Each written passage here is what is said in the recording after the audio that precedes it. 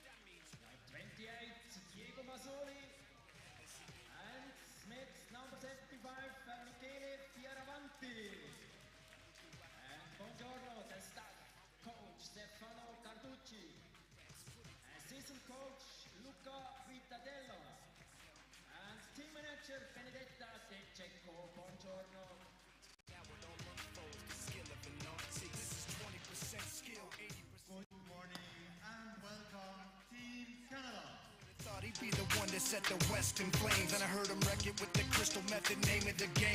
Came back, dropped.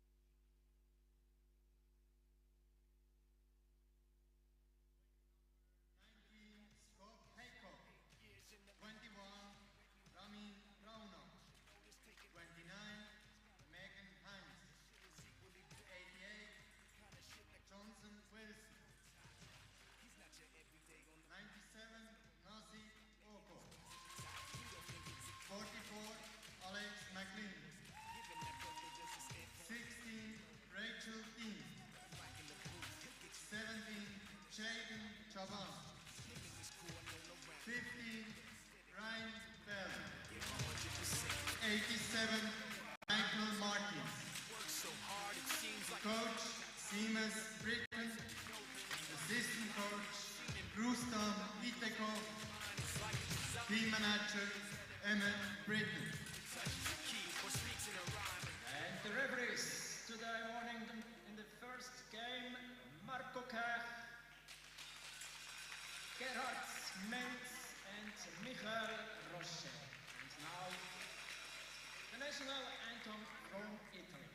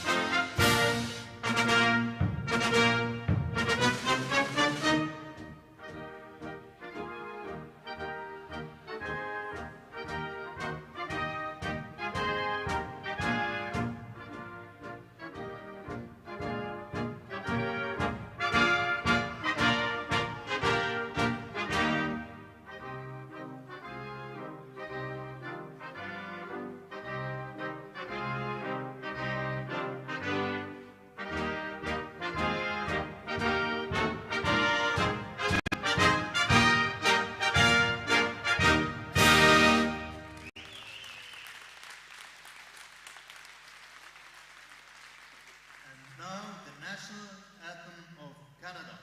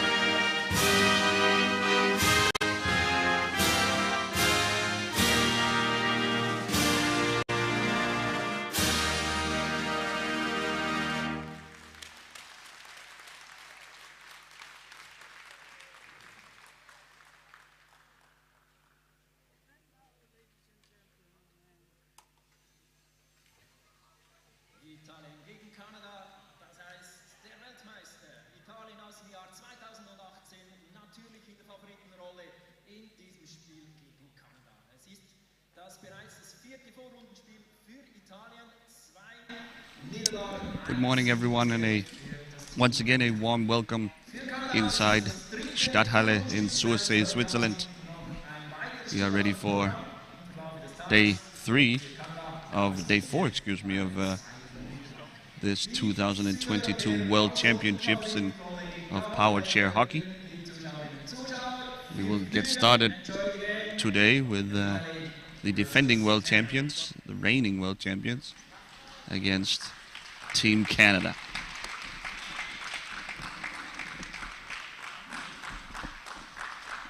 Italy's tournament has not turned out quite the way they dreamt of going in.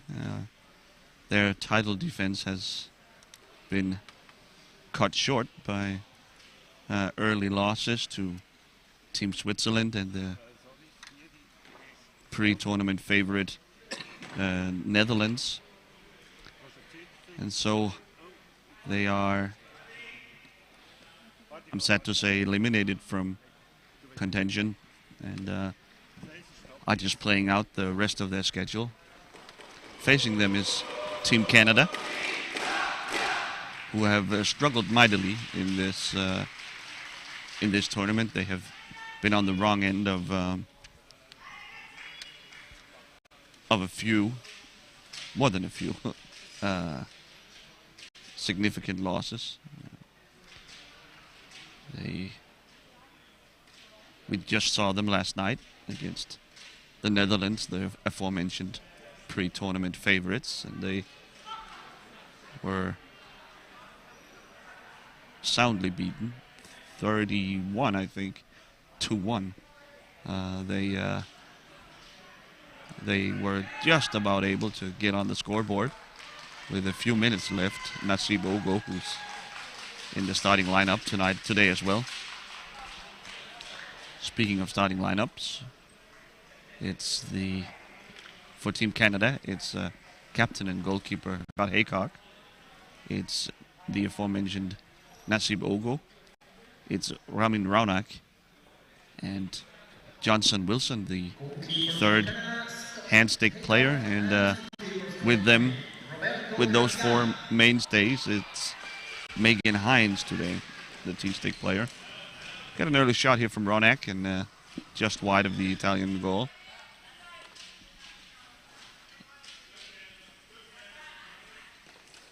Shot from Mattia Ramina, who starts the game alongside David Schuva, Emma Tonyin, Patrick Granzotto, and goalkeeper Fabio Graziano.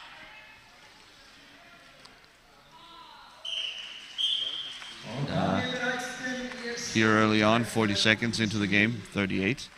seconds into the game, David Schuva finds the back of the net behind Scott Haycock. David Schuva als das Tor eröffnet für Italien nach gut 40 Spielsekunden. Italien 1, Canada 0. Italy then clear favorites for this game. There's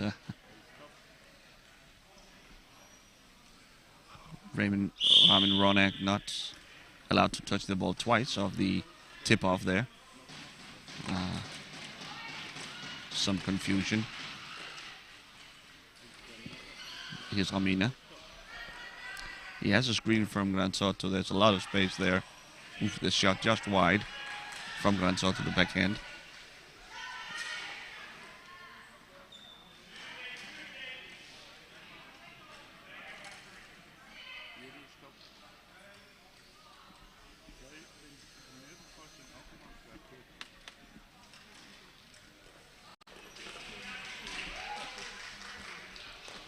The Italian hopes for retaining their title as world champion were shot turned wide by Gran Soto. Johnson Wilson here finds Ronak.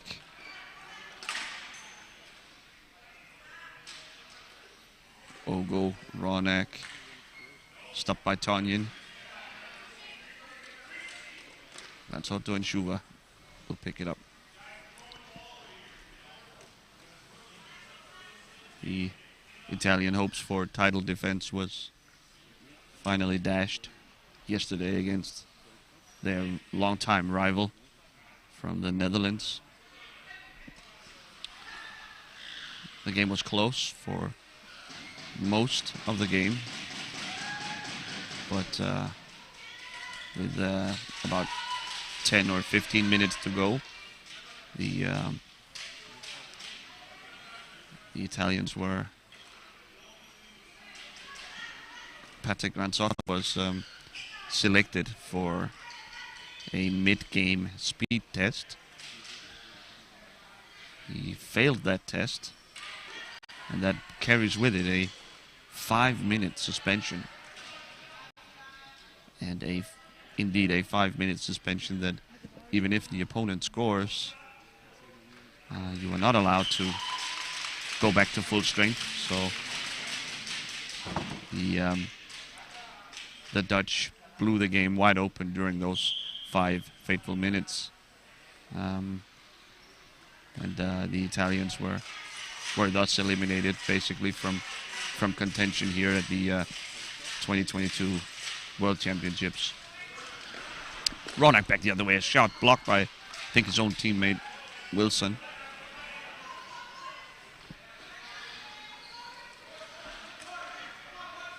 So Team Canada getting a few shots on goal here. Ronak has that big right arm. If he connects with the ball, he can really generate a lot of power.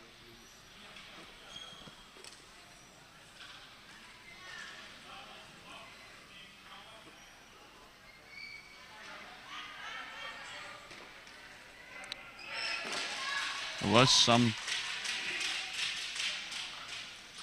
drama surrounding the Gran Soto suspension yesterday. He did, in fact, he did not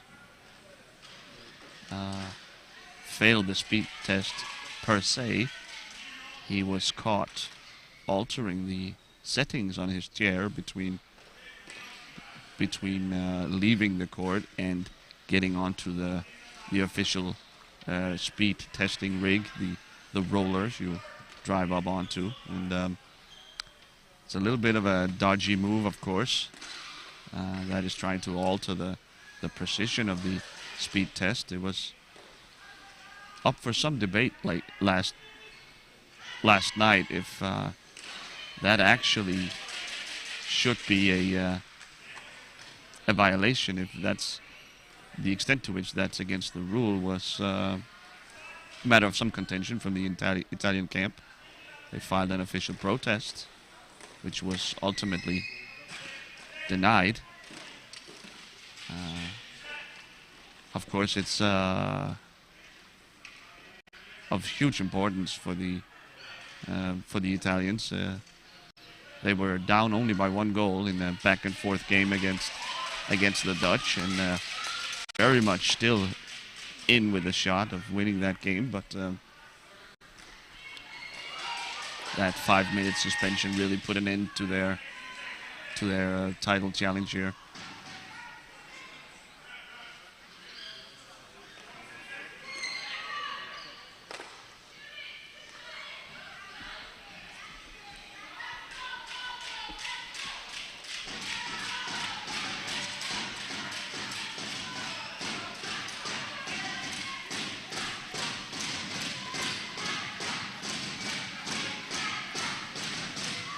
Soto sets up shop in the right corner. Shot from Ramina, scores. Beautiful stuff here by Team Italia. Das zweite Tor für Italien. Der Weltmeister aus dem Jahr 2018 geht die Bronze durch Ramina. Measured celebrations from the Italians. They 2-0 für Italien. are very confident that they are going to win this game no matter what. So an individual goal, not of huge import. But and of course the disappointment from the results of the last couple of days also puts a damper on of any celebration.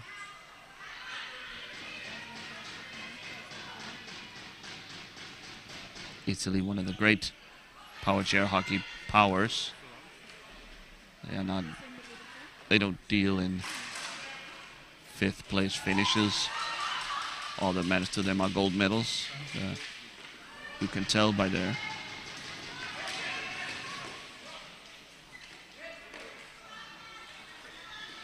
restrained celebrations. Here's Ramina now. After Canada was slashing here from Wilson. About as clear a call as you will ever see. He hacked at the ball, but tried to go through the stick of Ramina. Graziano tips it to Ramina. Ramina and Gran Soto is brought into play. Here again, backhand maybe from Gran Soto, no. Blocked by Hines. Ronak goes for it. No dice. Ogo wins it then from Gran Soto. This is some of the best play we've seen from Canada this tournament. They are really taking it to the Italians here. Not backing down, not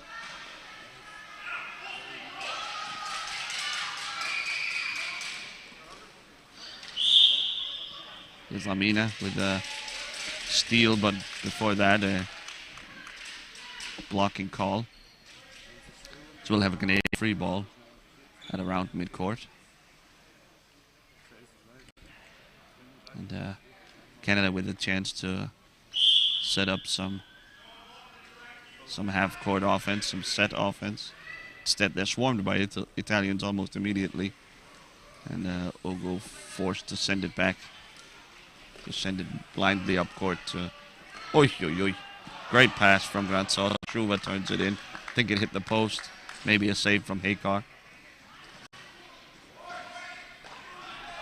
Beautiful passing move. Shot. Saved by Graziano. The Canadians, though, have mostly been limited to outside shots. Shuva with the shot just wide. No real, quote-unquote, chances yet for the Canadians. They do seem to have fixed some of the issues they had defensively yesterday against Team Holland. Or perhaps the Italians are offering the struggling Canadians a bit of a break, trying to set up some beautiful goals rather than just powering through and running up the score.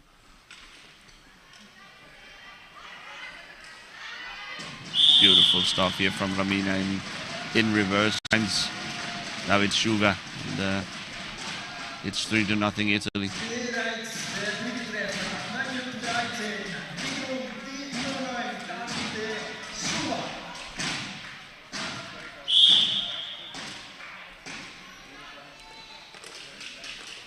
Canada part of the efforts from the governing body, the IWAS, to spread this game to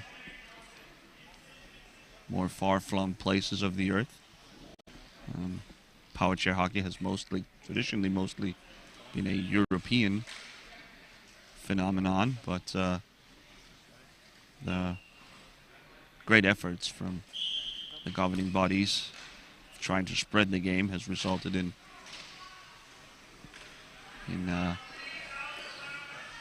in partition of Australia and Canada as well here at this tournament. Both teams were with us in 2018 in Lignano as well. And slowly but steadily, those two programs, fairly comparable. They're sort of considered twin programs, really, the Canadian and Australian. Slowly but steadily, they are improving. It has yet to result in a lot of wins at this level, but frankly, that might be a couple of years away still. But slowly and steadily, we see them adopt more and more European strategies, improving. Now the slashing here from Wilson. The referee lets it go. Here comes Ogo. Try to center the ball, but Megan Hines is in his way. A little bit of a miscommunication here from the Canadians.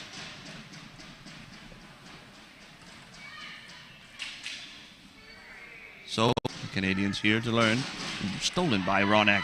Oh, tries to get it with him, but Garciano there to stop the ball. The Italians here end up retaining possession after a slashing call on Ronak, I believe.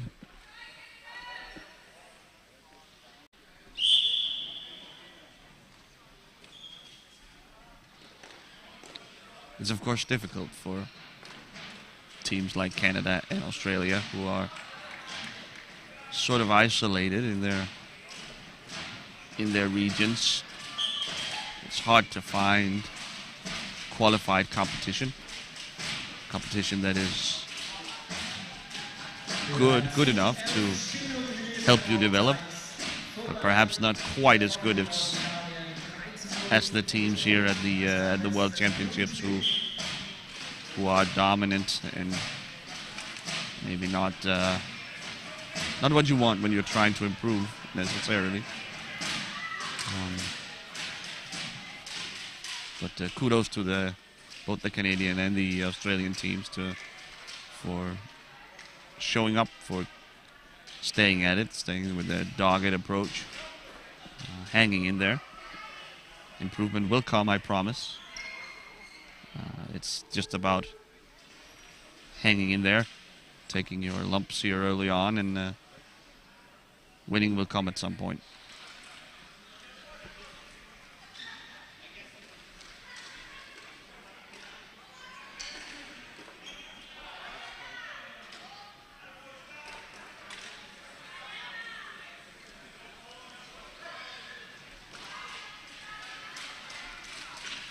We'll go with a shot from way outside.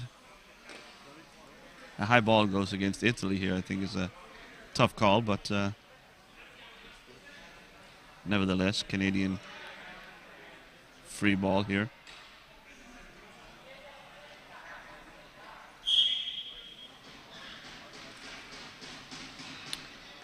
The Canadians, this is the third or fourth time. Soto off the post. Third or fourth time we've seen the Canadians immediately turn the ball over in these situations where they just have to tip the ball, to initiate their offense, and the Italians have just swarmed them immediately. Have to figure this out, Canada. This is really a basic pot. A windmill swat at the ball from Ronak, and he connects with it, and it seems they have it under control here in the boards. It's underneath him. Ranzotto pokes it out. Schuba takes over.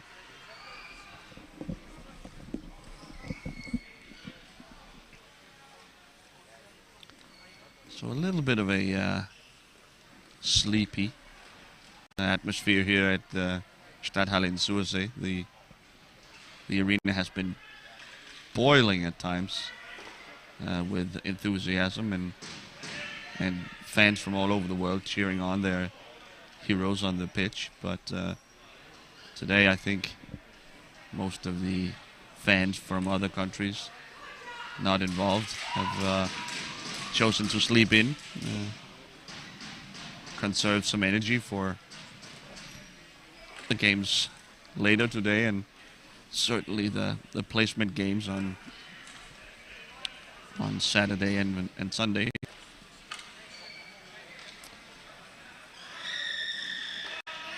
Later on in the day, we of course look forward to the clash between Holland and Switzerland. That's at 1 p.m. 1300 hours. It's an absolute must-watch game. I think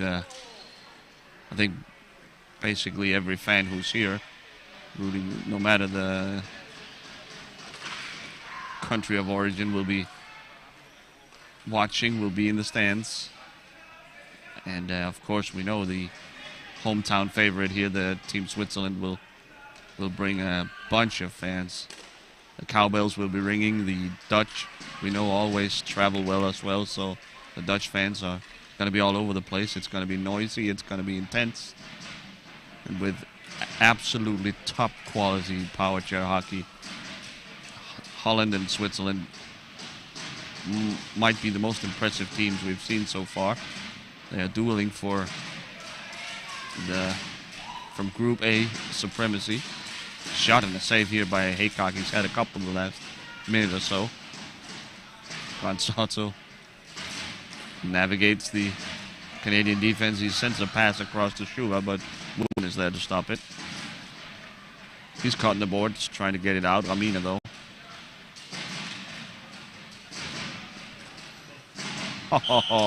Ramina from a wide angle just sends it across, and it finds its way back to the back of the net. 4-0 here with about 4.5 minutes left in the first half. Just to continue the commercial here from for watching the announcement here with the Swiss and Dutch game later in the day. They're fighting for the win for first place in Group A. Might not be completely without importance because, I mean, first of all, two rivals, Holland and Switzerland, will be fighting for bragging rights, if nothing else. So you know it's going to be intense no matter what. But in terms of the World Championships, it might actually be fairly important to win that game, as Michele Fioravanti makes it 5-0. Fioravanti and Diego Massoli has been substituted into the game. Out goes Granzotto and Ramina. We'll have a Canadian out here.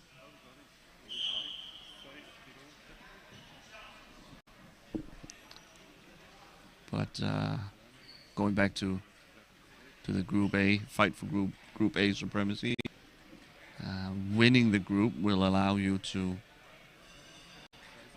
avoid playing the Danes in the semifinals. Team Denmark may be the third contender left in the field. They've been impressive so far.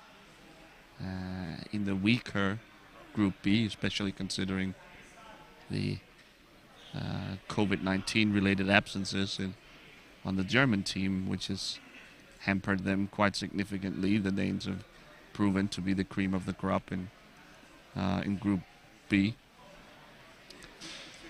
So perhaps wise to preferable to avoid playing the Danes for as long as possible, and instead it looks like Team Finland might be, in all likelihood, will be the second place finisher in Group B, and thus the preferred team to play, I imagine. Your mileage may vary, no one can say for sure, but I think that would be the analysis in most on most coaching staffs.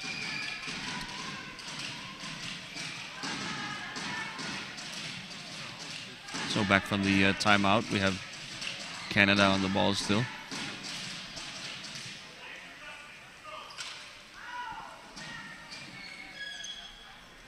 A shot blocked by Fioravanti, the Italian veteran. Backhanded to Mazzoli. Beautiful stuff by Team Italy. And Mazzoli makes it 6-0.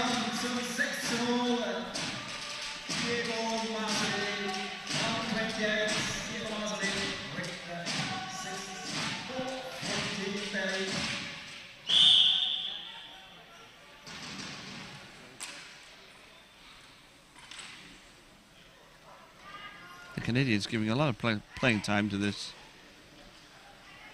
five-man group here. Tonin with a tough tackle here arrived a bit late in my opinion, but play on, says the referee.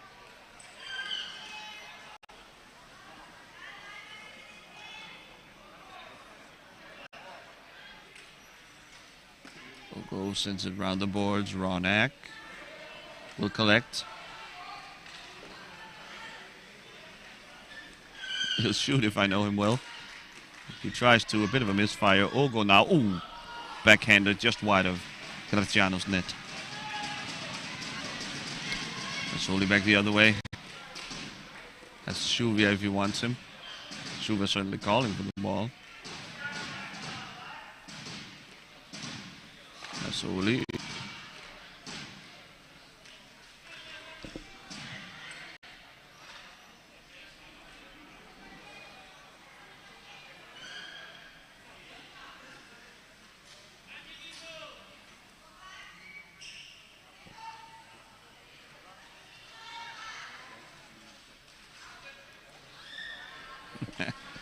Mazzoli drives into a dead end and just sends it back. Graziano collects, and now Fioravanti. Shuva still calling for the ball. Ronak blocks the pass though. Kicks it ahead, but Fioravanti there. Shuva finally receives the ball. He passes it to Mazzoli. Oh, ton of contact here from the Canadians. Megan Hines and Johnson Wilson colliding. Meanwhile, Ogo with a shot, but wide. Fioravanti. Johnson Wilson drops his stick for about the 8th time this tournament. It's he has been struggling to keep a hold of it. Great save by Haycock. The referee helps him pick up the stick. Wilson. And here's Ronak. Sends it across to Wilson. Wilson cuts off Fioravanti. Reaches the ball, but Mazzoli there. Ogo. Ronak brings it around his own goal. But Mazzoli there to stop him. And uh-oh. 7-0. Team Italy, the game getting slowly getting out of hand for the Canadians.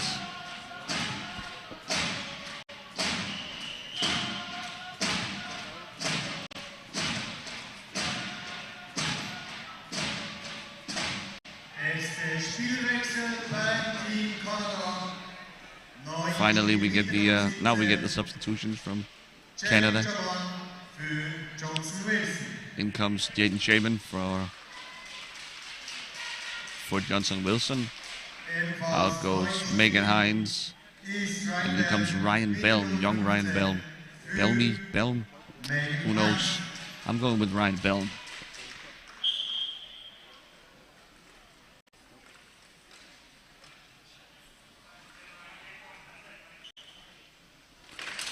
As always, I apologize if I'm getting any of these names wrong. Statistically, in all likelihood, I'm getting a couple of them wrong, but I'm doing the best I can. Feel free for anyone to correct me in the comments. Here's Fioravanti. Blocked by Ronak. Has that long reach. Ronak.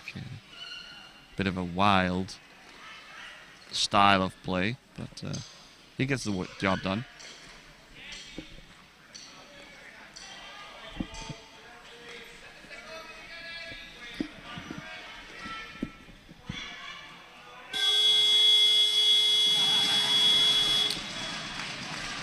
Here's the final buzzer of the first half.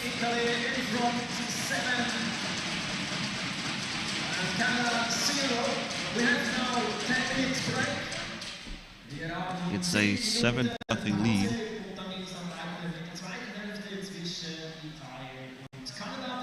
We seem to have a little trouble syncing up the pictures with what's actually going on in the arena. I apologize for these technical difficulties. The scoreboard is still updated though. It's counting down from 10 minutes. That's the 10-minute break in these power chair hockey matches. We will do what we can to figure out the technical issues. And there we go. Maybe I think we're back live. In either case, I will be back in about 9 minutes' time with the second half of this game between Italy and Canada.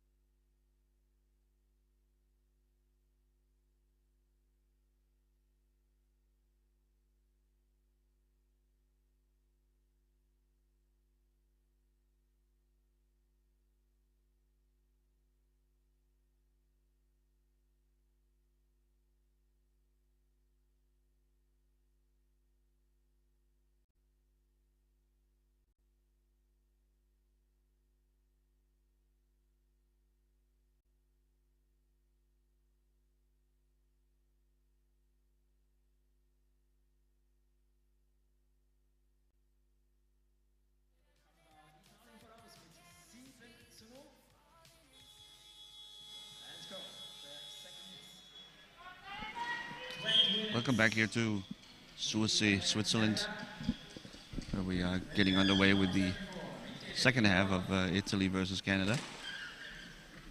The two squads unchanged during the second half. Oh, a shot from way outside from Diego Mazzoli. Makes it 8-0 here, 16 seconds into the game.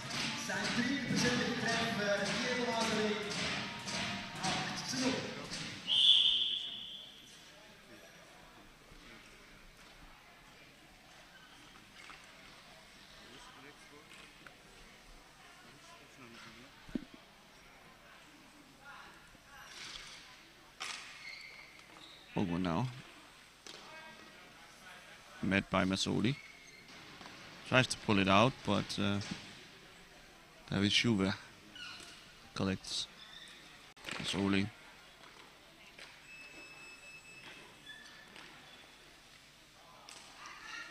Shot from Fioravanti.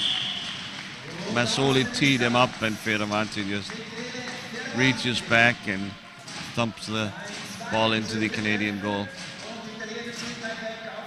A rough start here for the Canadians.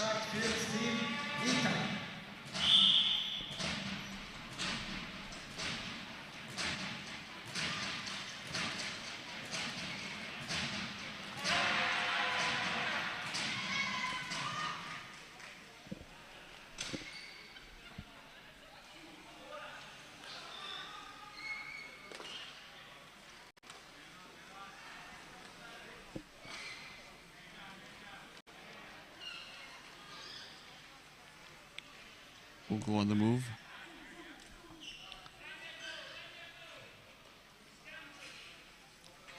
Looking for a block from Ryan Bell. The Italians too good. Too many. Ronak now. Oosh. Tries to send it ahead, but Mazzoli intercepts. He's Fioravanti. Gets a block from goalkeeper Graziano, who out of boredom more than anything else offers a block for his teammate. Ronak fighting hard in the boards. Gets called for slashing.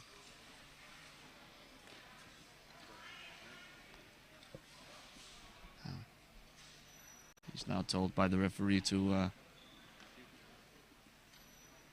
maybe slow down a little bit.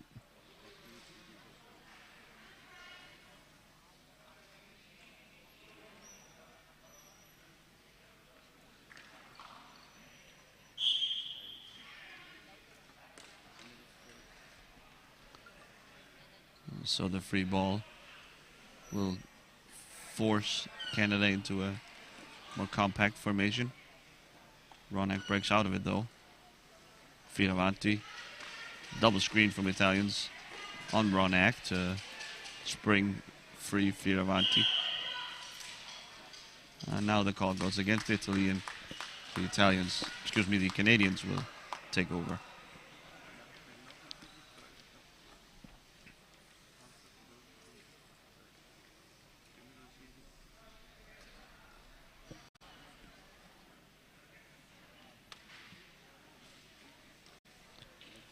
So any free ball in your own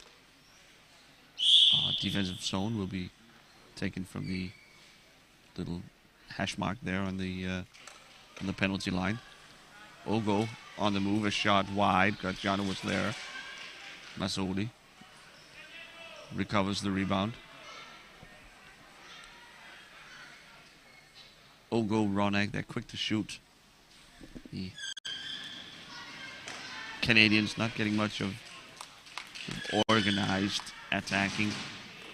It is maybe an interception and a quick shot. That's the recipe.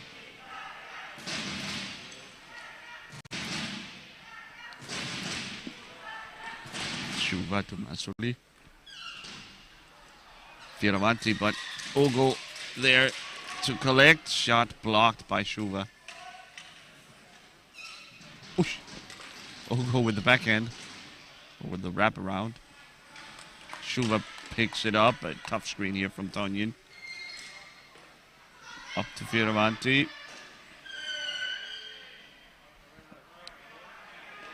The goal knocked off its bearings. Play keeps on. Saved by Haycock, and Masoli tries to turn the rebound back on goal. No dice. The ball is with Ogo. Send it up court to Ronak, who sends it further up court, but they're running out of teammates, and Fioravanti collects. Shot, high ball, I imagine. And that is the call. The ball not allowed to travel at a higher height than 20 centimeters. Kanada mit der Nummer 88 Johnson Wilson zurück ins Spiel für die 15 Ryan Bell. Like for like substitution here. Ryan Bell leaves the court for the Finns, and back in comes Johnson Wilson.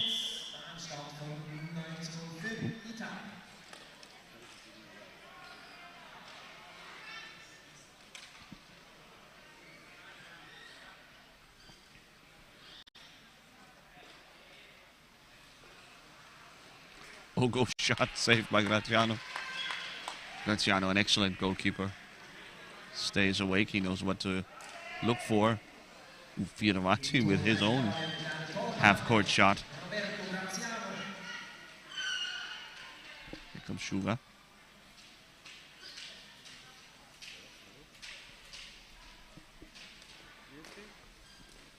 Mazzoli.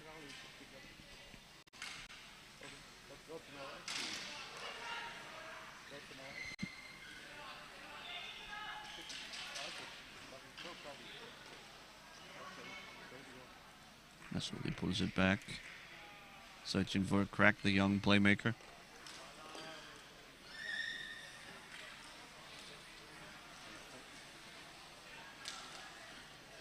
Back to Fioravanti, but it's stolen by Ronak and Ogo in combination. Ogo sends it ahead. Ronak just out of reach. Here comes Fioravanti. Ronak now being blocked by Tonyan up the court.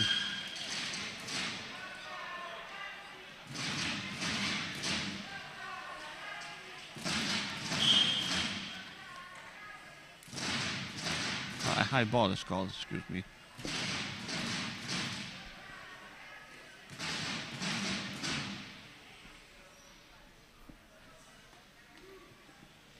Coming up after this game is the immediately following this game and before the headline game of Switzerland-Holland. Coming up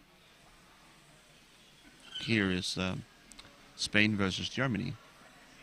Spain, a pleasant surprise, I think, to many. Playing their signature passing style, great offense, and at times a bit disorganized on defense, but they're a young team, learning as well. They'll be playing the hard luck German team, who have really had a tough go at it here in the in Sursee. Just a nightmare of a week. Every single thing that could possibly go against them has. Of course, most significantly, they lost their star player, Nassim Afra, one of the world's greatest 2 or 3 players. I'm very confident saying to COVID protocols. He has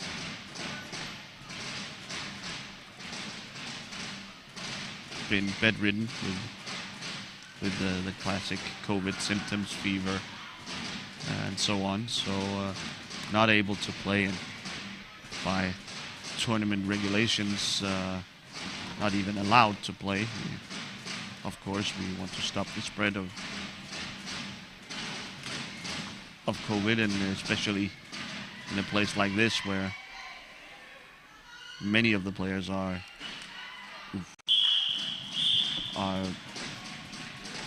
respiratory respiratorily challenged, limited, so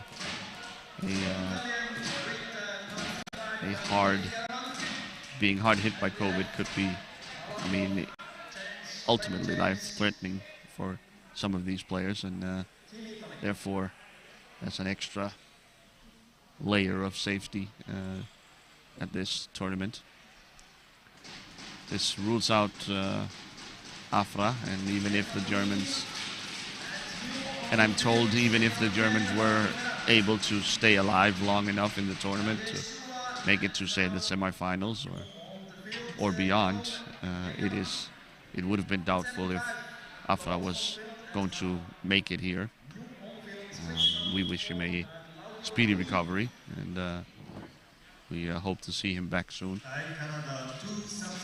Heartbreaking, of course, for Afra, as well as German captain Jörg Diel, who's also in COVID protocols. He seems to be asymptomatic, as far as what I'm told, and but he's still just that frustrating weight. We've all been there, basically, during these last couple of years of, here's Ogo, free on goal, just mishandles it, and Italy once again in possession. Shot blocked by Ronak. We've all been there this last couple of years of waiting for our tests to return back to negative, even though we feel fine.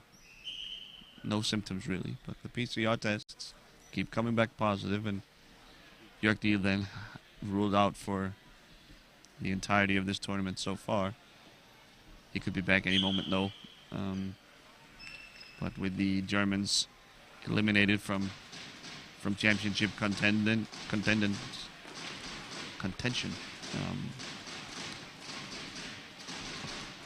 it's hard to see the point, really. Of course, you want to be with your teammates, and especially when you are the captain, the leader of the team, you definitely want to be there for support and to work with the team. But better probably to focus on your... Masoli with a wide open shot. Just misses. Probably better to focus on your health and your recovery. While I've been talking COVID protocols, there's been a double substitution by the by the Canadians. It's Michael Martins here with the ball. A chance on goal, but Comino is there with him. He chucks it out of bounds, and the Italians will take over. So in has come Michael Martins, as well as number 16, Rachel Dean. Out went Shaban and Wilson. The Italians similarly have brought in now what resembles their starting lineup from the important games earlier in the tournament. It's goal scorer here, Claudio Comino, a veteran, and his longtime teammates, Marco Ferrazza and Jon Jinea. All three of those players, central parts of, maybe the central parts of the Italian World Championship squad from 4 years ago. As I mentioned, they will be disappointed in not being able to defend their title. Shot backhand, blocked by Ferrazza though. Here's a shot from Ogo, but Comino calmly blocks and collects.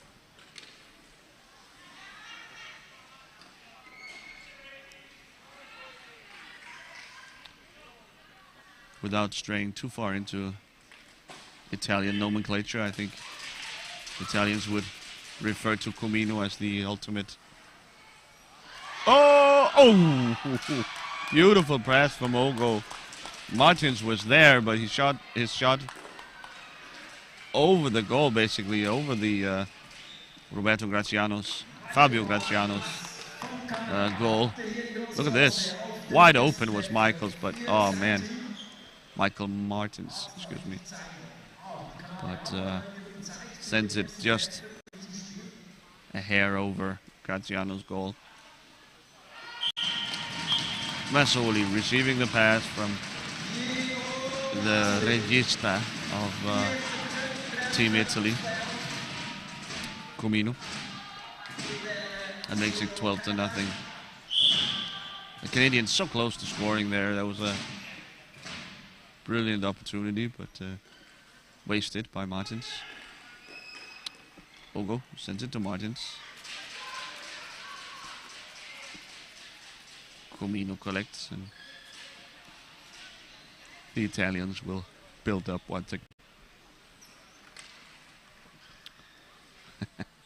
Comino quickly loses Martins. Shot is blocked by Haycock. Yeah. So calm approach.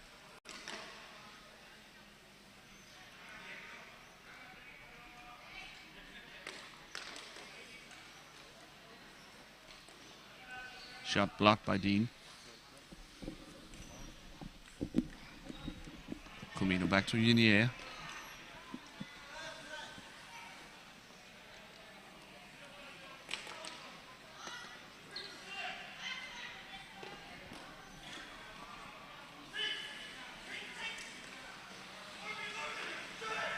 Shot from Ronak. In it goes. Team Canada gets on the board once again. Great stuff here.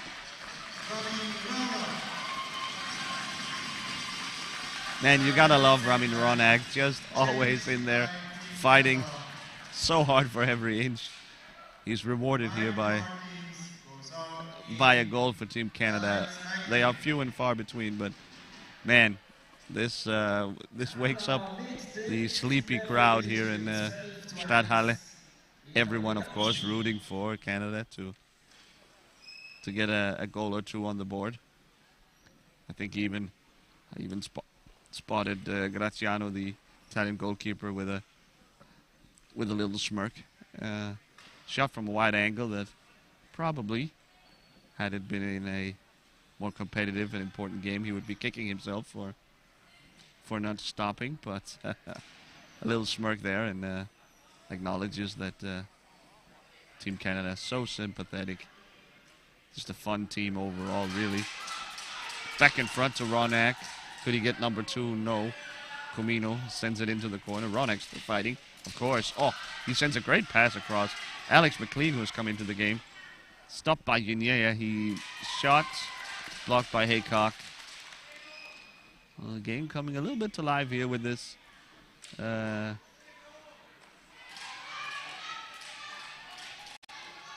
With this Canadian goal. Alex McLean has taken the place of Michael Martins. Shot blocked by Ferrasa.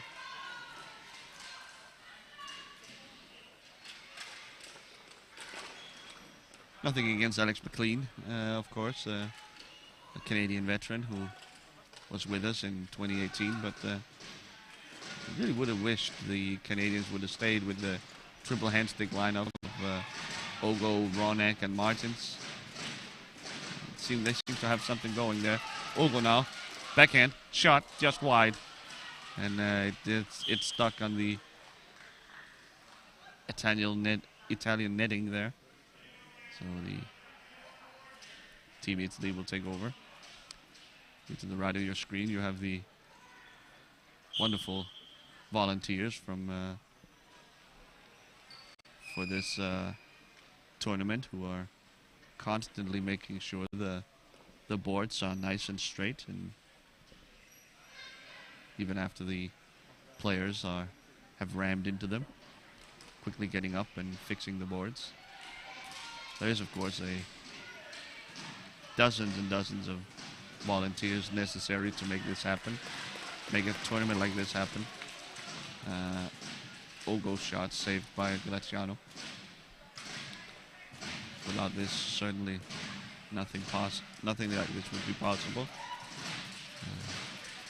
I'll keep an eye out for those burgundy, purple, red shirts. They're all over the place down here, and these are local Swiss people mostly who are finding the time to chip in for a good cause. Pronek just tirelessly fighting. Might win the ball here from Yinea. Very strong with Ronak. Ogo comes to help. Ball underneath Yinea. Captain at the moment for Italy. Gran Sotto started the game with the armband, but has passed it along as Italy has made substitutions.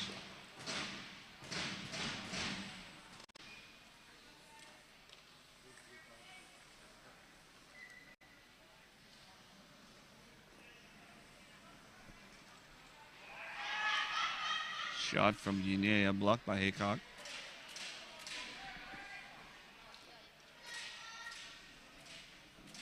(12-1), a score that the Canadians will be, I think, pretty happy about. They've taken all of what the Italians, defending world champions, have to offer, and the passing move here from Italy, beautiful stuff. Nice little triangle, Massoli, Comino, Yinea taps it in. Look at this pass from Comino. Oh, beautiful stuff.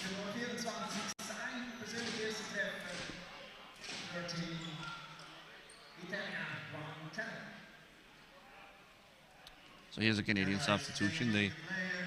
Back out goes Alex McLean, and in comes Michael Martins. Back to the lineup I was talking about earlier. I thought that was a fun lineup. Maybe not as defensively rigid as you would like, but there's some offensive firepower here.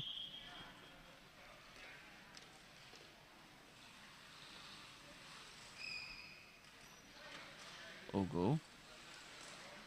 Shot blocked by Mazzoli. Another attempt blocked by Yinea. He will collect. No, Rachel Dean wins it. Great stuff by the Canadian. Ooh, shot just wide from Ogo. And the Canadians are swarming the Italian goal at times. Graziano plays the ball out aggressively. Here's Comino. Shot. Oh, excuse me, it's a pass from Comino. He finds Massoli on the back post.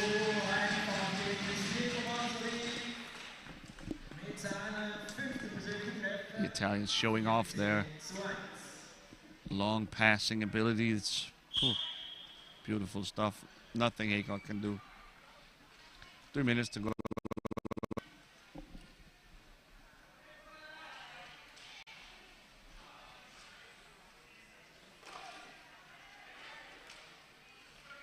Comino. Massoli. One-on-one with Haycock. Score here, surely.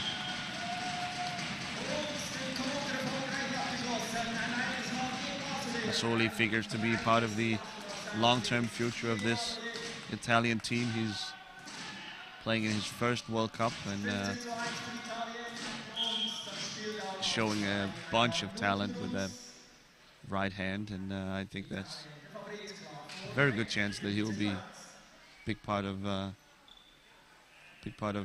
future great teams for Team Italy.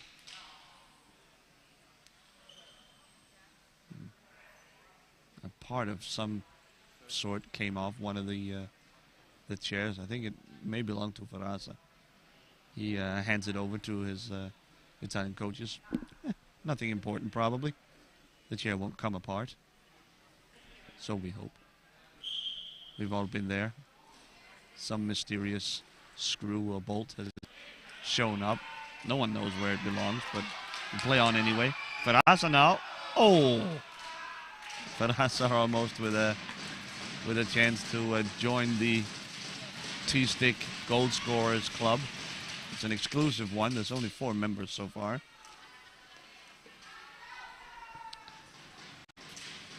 My commentating partner, Jan Oniga, who will be back later in the day with us.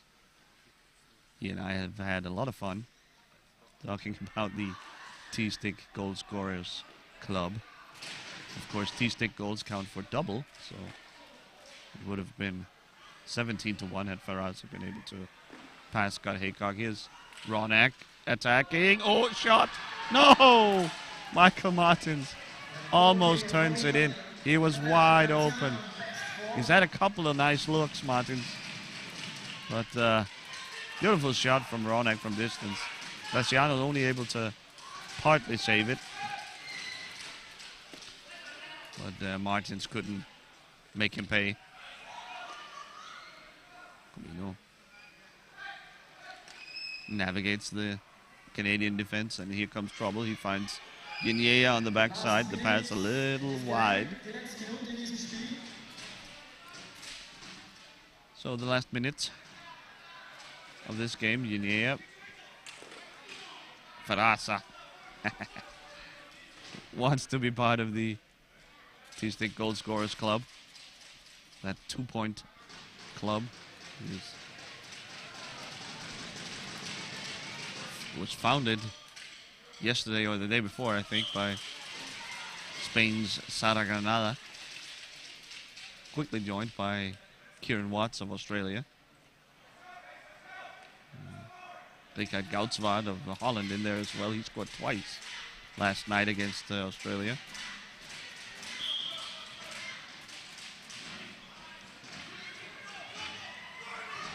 Beautiful stuff here by Ronak. Shot, but saved by Graciano, who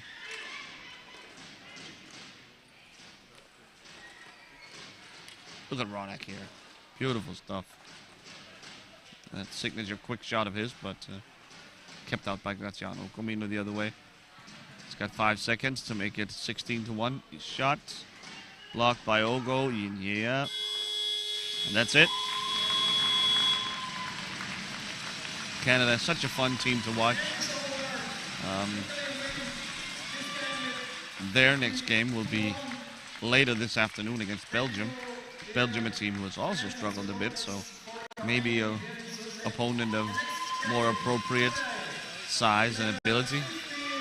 So I can't wait to watch Canada again. They're always fun, working hard, playing hard, and always with a good spirits and a smile on their face. This signals the end of the group stage for Team Italy. Depending on other results, they will be playing in the losers playoffs to decide who's to finish fifth, I guess, is the prize in that little mini tournament. They will be paired with a team from Group B. We'll have to see who that might be. Spain is a possibility, somewhat likely possibility. Germany, perhaps, depending on the outcome of our next game, Spain versus Germany. That game will start at 11:15, so about half an hour from now. Meanwhile, I'll rest my voice and cool down a bit. It's already heating up here in Stadhalle. I hope to see you back here for this interesting game between Spain and Germany. Germany not quite as strong as we thought, of course, due to these COVID-19 absences, and Spain a little bit better than we thought. So maybe the two teams will meet in the middle and give us a great and interesting game. I hope you'll be watching. Thanks for watching this one, and I'll see you.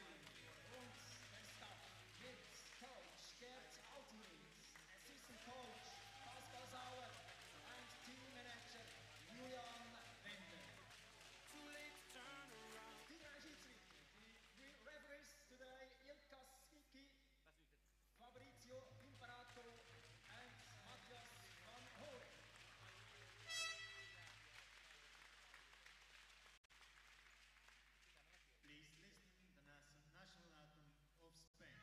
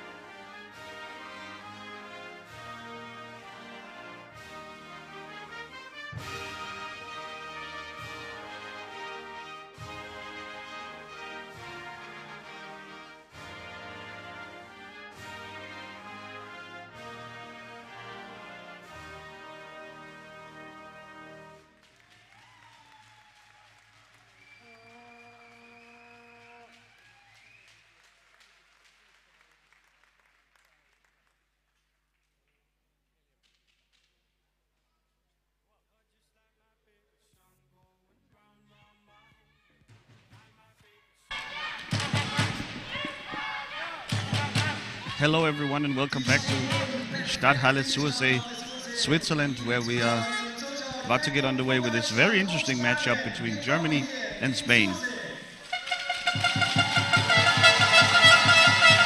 As you can hear, the Spanish drums and horns are going off in the background, and they will be with us throughout the game, I'm sure. Helping out, bringing a raucous atmosphere here in Stadthalle, which is still waking up here, still relatively early in the day, and the Spanish fans will no doubt help us get started. So both teams on the outside looking in, we must say. They have been all but eliminated from contention. Spain still with an outside chance. If they win the game tonight, win the game here, and able to beat Denmark later on in the afternoon when they play Denmark. That's the final game of the day at 6:15. So if Spain wins both games, they should still be in with a chance of a semi-final spot. But their loss yesterday to Finland hurts them certainly in that regard.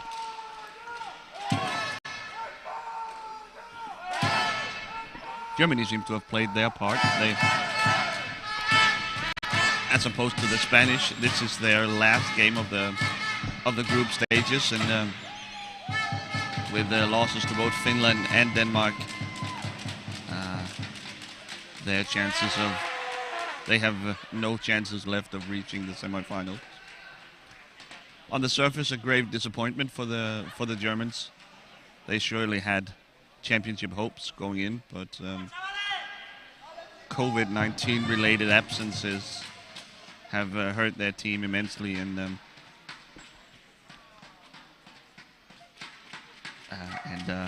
played a large part in their early exit here of the tournament. They will be in the losers playoff, in the losers bracket, deciding who finishes fifth in this tournament.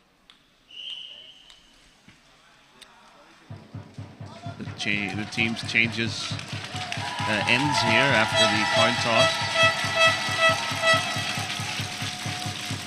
So the starting lineup for Germany includes Kahn Sisik. It includes both Bauer brothers, Daniel and David. It's Roman Hill and Jessica Trommer. Team Spain goalkeeper Mikel Villanueva. It's Asier Sanchez. It's Juan Fernandez. It's Jordi Valle. And revelation of the tournament so far, I feel, from Team Spain, certainly, number 11, Roger Badia. Sisik will get us started. Negotiating the Spanish defense. He's met by Fernandez.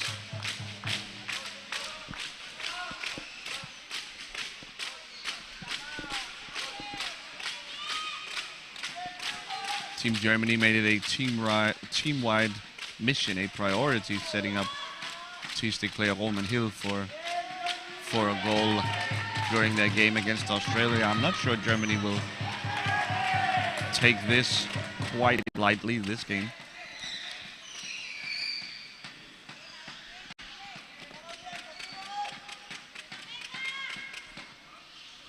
Here's a pass from Sisik to Bauer. That's David Bauer, 94.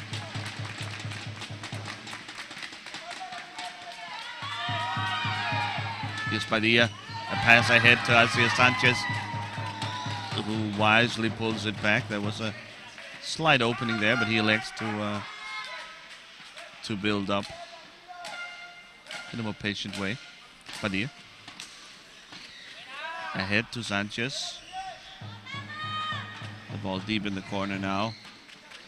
Sanchez looking for Badia. Spain start over. A young team, the Spanish. Badia and Sanchez, not with a ton of experience from the international level. So it's impressive to see that they have the patience to build up here. Sanchez gets a corner, turning in. Oh, just saved by Trommer and Sisik. Trommer, an excellent goalkeeper. The backdoor wrap around there, no match for her skills. She covers the ball, and the Germans will take over. Not a bad start for Team Spain here.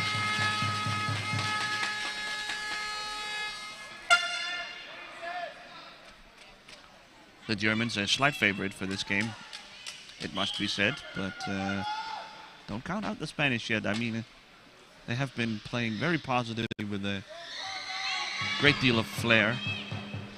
Here's Sisik, shot just wide of Villanueva's goal. Padilla will collect.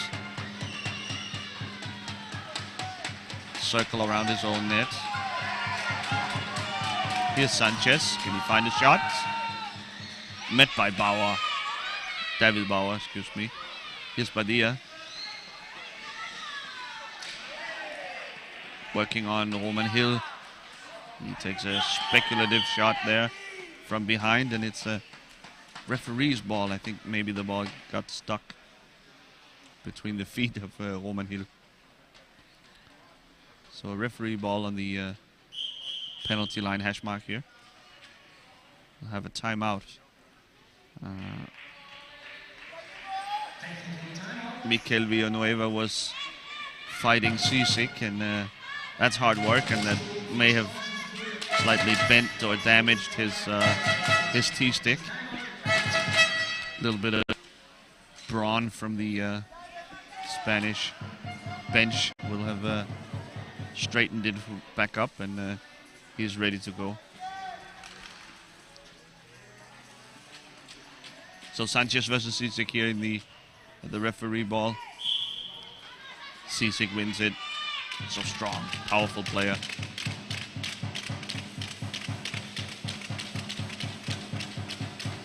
Sisik, ooh, just wide. Valle now surrounded by Germans. Sanchez, Fernandez comes to help. David Bauer pulls it out.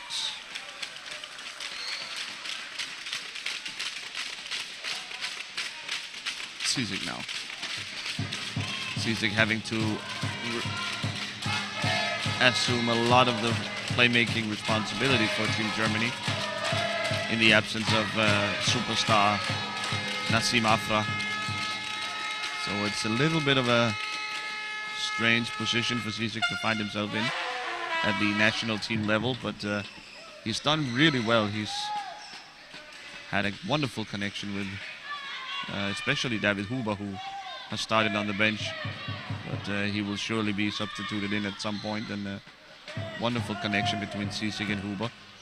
Sisik with a shot saved by Villanueva. And here's Sanchez. He has Badia if he wants him. A shot saved by Toma. David Bauer, Badia. Fight for it. Spanish will recover.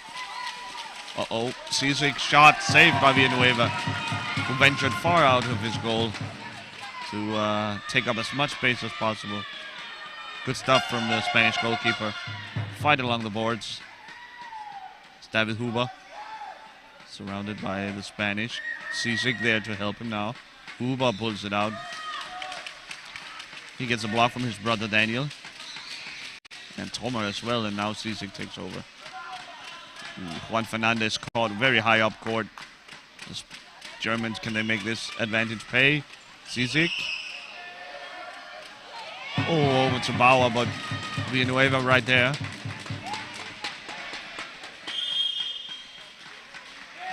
Call goes to the Spanish here. Quick fight for position in front of the goal. Juan Fernandez must get in position to block up the middle. Sisik is allowed to shoot directly on this. He'll get it. Tap from Toma, it looks like. Pulls it out wide. There's a shot there. Ooh. Roman Hill and Daniel Bauer combined to set the edge there on the right side of the court for Germany, but the shot from Sisik stopped by Villanueva. Here's Badia with a block. Picks up his own rebound. Up to Sanchez. Badia with the rebound again. Nice trip along the boards. Valle. Sanchez follows up. No goal, no goal, says the referee. Offsides in the penalty area by Valle, surely. Not able to slam on the brakes here. Probably the correct call. So no goal. Sanchez followed up. If only Jordi Valle could have stopped short there. So a scare, early scare here for Team Germany. Now Valle's T-stick is acting up.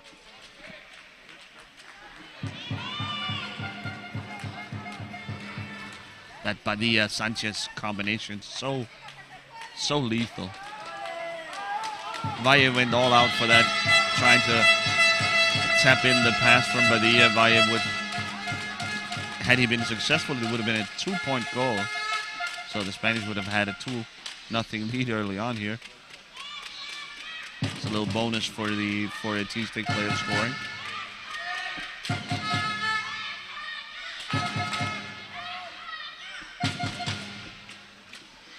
Cisic. Met by Villanueva. It's been a mixed bag from Villanueva in this tournament so far, but he's off to a great start today. Fernandez trying to get in on Cisic. Cisic though, shot, another save by Villanueva. Sanchez in the board, surrounded by Germans. And we get a Spanish free ball.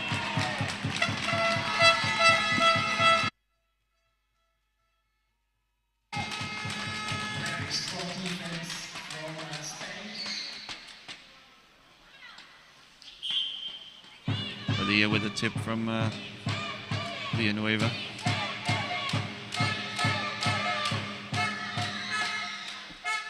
Padilla ahead to Sanchez.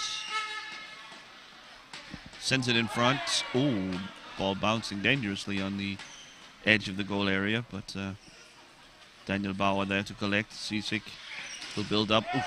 Roman Hill with a nice blotter on Fernandez. Sort of caught Fernandez off guard. Fernandez seems to be struggling with balance.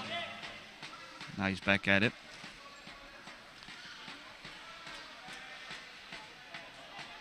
Roman Hill snuck up on Juan Fernandez there that time. Cisic, nice turn.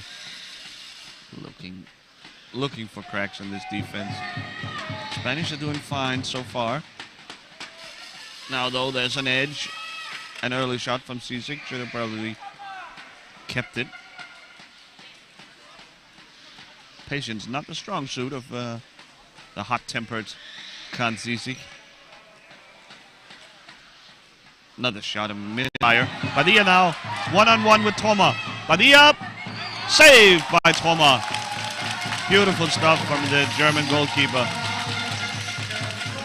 A great opportunity for Team Spain to take an early lead. Cisic right back on the other end.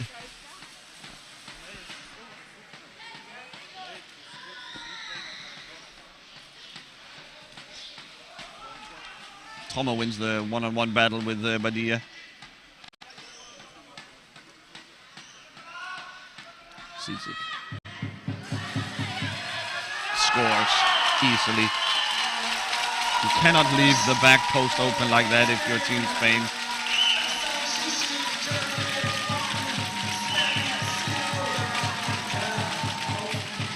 So it goes from Padilla one-on-one on one end to now a one-goal deficit for Spain.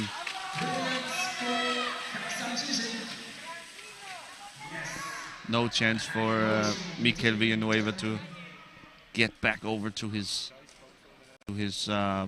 far post after Cisic threatening the near post first, wrapping around the goal to his forehand. It's always going to be too quick. You must rely on Spanish defenders to shut down the back post, the far post. So a little disorganized defense from Spain, costly. And with 8 minutes 35 into the game, the Germans take the lead. Padilla fumbles it. Cisic. Padilla though retains possession. Looking for Sanchez. Sanchez is behind him though. He's bailed out by Roman Hill, ramming into the boards, and we.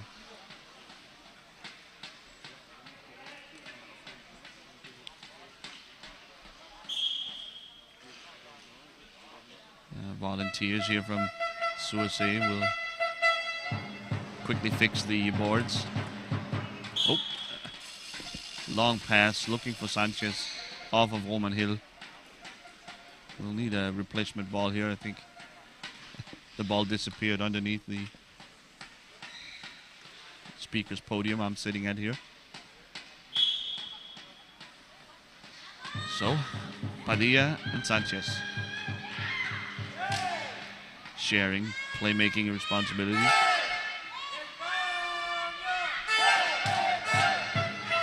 Nice pass from Sanchez, just out of reach for Padilla. Padilla behind the net. Can he find Sanchez? He does. Behind the back, shot, scores! Spain ties up the game.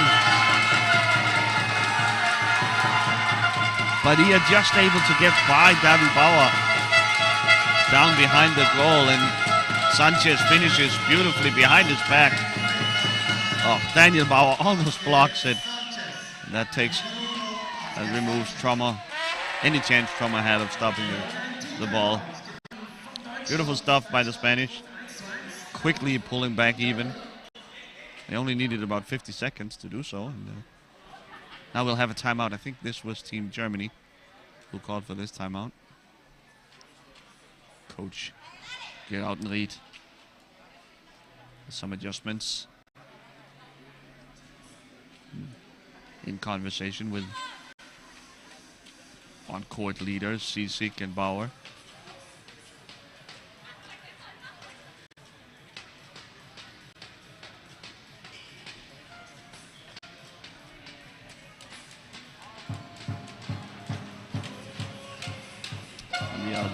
Other side here, Coach Ponce. Just as animated. With the tactic board out there.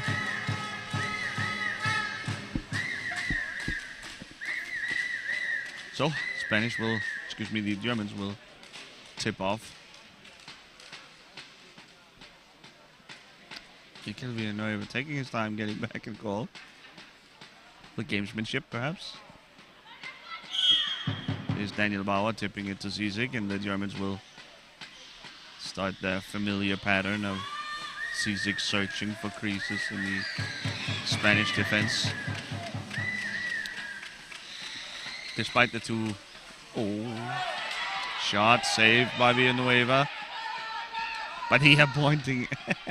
Nice to see the young Spaniard helping out his teammate there, pointing out helping him locate the ball. Badia and Sanchez surrounding Sisik, but he's able to send it back home. David Bauer will collect.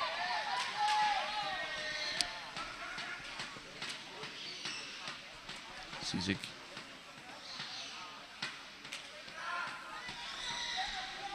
Guarded by Sanchez. Shot. Blocked by Villanueva, I think. Badia back the other way, but Bauer taking illegal means in dispossessing the young Spaniards. So we'll have a Spanish free ball. An intense game this. Played at a high level.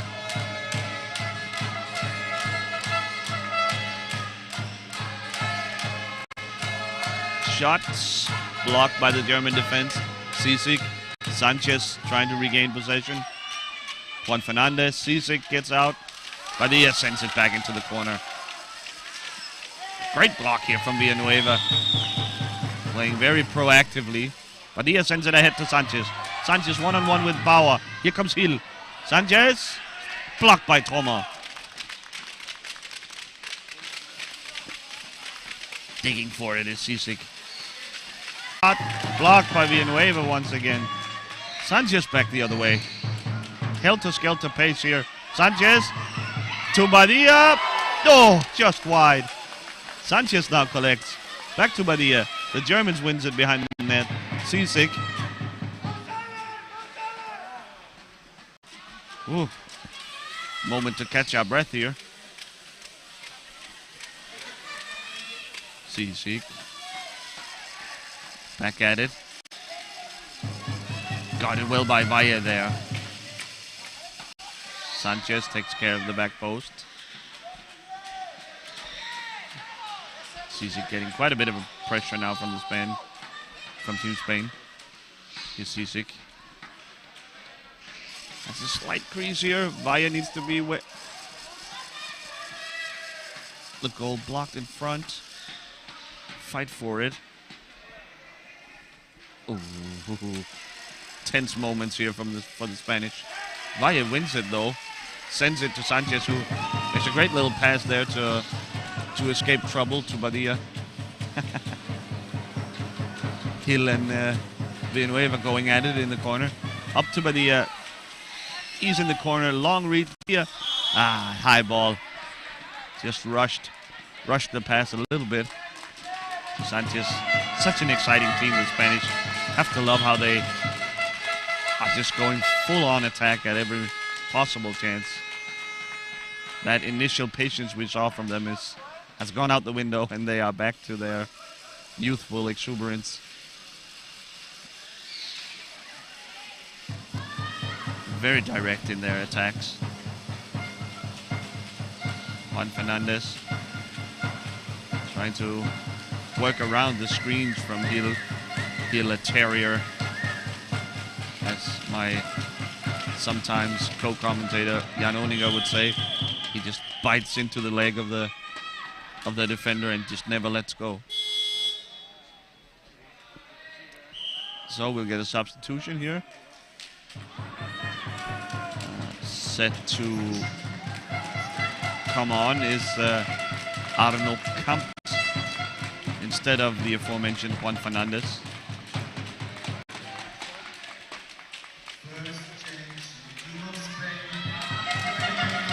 Interesting to see what Arno Kamps can do.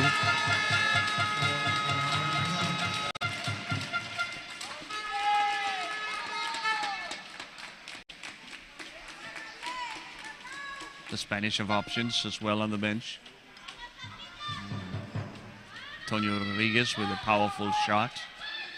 We have Sara Granada, the T-stick player with tough screening and tough defense. She could get in here as well at some point. Sisik, met by the Sanchez sneaks up as well. The Spanish should be careful not to be caught out of position now. Sisik gets by Kamps. Sisik with a shot. Oh, just wide. So the Spanish showing a little bit of a crack, a crease in their defense. Sanchez in on goal. Oh, it squirts out on the other side of Thomas' goal. She will collect, pass it off to Sisik.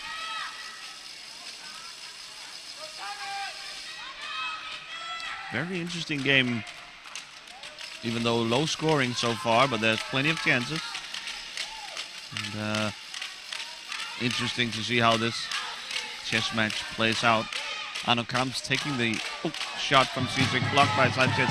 Padilla back the other way. Padilla one-on-one with Troma. This time, kept out by Troma once again. So she's 2-0 in one-on-one situations with Roger Padilla.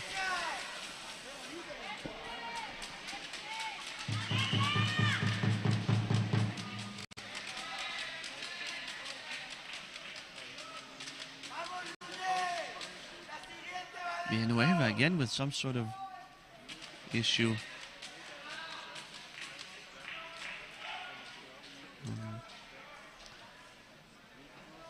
Generally, commonly, a team is allowed a 2-minute. It's the changing of the armbands. Villanueva takes over the captaincy from Juan Fernandez. Just a bit of housekeeping there from the referees. The captain must always be present on the court, and if you substitute out your current one, you must pass the. Troma does well to keep it out. You must pass on the armband to a teammate who will resume who will then assume the captain's responsibility, generally being responsible for communication with the referees and so on. Here's Sisik. Cordivalle covers him off. Good job. It's all about helping out your goalkeeper, taking away the corners. Goalkeeper generally will be responsible for the central parts of the goal. Sisik has his shot blocked by Sanchez. Villanueva fumbles it, but Valle there to help out. And some sort of blocking violation is called by Finnish referee Ilkka Siki.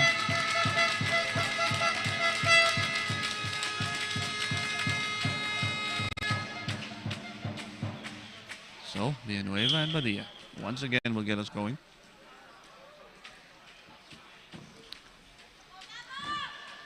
Here's Sanchez.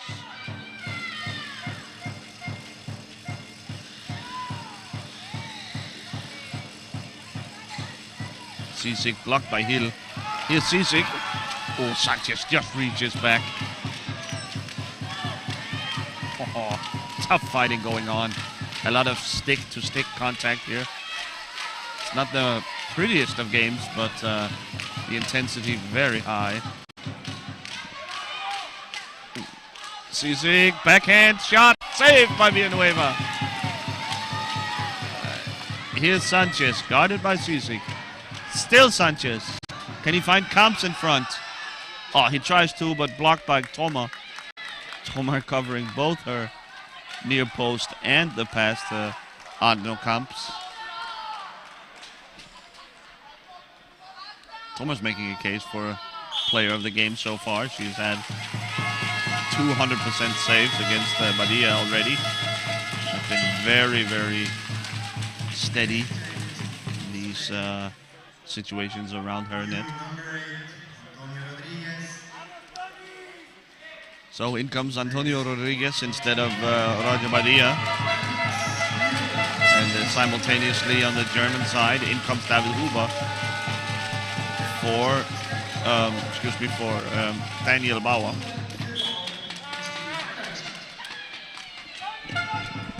This is the Germans sort of admitting that the Spanish are doing better than they had thought, and putting back Huber, one of the stars of the German team, allows them to exploit that dangerous Huber-Sisik combination. There we go already. Found a gap. Villanueva covers it off by the skin of his teeth. Rodriguez sends it away.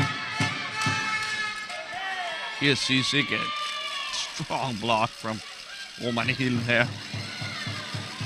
Rodriguez dispossessed by Huber. David Huber.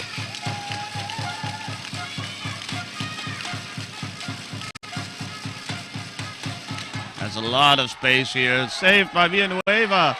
Once again, Mikel Villanueva. They are just hanging on, the Spanish, giving away a lot of spacing once again here on offense. Oh, Villanueva once again. The two goalkeepers are just putting on a show for you guys. The Spanish, they can't keep giving up this much space to Sisik and Huber. At some point they're going to find their way through.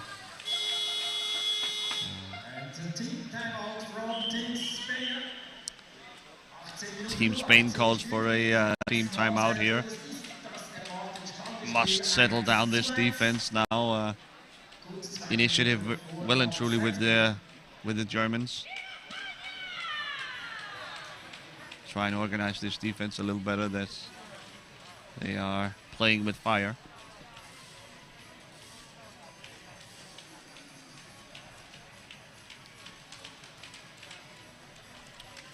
Huber and Autenried discussing what to do for how to exploit the weaknesses in the Spanish defense.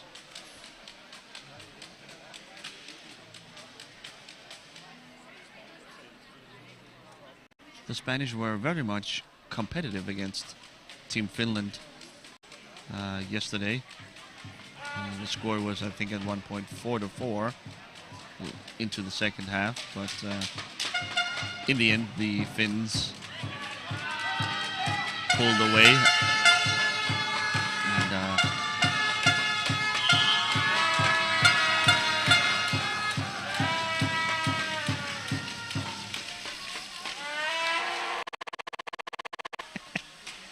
sad sounding horn here from the Spanish. I'm not sure how much of it makes it through to you, the viewer back home.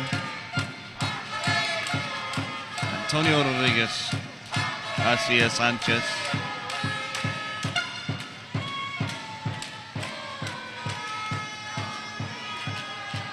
Pressure from Sisik. Can't quite collect. Ooh, Antonio Sanchez. Excuse me. Antonio Rodriguez. I'm struggling with the Spanish names here. Antonio Rodriguez winning the ball back by way of a blocking call, I guess, on David Huber. Bit of good fortune for the Spanish. Ooh. Sloppy pass from Rodriguez. Out of reach of Sanchez. Germans will collect. Sisik. Arnold comes caught way high up on the court. Shot from Sisik. Saved by Villanueva for the umpteenth time. He has had an incredible game, Villanueva, so far. Huber. In on goal. Sisik will take over and restart the offense. The Spanish in a very defensive alignment now. Conservative. Here's Sisik. Working on Kamps now. Sanchez makes his way back into the play again. There's some space there in the middle for Germany. Bauer looking to set a screen. Here's Sisik. Probing. He wants so badly to take that forehand shot. Shot blocked by some Spain player. Rodriguez maybe.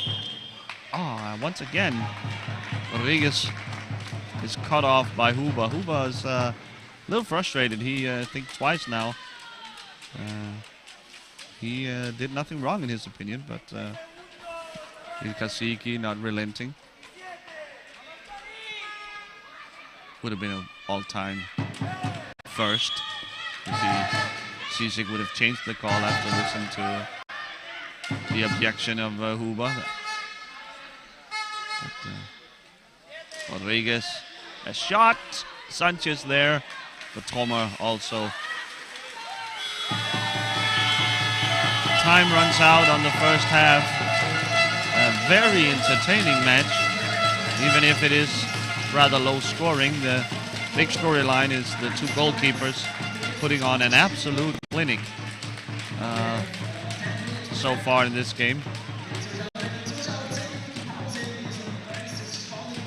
I can't wait to see what these two teams have in store for the second half. The Spanish have to fix their defense a little bit. They've been playing with fire, tiptoeing the line. There's a meeting here between the referees and the two captains. Spanish coaches also in there. Wonder what that's about. It was getting a little chippy there in the end, so maybe referee Kasiki here just trying to calm things down, make it clear that no more of this will be tolerated. Can't offer much. I can't offer much insight here, so I can't hear what's going on. Siki has said his piece, and will let the Spanish coaches and players go back to the dressing rooms. So about an 8-minute break now left, and I will return with the second half of this very interesting and entertaining game between Spain and Germany.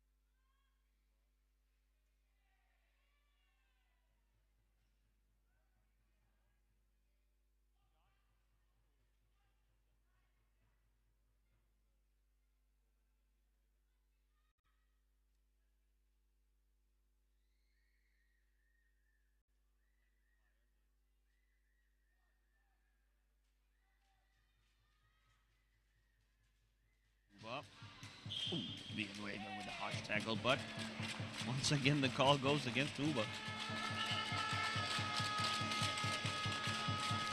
About the third time that Huber feels wrongly done by. But,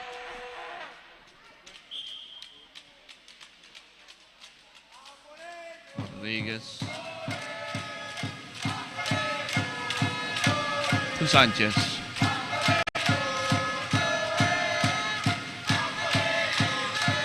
Sanchez to Rodriguez. Rodriguez pulls it out nicely. Try to find Camps. Here's Sanchez.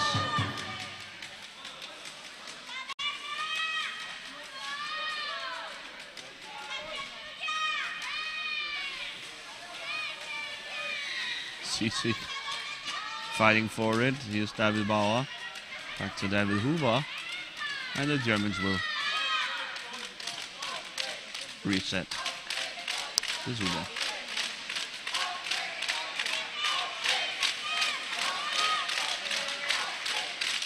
Huber shot.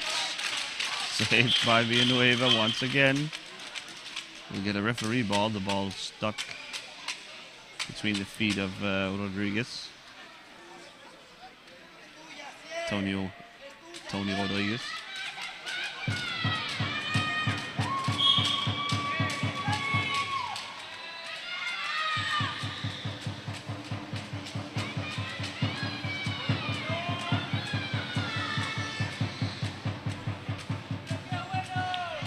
Sanchez, deep pass to Rodriguez off the boards.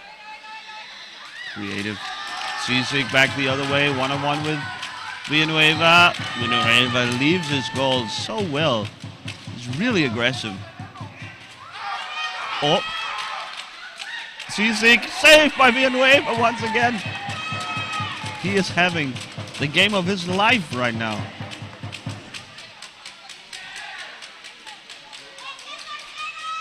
The Spanish hanging on by the skin of their teeth. It's a little precarious situation now with your goalkeeper stuck in the corner now. You can see why he did it, but now the Spanish are in trouble a little bit. Huber trying to keep the ball alive. Referee aching to call a referee ball here.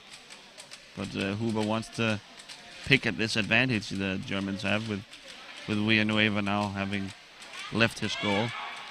Huber, the ball squirts out. Villanueva stays in the action. Uh-oh. Shot from Sisik. It's blocked by Bauer. Oh, man. How long can the Spanish keep this going? They are giving up. Quality look after quality look to the Germans. Sisik. Can you find Huber? Huber! Oh. Last ditch defending the Spanish. Huber out to Sisik.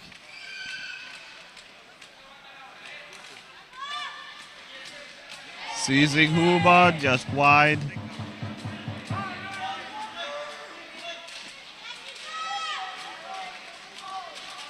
Huber, shot, scores.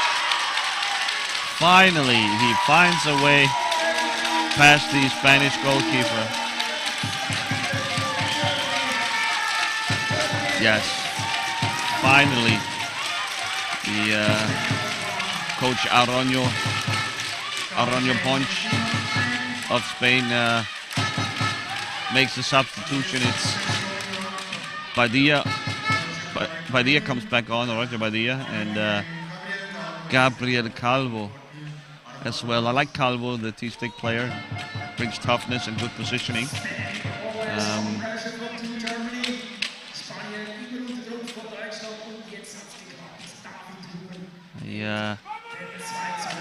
I do think the strongest Spanish lineup is the must include both Badilla and Sanchez. Rodriguez struggles a little with technique and defensive positioning. Very powerful right arm, but Padilla and Sanchez, to me, clearly the better pairing to create goals. Badia now. Deep position behind the goal. Heel is there. Bauer too.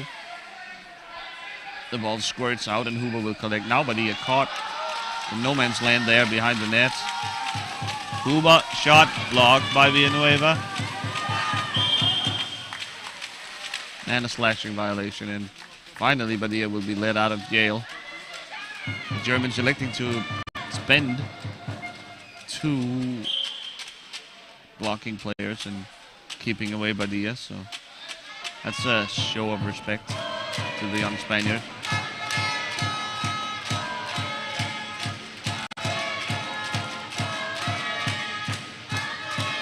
Rodriguez in the corner in reverse. Ooh. Moves the board a little bit, and that's a violation, and the Germans will take over.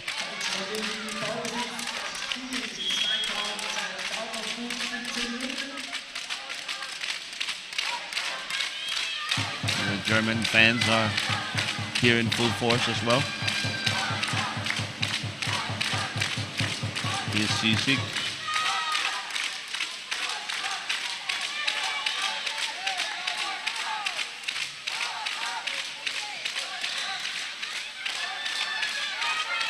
Constantly looking to set up David Huber in front of the net. That's a pairing they have used to great effect against both Denmark and Finland.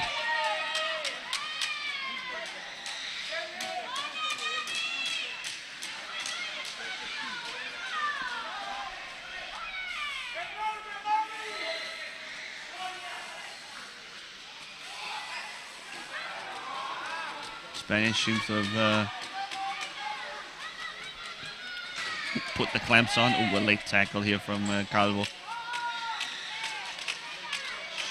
Pass into Huber. Huber fighting for it. Rodriguez pulls it out but loses it back to Huber. And Sisik and the Germans will start over.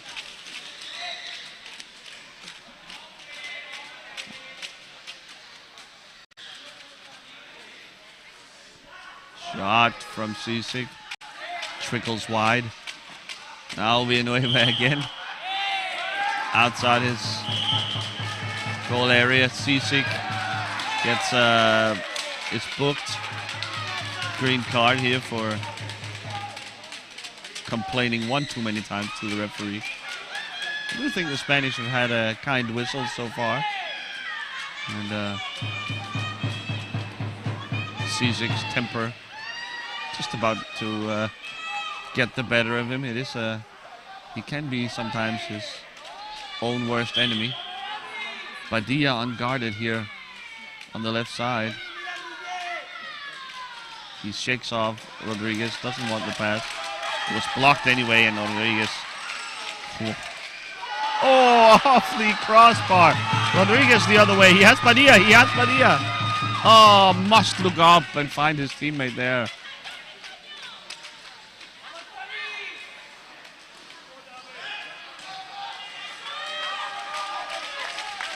Ooh. Shot blocked by Valle. Sent back to the German end. A golden opportunity for Spain that time. Jordi Valle, I like how he uses his body, the chair. We'll have a timeout. Technical timeout. Once again, Iker Villanueva, his very active style is a bit hard on his equipment, and he has his T-stick straightened. 12 minutes to go in this game or so. The Spanish, obviously, they need to score. But it's Germany with possession with initiative. A shot saved by Villanueva. What else is new? David Bauer to Huber. Huber now maybe with a chance to play make. Oh, almost snuck that in behind Villanueva. Once again, a try. Villanueva has been a wall in the Spanish net. Once again, another save on the shot from Huber. Calvo. Blocked by Bauer. He's booked now.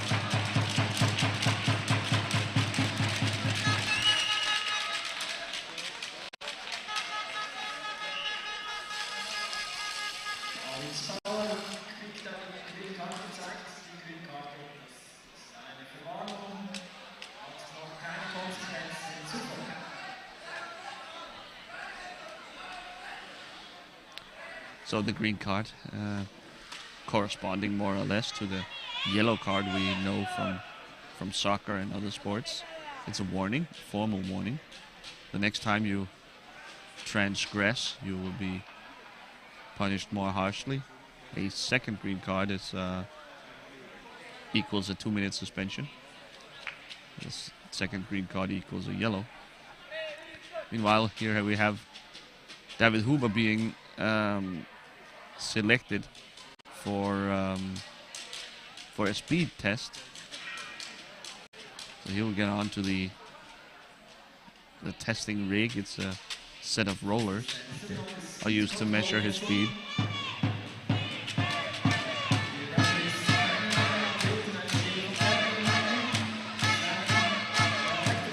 Very animated on the German bench here. Constantly trying to manage the temper of Kahn Sisik, calm him down, and making sure he stays focused. Well, it's a drawn-out process, the speed test here. Normally a very quick procedure. I wonder if that's a sign of trouble for the Germans. Violating the speed limit of 15 kph is punished rather harshly by a 5-minute match penalty. Simply, you are guilty of playing with illegal equipment. That carries along with it a 5-minute suspension, where your team must play short-handed. And it's a match penalty, MP1, for the offending player. So it doesn't look like Huber was going too fast there. He returns to the court. So the Germans can breathe a sigh of relief, and the German fans as well. Get out and lead, more and more animated. Normally the coach of Team Germany, normally a very calm guy, sensible in every way, but he's a little frustrated. I think they could be up by multiple goals here, by 3 or 4 or 5 even. But Mikel Villanueva has been an absolute beast in this game, with more saves than I can count at this point. So the Germans take over possession.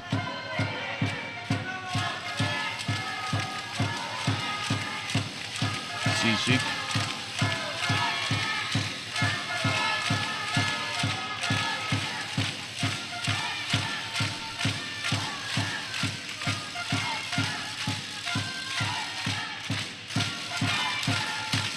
Sisik searching. Valle covers that back post really well. It's only been one. He shot across the goal area from Sisik. No German there to put a stick on it. Sisik. Backhand shot here maybe. No. Rodriguez there. Turns him away. Back to the forehand. Calvo. Applying some pressure. Asia Sanchez is getting ready to check into the game on the Spanish bench. About time, in my opinion. He is one of the... here's Calvo with a chance. Almost finds a way to finagle it through. The second time we've seen a Spanish player, a T-stick player, in on goal. The ball knocked out of bounds by Antonio Rodriguez. Maybe we'll get the substitution now. Yeah, here we go. No doubt this is Rodriguez for Sanchez. And the Spanish will go back to the lineup, at least in terms of hand stick players, the lineup that proved successful for them in the first half. I suspect Sanchez and Badia will finish the game together unless something crazy happens in terms of the score. Sisek once again. The plan is clear from the Germans. Sisek to circle around, looking for an open gap for either a shot for himself or a passing lane to Huber. There it is. Oh, Huber sends it a bit high. Once again, a passing lane opens up. The Spanish need to get out of this position. They have to crowd David Huber. It's all they're looking for, the Germans. It's a pass from Sisek to Huber. Badia now intercepts the ball this time. Can he send it ahead? He's got Calvo. He's got Sanchez there. Sanchez covered by Roman Hill. He sends a pass across, but Huber there to cover it off. Huber now. Can he find Sisek? No, Badia, another block. Badia in on goal. Shot. Scores! Vladia Badia ties the game up at 2. And I'm telling you guys, the moment they made the change for Sanchez and Badia, this game livened up completely.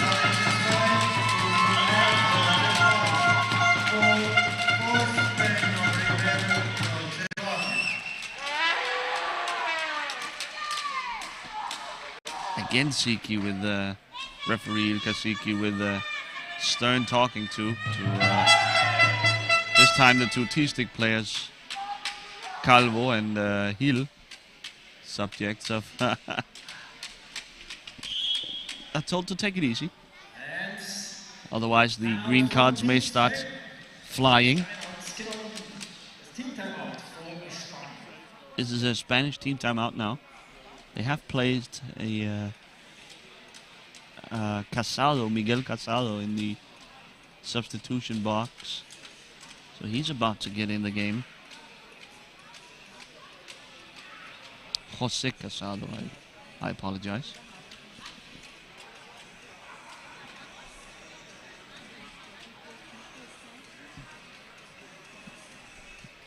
Probably instead of either Calvo or Jordi Vallagao.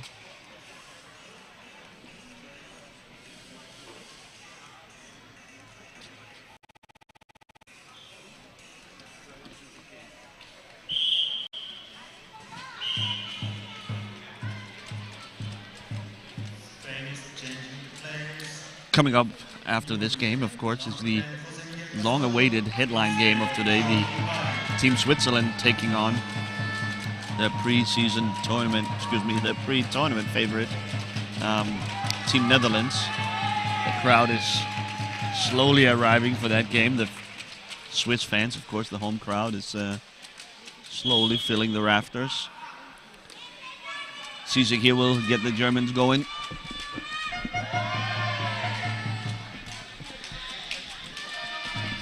He's met by Casado. Will apply pressure. It was instead of Rodivaya, who had started the game and played the game up to this point. So he gets rotated out, and Casado with a chance to make his presence felt. Sisek over to his backhand, Calvo. Sanchez also. Oh, shot. Sure. Oh, turned in by Huber. It took two tries for him to get by Villanueva finally, who, as mentioned a couple of times, have had a great game so far. Yeah, well, those rebounds, so tough to defend. Of course, you're not allowed to reach into your own penalty area, so hard to defend, and Huber prays on that. So, Spain back to a 1-goal deficit. They've been here twice already. So for a third time, they will try to dig themselves out of a hole.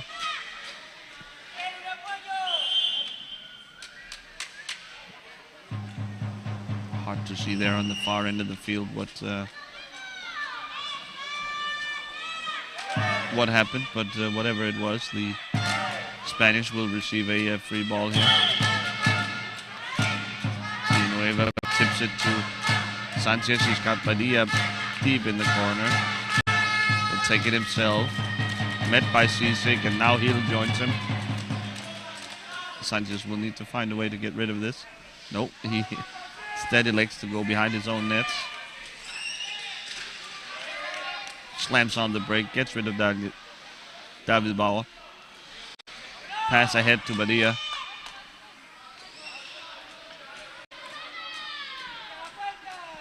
Surrounded by Germans. David Bauer takes it away to Huber now. In a roll reversal, he'll look for Sisek in front. Ooh. There it is. Oi, oi, oi. It was a miss by Sisek. Padilla going back the other way. Sisek, back to block. At least he cleaned up his own area. He had a wide open net shot earlier to make it 4-2. He missed it. This time, though, now the Germans have taken a comfortable lead now. Sanchez in pretty good defending position, but not enough help for Mikel Villanueva to stop the shot from Sisek. So out goes Padilla and in comes Rodriguez.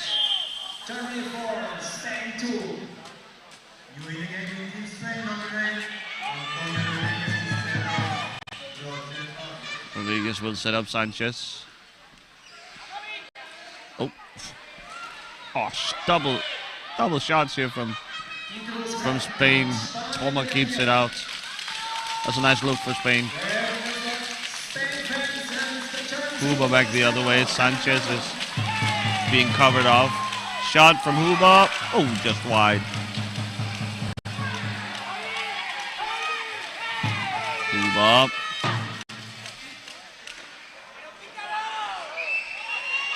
Shot saved by Villanueva. Huber will recollect.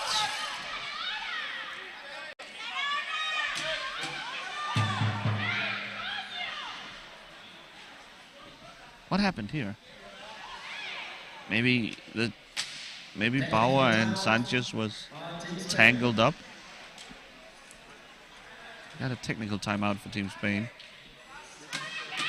Oh, Sanchez lost a wheel. The front wheel just came off. He'll need a substitution, surely. Spanish, yeah. Signaling for a substitution that'll bring in Fernandez, Juan Fernandez. Bit puzzled that it's not Roger Padilla who comes in. They've been rotating Padilla, Rodriguez, and Sanchez all game.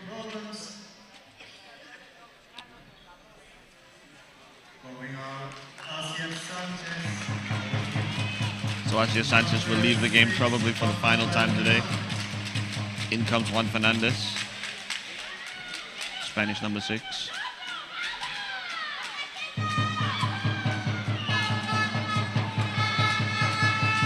We'll have a referee ball here.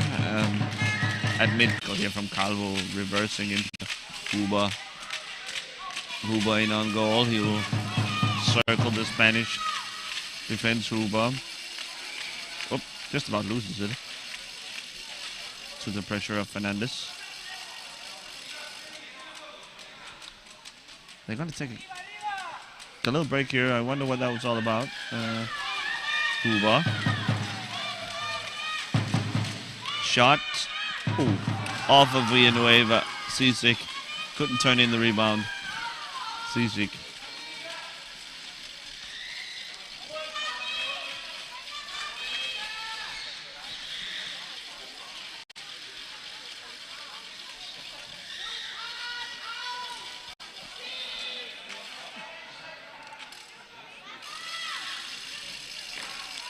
Sisek. Oh, tries to find Huber. Huber can't corral it. out to Zizek once again. So the Spanish, it seems, are going to fall here to the Germans. No shame in that. I do wish it is clear what the Spanish needs to work on.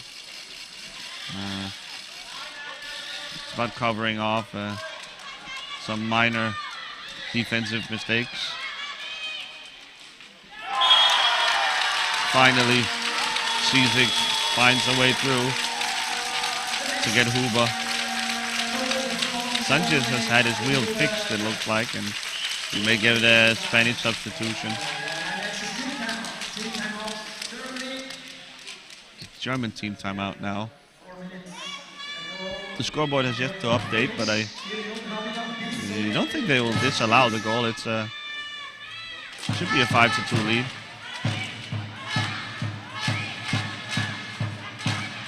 Altenried clearly not happy with what he's seeing from his team. Very animated, gesturing.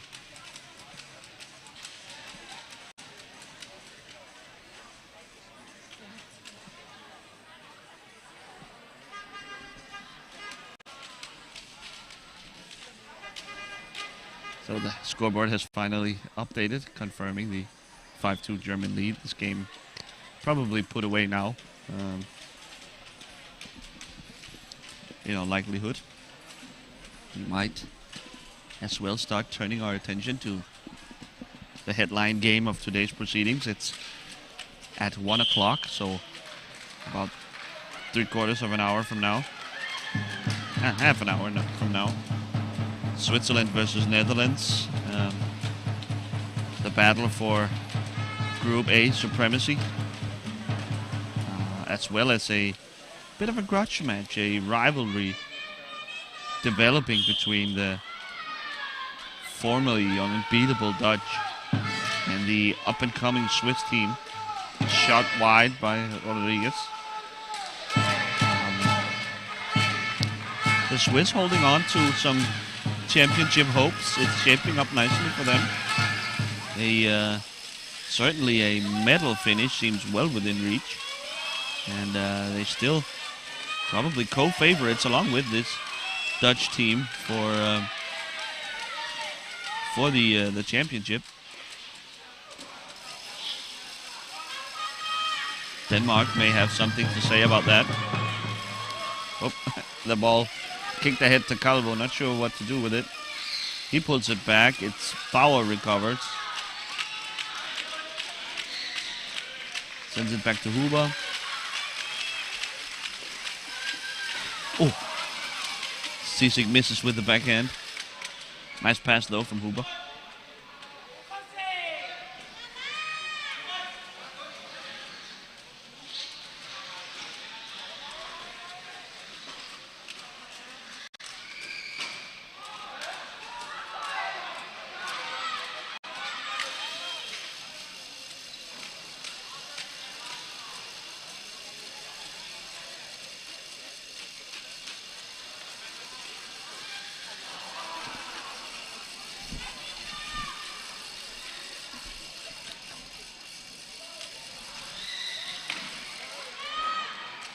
So the Spanish, I think, will be happy with their performance in this game. They still have one game to go against the against one of the championship outsiders from Denmark.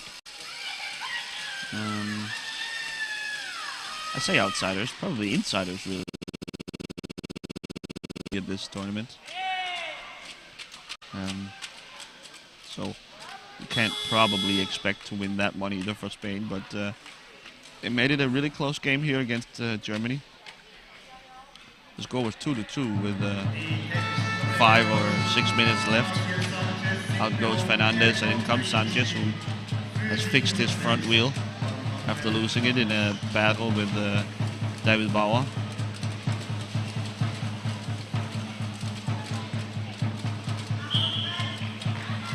The Spanish will play in the losers bracket in the lower tier playoffs.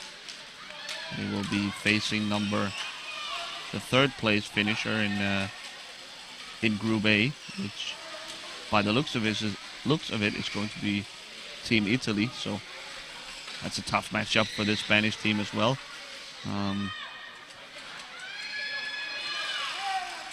then it's the 7-8 game probably, if things goes as expected.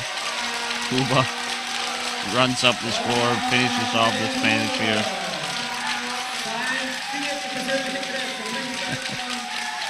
Bit of a shame that the Spanish let this game get out of hand here in the dying moments. This is a young team.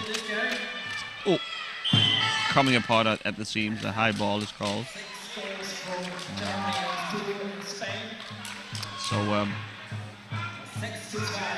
As you can tell, I'm speaking about the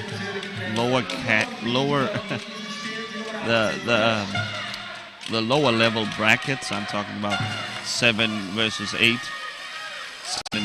7 and 8 game playoffs, and who knows what else. It can be a tiny bit confusing. I refer you to the PCHWorldCup.com website.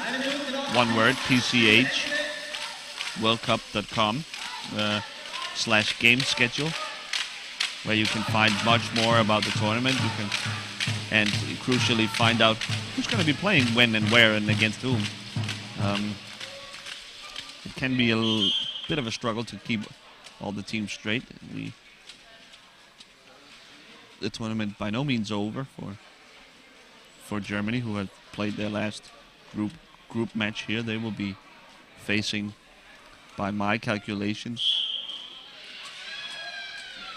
probably team Belgium from Group A, depending on the outcome of the game between Canada and Belgium later this afternoon at 4:30.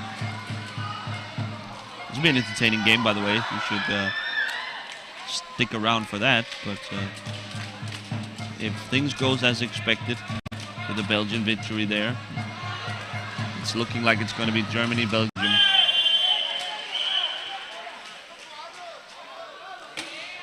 Sisik on the way out with 7 seconds to go picks up a yellow card, and he's letting Sik. Good God.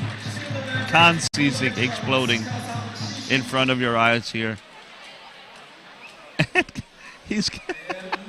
And get out right. Just cannot believe what his top player just did. With 7 seconds to go in a game, you're up 6-2.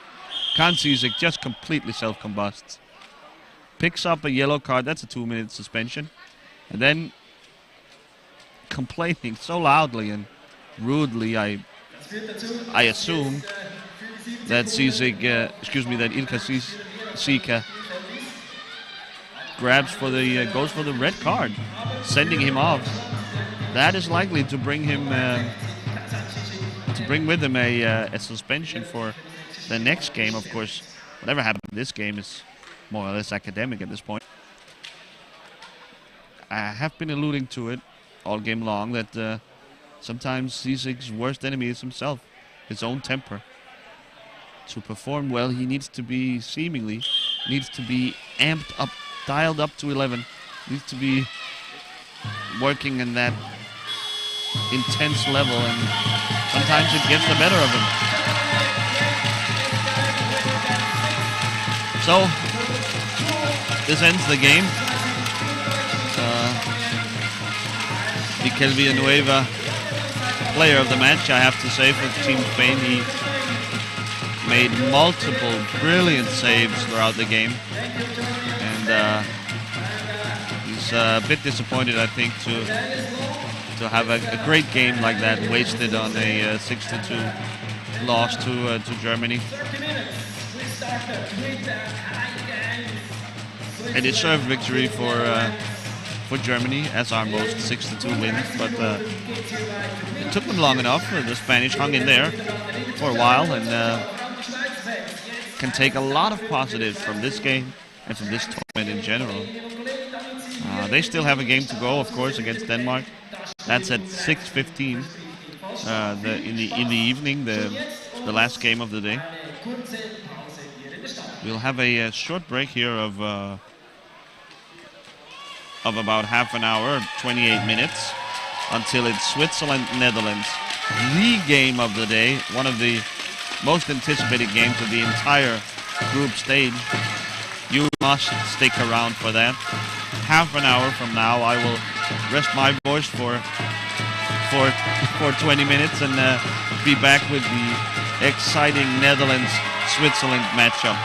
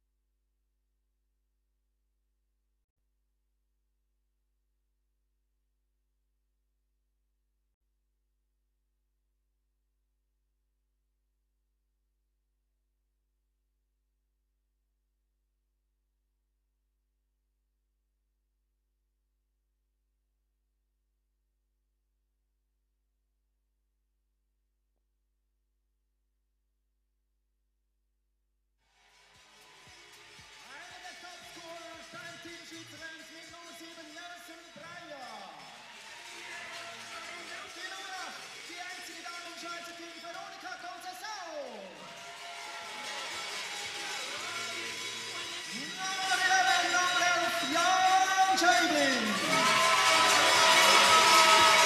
Ja, und die Nummer 3 trägt Daniel Rolli.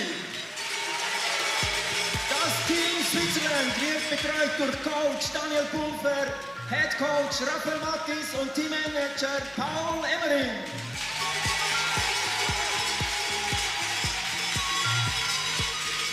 Please welcome that team from the Netherlands.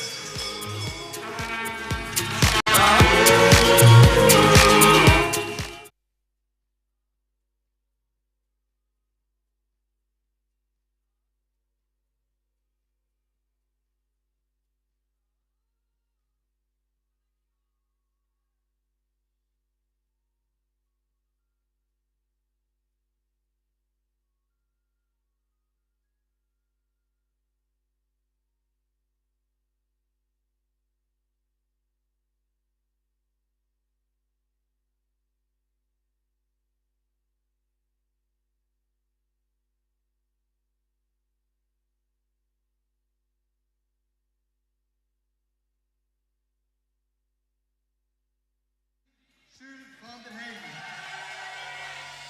Number 2 is Van Kemenov. Number 5, Daphne Meyer. Number 7, Roddy Fell. Number 21, Steen van Zoon. Number 78, Lucas Schell.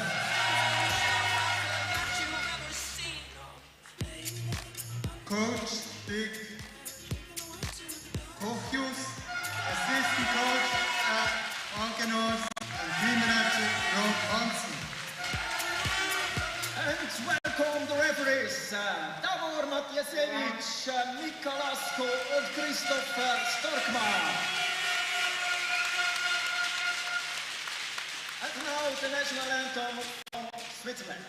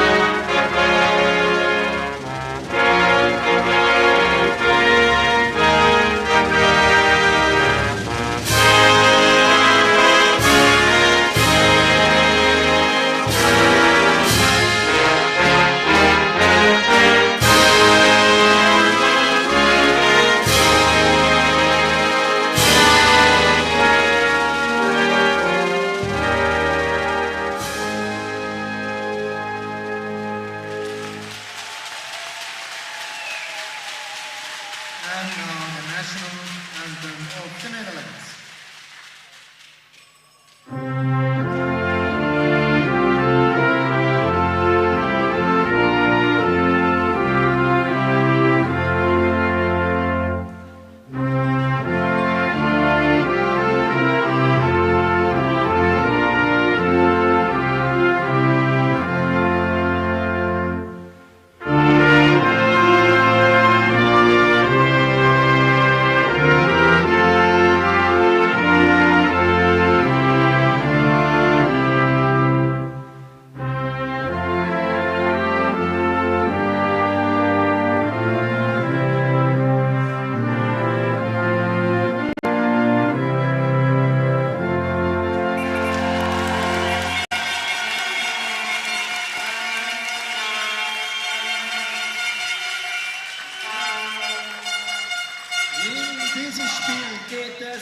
Platz 1 und 2 in der Vorgruppe.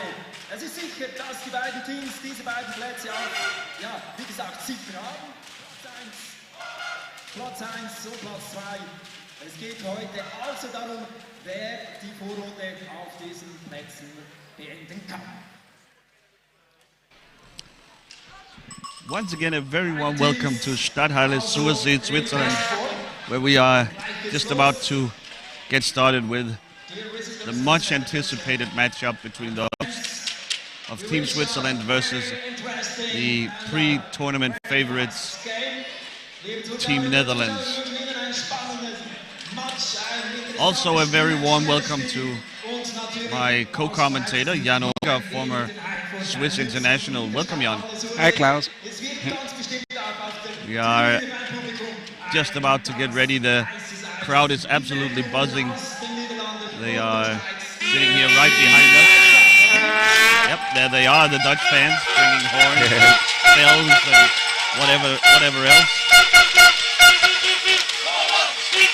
And let's quickly go through the starting lineup. Team Switzerland, it's Rafi Bachmann. We're used to seeing captain, goalkeeper. It's Dominik Sennhäusern, along with Noah Spierig. It's David Hilda and young Manuel Milder. For Holland, it's Dennis van der Bomen, veteran. It's Tim Heere.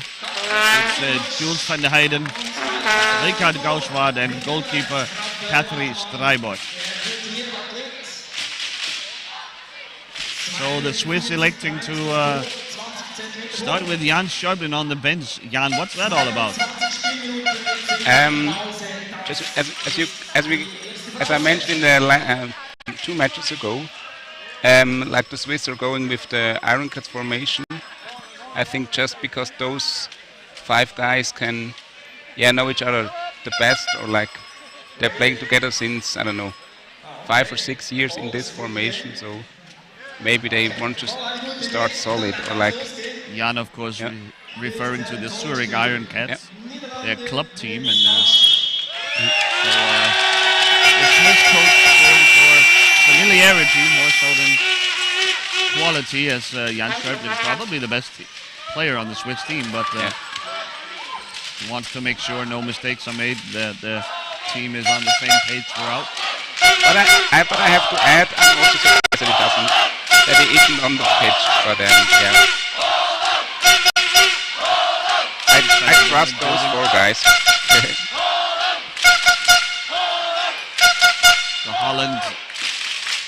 The Netherlands are utilizing that fearsome lineup of Heere, van der Heijden, and van der Bomen that was unlocked by the reclassification of Dennis van der Bomen, who has been reclassified from 4 points to 3.5, and that opens up all kinds of options for the Dutch. It's not like they needed more options. They have an amazing array of offensive talent that you see here on display. Triangle passing, Bomen, van der Heijden, and Heere for an early Dutch lead.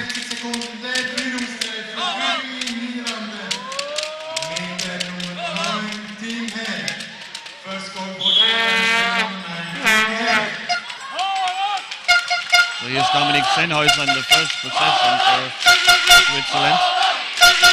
Very early deficit. Pass broken up by van der Heijden. Spierig defends well.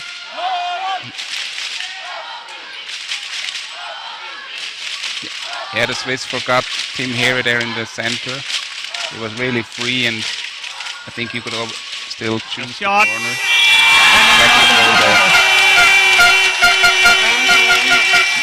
The passing from this Dutch lineup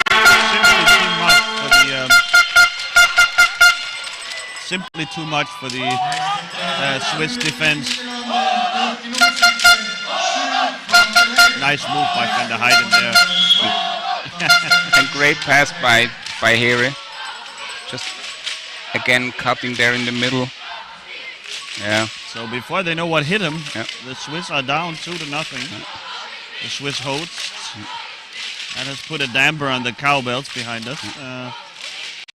They'll have to dig themselves out of this hole. Incredible team. Shot from Sennhäusern! Sennhäusern turns it into his forehand, so powerful, precise. Finds the net, the far corner. small crease. Here late to arrive, and somehow Sennhausen finds a crease. Great angle, really nice. We've got 3 goals in 2 minutes here, basically. And Jan struggling to contain his enthusiasm. He is, of course, rooting for the Swiss. A shot from deep, Van der Bomen. I try to be as objective as possible. Possible, I know. Here goes Sennhausen. He's surrounded by Dutch. But I think all the Dutch viewers can understand a little. No doubt. Oh! The ball bouncing dangerously in front of Rafi Bachmann. The Dutch are digging for it. Eventually. Stepping over the line. They cross the line into Bachmann's goal area. Richard Goetswart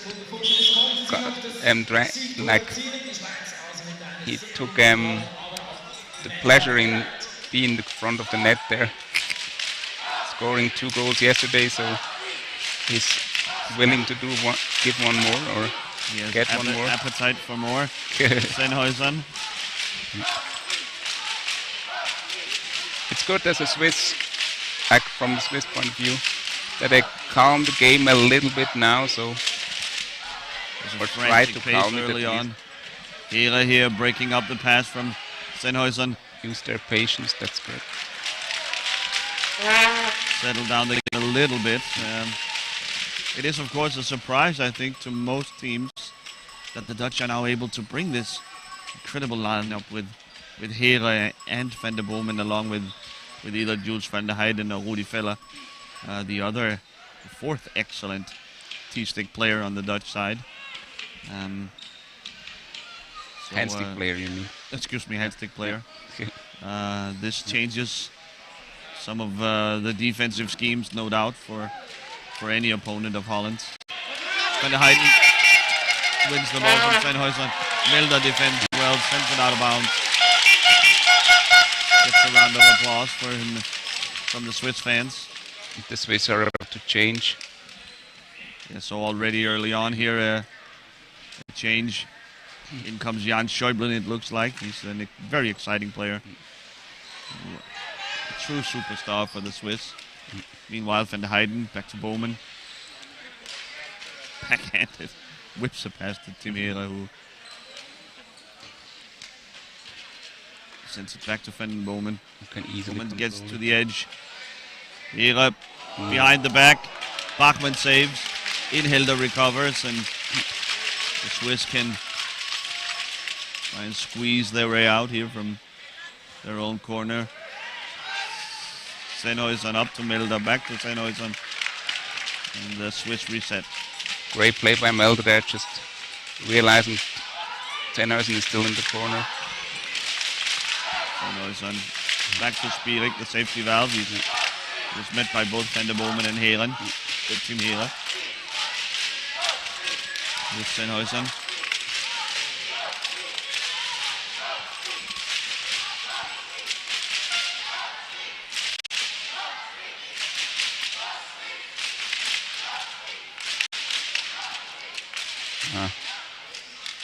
I thought I saw a little screen, or a really good screen by David Elder, but Tim Hare killed it by driving over his T-stick. Fighting along the boards here. Sennhausen trying to dig it out. Really intense fight there. Van der Heijden blocked by Spirik. Nice job by the Van der Bomen though. Met by Sennhausen, a shot. Finds the back of the net. He played it off, I think.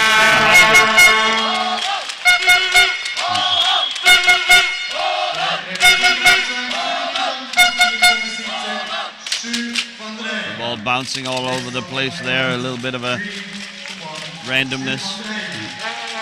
So in comes Nilsson Braillard and Jan Schäuble instead of Milder and Spirik. A little more ball control here by having both Braillard and Sennhausen sitting back. Schäuble, we know, so dynamic, electric player. He has the most dangerous backhand shot in the game right now. Sends it deep to Braillard. Braillard will send it back. Here, though, intercepts. Here's Schäuble. To Sennhäuser. Just out of reach. Sennhäuser. It ended up out of bounds, but it's going to be a Swiss free ball. Yeah. Dennis van der Bommel touched it as the last person. Sennhäuser directly shoots. Blocked by Van der Heyden. May have been a high ball anyway. Van der Bomen. Van der Heyden. Such an excellent technician. Here. The last of the three-headed monster. This Hydra. Chop one off and a new one grows back. Here's Schäuble. To Braillard. He loses it to Van der Heyden. He finds Hera. Oh, wow. Just out of reach. Schäuble to Braillard. Hera again. Oh, fakes the backhand. But instead elects to reset the offense. Quickly back, slashing into the teeth of the defender. He's met by Sennhäuser. Inhilder quick to close the back door. Braillard. Wow, great move. Wow. 2-on-1 now. Oh, the pass a little off. Oy. A little sloppy there from the Swiss. A shot backhand. Blocked by Van der Heyden in a Swiss free ball. Yeah. Nice opening there for the Swiss, Jan. Yeah, definitely, yeah. The passing a little sloppy. Bit more precision. Wow. Nice attempt. Direct shot here from Sennhäuser on the free ball. And I think Jan Schäuble tried to deflect it. Here's Schäuble. Yeah. Dispossessed by Hera. It's been a rough start for Schäuble. And the moment. Shot.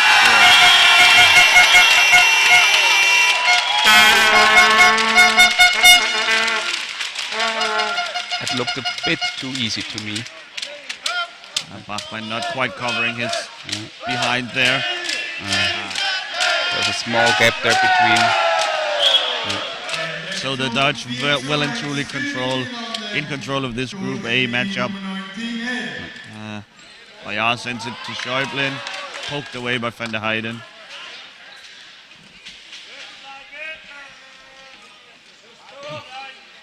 The Dutch looking for revenge after their defeat to the Swiss during the 2018 World Cup. It's a shocking result that reverberated through the IPCH community. The heretofore unbeatable Dutch suffered a defeat there to the Swiss and trying to get one back here.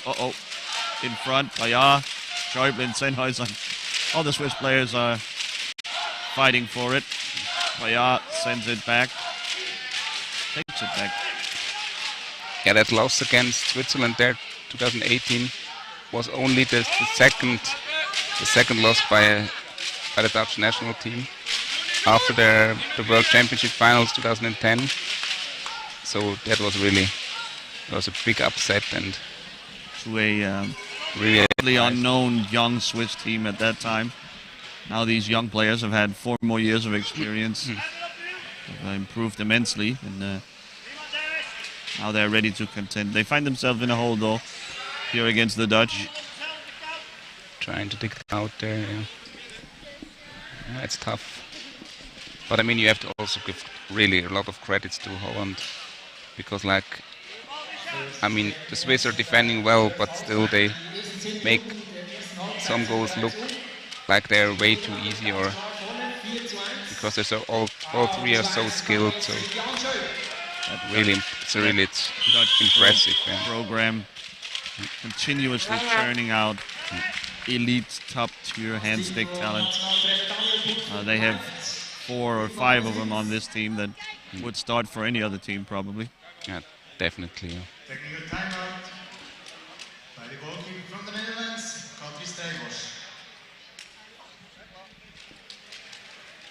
everyone would take them for free. Definitely.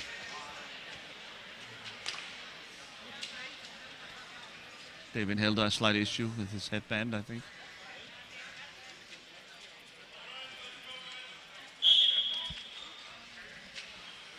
Schäublin. A shot blocked by Van der Heijden. Ehre. Sets it behind his back, whip. Behind his back. Bayard blocks it though. The change for the Swiss. Now Van der Bowman. Finally Bayard can pull it out and reset.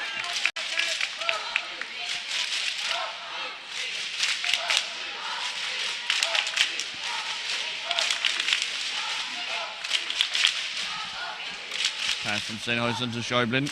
Oh, Surely this will be called high ball. Yes, there it is. Finnish referee Kimmo Virtanen. So a Dutch team timeout here. One for each team to have. The Swiss have regained the initiative, at least. They are more in possession than they were early on in the game when it was an onslaught from the Dutch. The game has slowed down a tiny bit, and I think to a tempo that suits the Swiss a little bit better. But still, though, a 3-goal deficit, a very significant deficit at this early stage.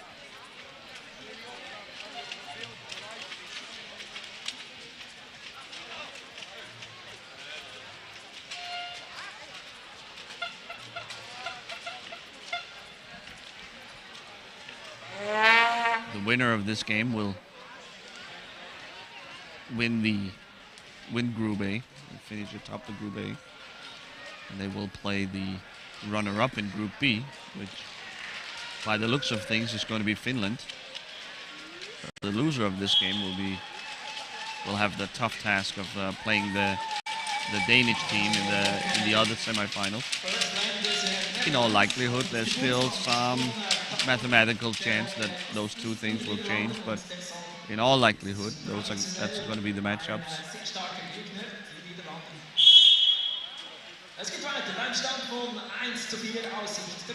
For more information on who plays who and in what semifinal and standings in the two groups, visit tchworldcup.com. That's all one word, tchworldcup.com.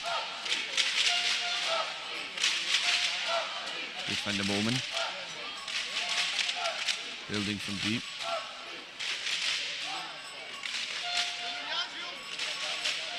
Searching.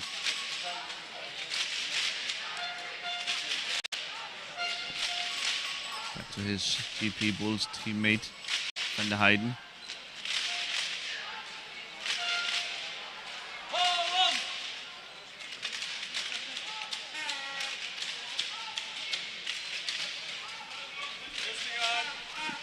Ehre gets a turn. Playmaking for the Dutch. Ehre. Blocked by Braya. Braya picks up the ball and he'll initiate the Swiss offense.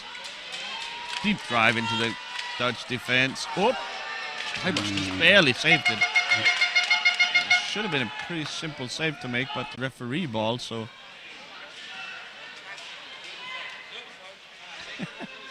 There seems to be an issue locating the ball now. It's caught somewhere underneath Streibosch's chair. Virtanen, referee Kimmo Virtanen digs it out. is that really Kimmo Virtanen? Oh, those two Finns can be difficult. I'm sorry, but just I'm not sure. Nah, that's good. It's because Kimmo Virtanen normally wears these Angry Birds wristbands. That's why I... Well, I'm digging feverishly through my papers here. Okay. Indeed, you're correct, Jan, as always. Oh, saved by Bachmann. Brilliant save by Rafi Bachmann.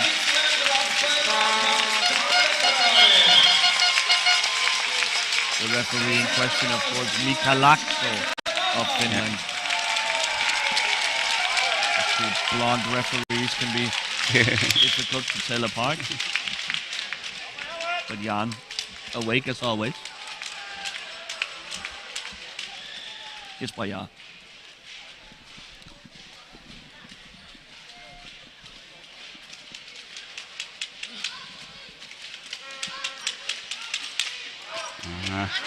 Dispossessed by Hera. Rare you see that. Bowman. Shot. Just wide. No. No goal. The whistle had already blown for a Dutch free ball here.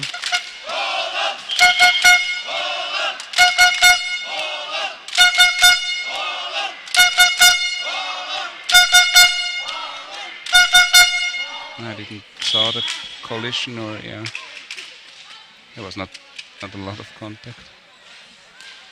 And the Bowman. Oh, Wow, nice pass. incredible timing and precision on the pass. May have been a little too hot for Hera to handle. He fakes out and Hilda sends it back to Van der Bowman. Van der Bowman. Oh, Van der Heiden just wide. Wow, have you seen Schäuble, this? beautiful. Schäuble outplayed Van der Bowman. Schäuble. Oh, trying to find Bayard, but two Dutch players there to block it. Shot. Oh, just wide. Tim Hera.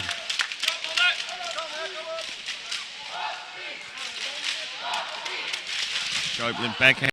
Bayard. Oh, great look from that snappy backhand from Schäuble, setting up his teammate Bayard for a shot. What again? Another Dutch free ball. The Swiss are slowly fighting their way back into this game, but they need to get going if they are to erase this 3-goal deficit. Referee Matijasevic trying to settle down the players. Schäuble still animated.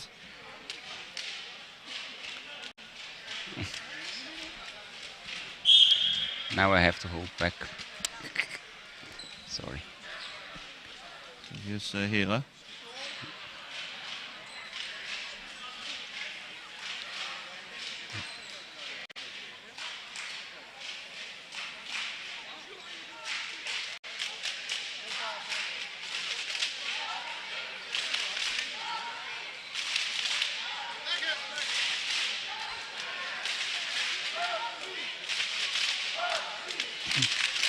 Hera the backhand to Van der Heiden. Good defensive work by Bayard there. Schäuble. Around Gauswald, led by Hera. You can tell Schäuble really respecting the defense by Hera. Not trying to take him on. Ooh.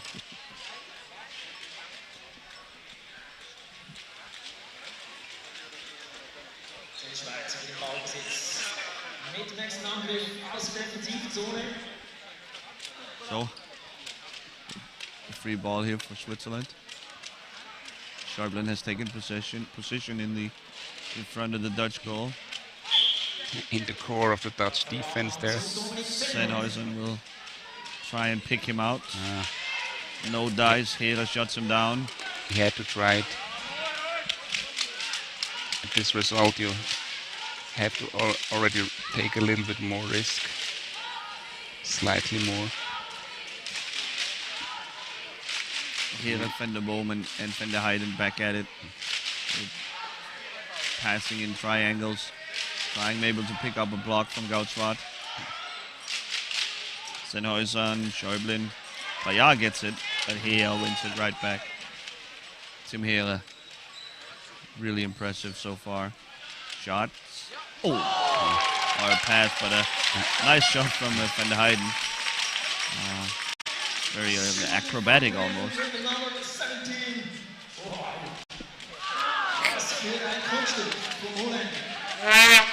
Shot on the feet. Schäuble recovers his own rebound. Bayard now.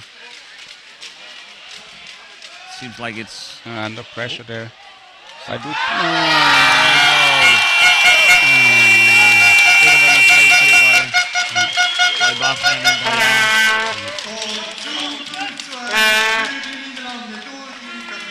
And hear the pain here in the young voice. Scores 5-1. We'll get a substitution for the Dutch now. And Rafael Bachmann is talking with Davor Matijasevic. Again, he didn't saw a call there.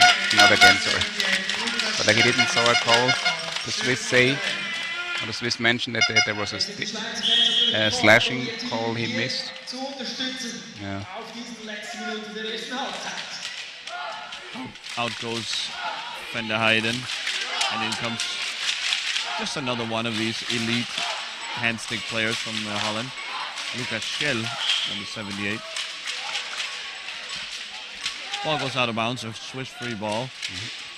Let's see if Sennhuysen this time will go for the direct shot or pull it out.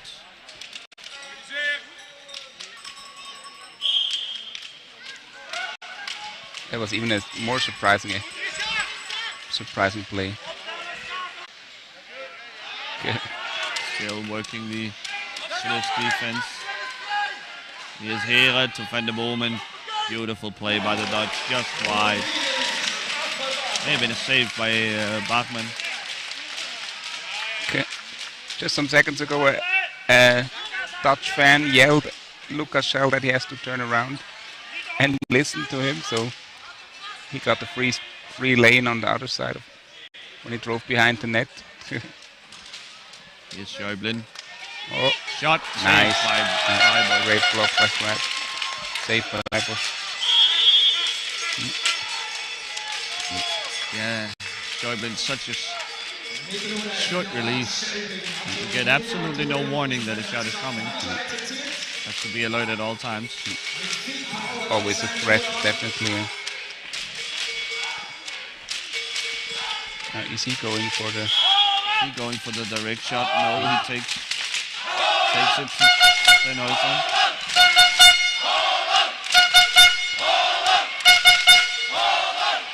Shot backhand by Schäublin. Hera now, one-on-one against the Inhilder. Great block there by Sennhuysen reaching back. There. Yeah.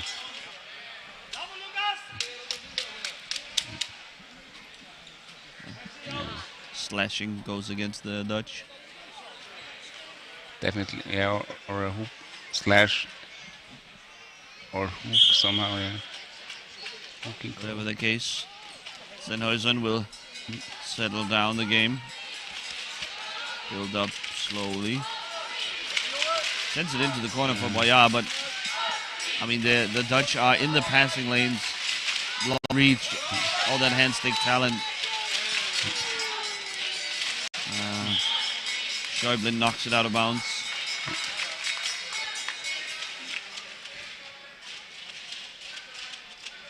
For a Swiss free ball, Dutch free ball. Important defensive play by Schäublin. So the Swiss could recollect then.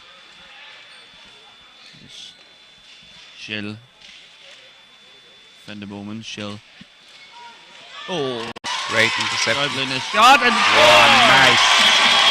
Really nice.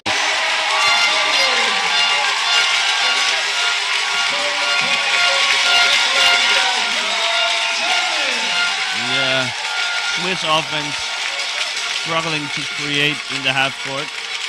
With the Dutch players on the passing lanes disrupting their offense. Well, if you can't get it one way, get it the other. Take an early shot from distance. And Schäublin has a cannon of an arm. He's fighting with Hera. The Swiss fans immediately comes to their feet. Much more into the game right now. Rafael Mattes was yelling towards Dominic Sennhuysen, telling him, calm down, we want to take just one last shot. There he hurried 30 seconds left, Schell. Great save there. Poked away by Schäublin. Hera. Out to Sennhuysen, Schäublin. Maybe the Swiss will get the last say in the first half here. Easy, says the Swiss bench. You want the last shot. Schäublin takes it, sends it not towards Sennhuysen. It's blocked by Schell, I think. Here's Boyard. 3 seconds left. He needs to go. He doesn't. Instead, it's a 5-2 lead for Holland here at the halftime. The Swiss are out of margin for error. They must improve then to erase this 3-point deficit. A short break here, 10-minute break. Jan and I will be back with the second half of this exciting top of Group A game.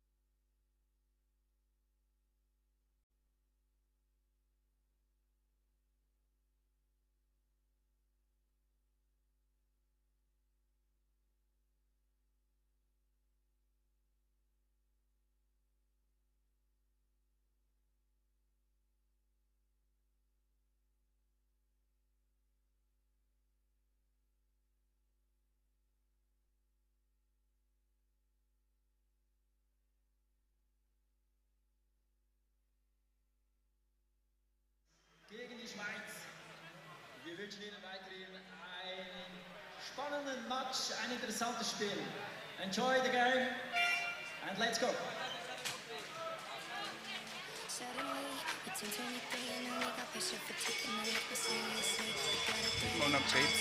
Welcome back to Maya. Joins Van der Bomen and Rijbosch in the Dutch lineup.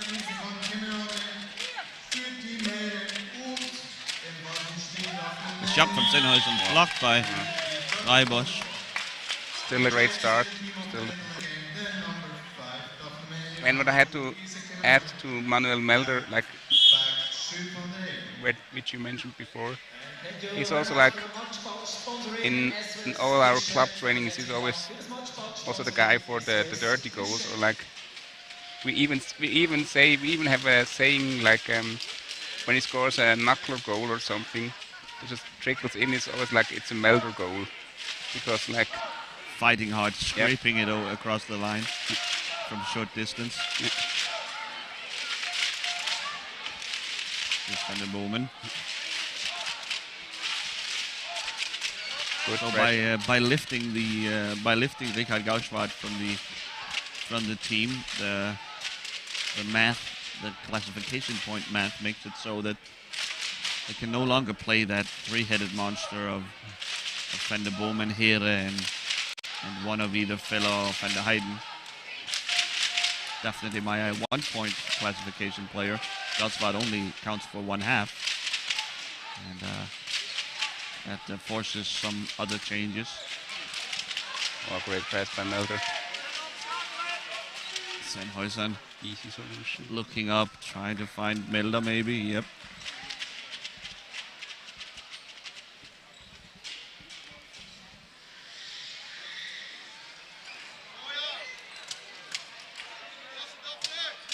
The Swiss trusting David Hilda to be the lone player back in case of a turnover and a Dutch counterattack. Shows a lot of trust in his defensive abilities. Yeah, he really had to grow into this role, because that's something new. Or like, yeah, that was the approach from the Swiss coach team. Advantage there. Pass across the Swiss goal area. Van der Heijden digging for it. A lot of physicality going on here. They're around him. Schäublin there. Bumps into Bachmann. Uh-oh, we may have a technical issue here. Van der Heijden out of the play. Oh, here comes Caminade. Inhilder leaves the block. Caminade backhand saved by Bachmann. Sennhuisen and Van der Heijden are seemingly stuck together. Getting tangled here. Can someone bring them a coffee there in the corner? Yeah. The markings are very close in this game, and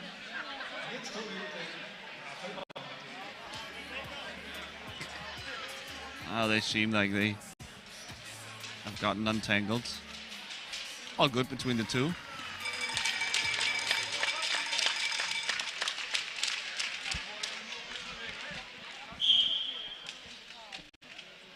So we'll have a referee ball.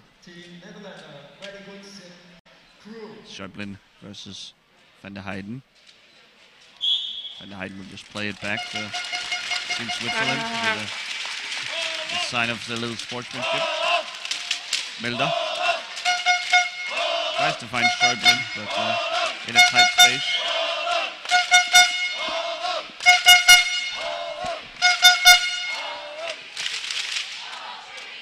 With Schäublin in possession,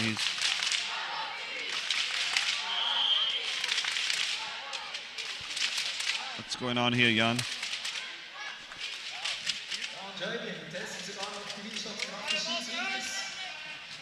Schäublin somehow turning it over. Maybe he's deemed by the referee to not play the ball in earnest. It's a Swiss free ball. I'm confused as well. I'm a little confused. Davo Matijasevic, the referee. He has a plan, certainly. not letting us in on it. Shot from Sennhausen.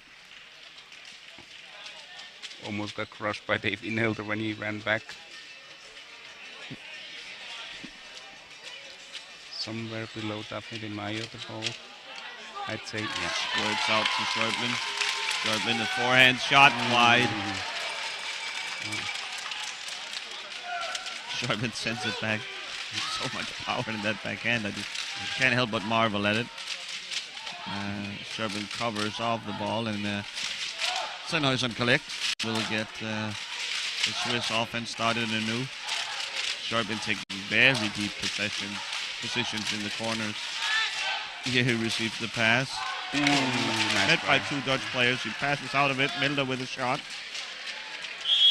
Inhilder getting in there. They're getting into the corner. Wins the ball.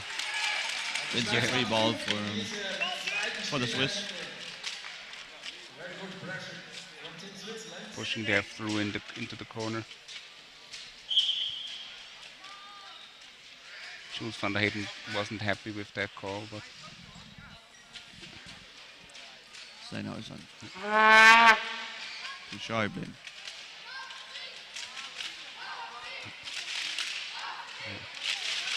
Daphne de Mayo really puts on a good pressure on the ball carrier of Switzerland. Caminade. Van der Heyden. Oh, Sennhausen turns it over. okay. Here's Jules van der Heyden. David Hilda van der Boomen scores.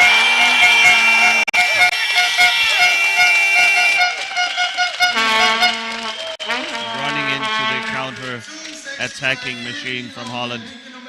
So lethal. Happened away from the play. Dutch fans celebrating a 6-2 lead now. Have a little paperwork with the Milda booking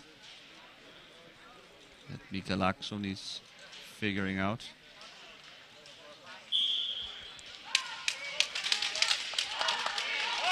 The Dutch show no mercy in their counter-attack. Giving them a good lead. Schäuble, the Milda score! Nice. Finally, the passing offense from Switzerland makes their way through.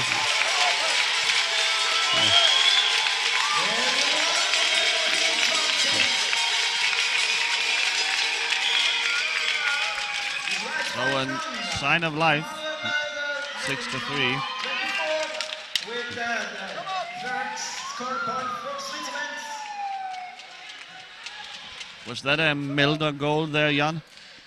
Yeah, no, it was too clean. It was too clean of a goal. Yeah. Milda the score. But a really nice backhand. Nice backhanded goal off the pass from Schäuble and Sennhausen. Veronika Conceição making her way to the Wow, score that was an table. incredible play by Van der Heyden. Lost the ball in the end. Snuffed out by Schäuble. Schäuble to Milda. Back to Schäuble. Yeah. Jules van der Heyden is everywhere on the pitch. Really incredible. It's Caminade. Is it ahead to Van der Boomen, but a little too hot. Gets up. Not from Schäuble, but just wide. That's a nice little crease there. Hey! Sennhausen sneaking the ball past Gabriel Starbosch at the near post to wrap around. 6-4 now, and don't look now, but the Swiss are back. Sennhausen will be substituted for Conceição. The Swiss are in business now.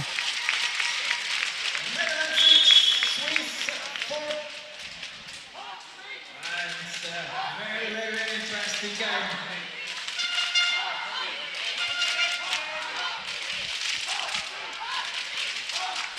Oh, Van der Boomen, nice dribbling. Met by Conceição. Van der Heyden. Turns it in on Rafi Bachmann. So, die Direktion der Niederländer Van der Bomen won the duel in the boards with Conceição, and he found a wide open Van der Heyden who's so tired in that spot.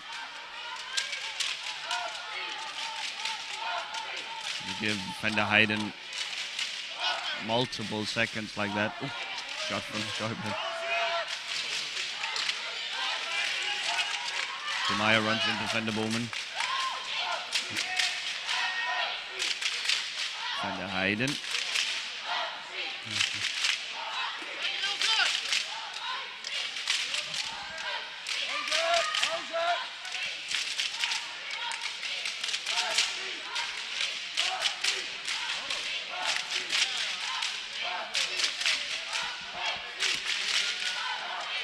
Van der Bomen through the teeth of the Swiss defense. Through the well-guarded center, but still had a chance on it. And uh-oh, here comes Here, here comes Goudswaard. This means Caminade and Daphne de Meyer will leave the court. Here is this Dutch fearsome lineup with Rodi Feller is also coming. Woody Feller also coming in. That probably means, well, mathematically it would have to mean Van der Heyden leaving the court, but not yet. Feller will have to go through the last checks of his equipment, chair and stick.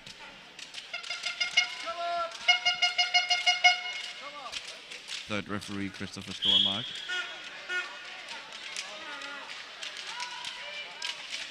So here's Van der Bomen, and now a fresh 3-goal lead.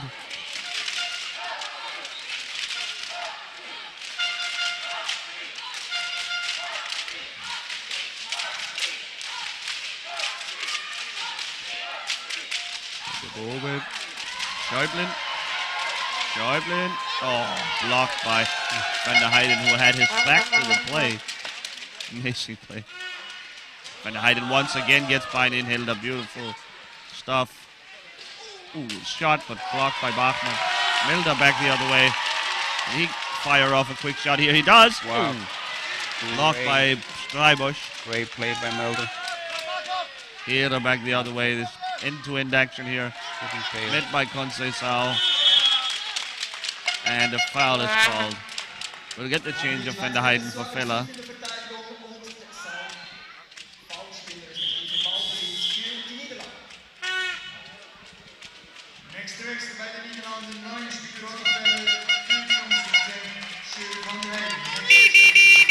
So a Dutch free ball up the right side here. Van der Bomen. Schäuble takes over. Ooh, the Dutch caught out of position now. Can the Swiss make any of this? Oh, blocked by Here. Schäuble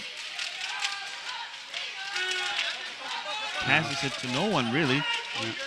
Wonder what the plan was there. What did he see? I think he tried to go for Veronica Conceição. Well, no one home. Instead, it's Feller. Van der Bomen.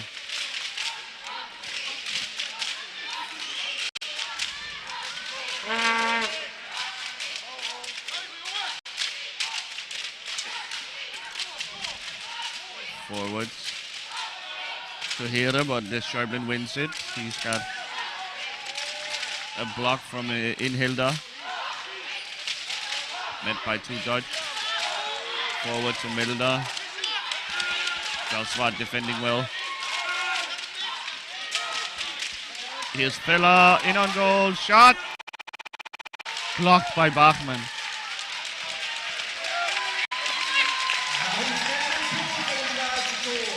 Huge goal scoring opportunity for the Dutch here. But Bachmann snuffs it out. Here's Milda.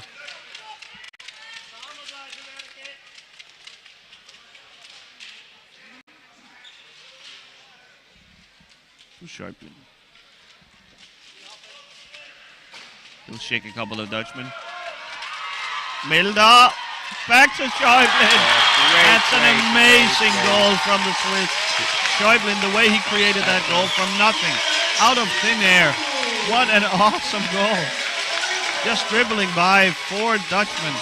Sending it to Milda, who sends it right back. Sharpen with the backhand. Look at this. By Gausswald. By Here. Turns in. Van der Bomen can't do anything. Off to Milda. Fellan. Oh. Completely de-pantsing the Dutch defense. Beautiful stuff by Sharpen. And a 2-goal lead now with 10 minutes to go exactly. Oh. Shot from Van der Bomen. Saved by Bachmann. Incredible save by Bachmann. Schäuble once again. That goal was a nice display on the Swiss practice approach. So a contender for goal of the tournament so far. Francisco swats the ball away, but Van der Bomen will collect.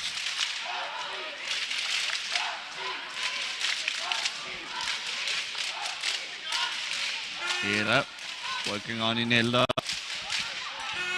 Here to Fella.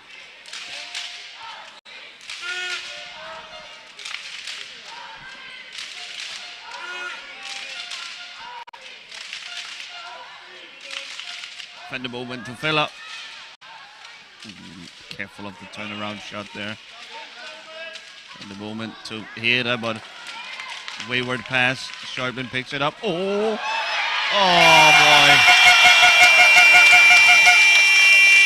Sharblin tried to play it off the board. It blew up in his face as the took a funny hop off of the boards and right in front of the Swiss goal that was vacated by Bachmann trying to help in the screening game. Ah, such bad luck here from for the Swiss. So unfortunate. Just as we were having a game at the boiling point, a two-goal deficit really is not a lot in this type of game. But back to 3 now for the 3rd or 4th time I think today that the Dutch have spooled out a 3-goal lead.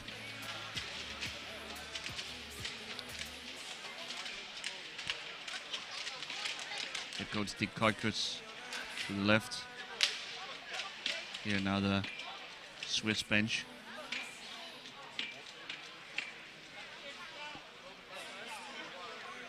Seems to be a cheery mood nonetheless, despite being down by 3 here with 8 minutes to go. 8:48 to go.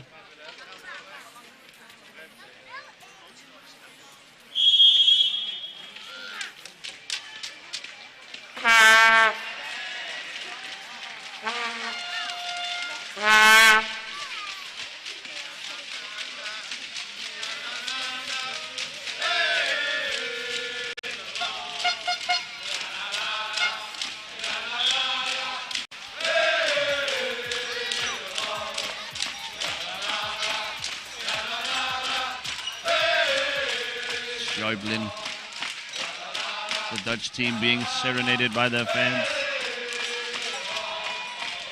Fella regains possession.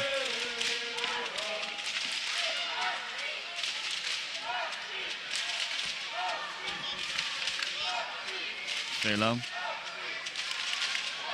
to Here with a little space, met by Schäuble. Back to Fella.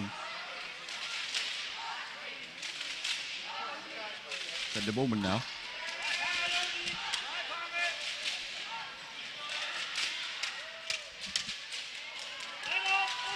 Schäuble takes it away.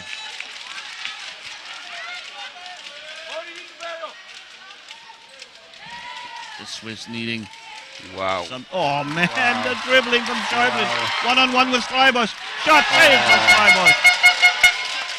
Incredible dribbling ability shown off here by Schäuble. He couldn't quite capitalize on it. A great save by Streibos. You'll have to say that's a tough matchup, being one-on-one with Schäuble like that.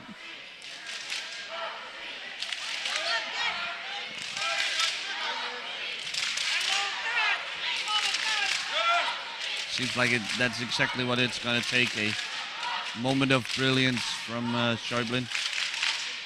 Might need 3 of them. It's Van der Bomen.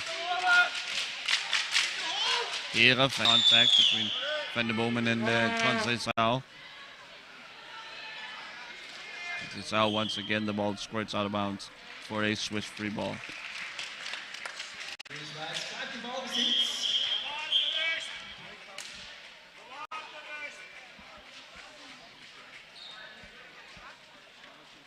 What's the matter? Speed test. Or not? Will there be a... Wonder why they called this timeout. Timira has been drawn for a speed test. We've seen this quite a few times in the last couple of days. They didn't take a picture of the display. This procedure, a very particular procedure. There.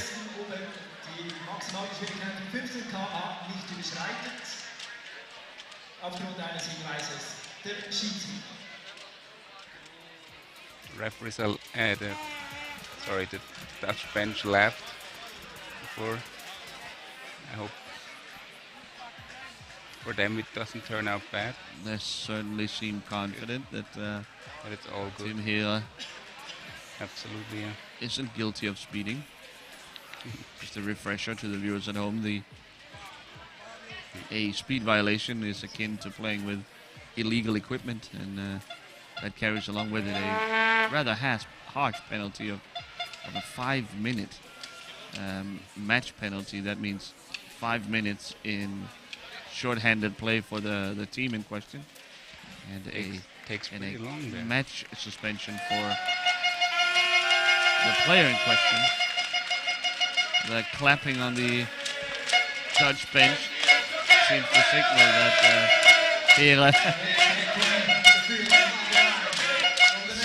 equipment was within the rules. So after this short break, the Swiss are back at it, still with that 3-goal deficit. Schäublin tries to find Conceição, but goes for it still. Here's Hera.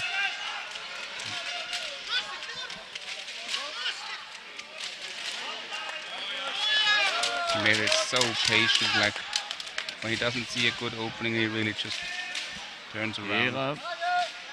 Impressive. Oh. Bachmann. Conceição collects. 52. Well schooled, the young Hera. I am struggling. Schäublin struggling to locate the ball. There by, he didn't saw the block by Dave Inhouden. Did he?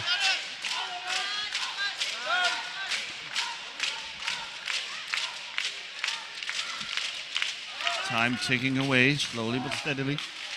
6 minutes. 6 minutes to go.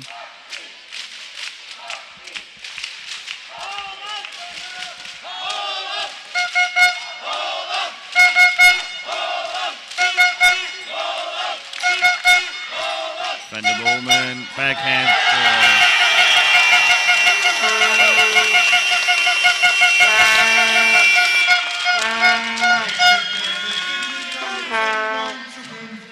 The game not over, of course, but this certainly feels like the final nail in the coffin.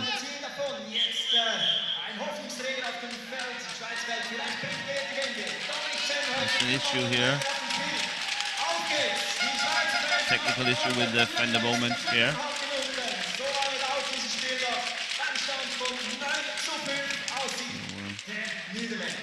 Manu Melder leaves the field. In comes Sennhäuser again.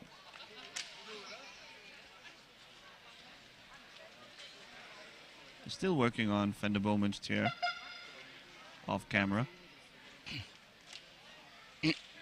Some of the protective padding maybe around Van der Bomen's legs and feet.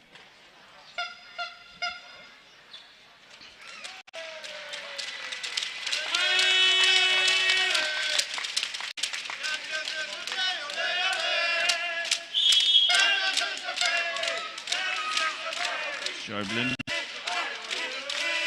Sennhäuser.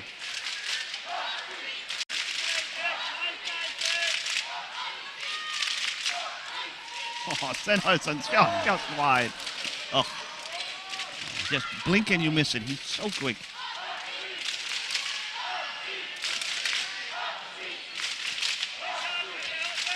Van der Boomen, the Dutch now in possession. So with 5 minutes to go, a 9-5 lead for the Dutch. Seems as if the Dutch are going to. Oh my goodness!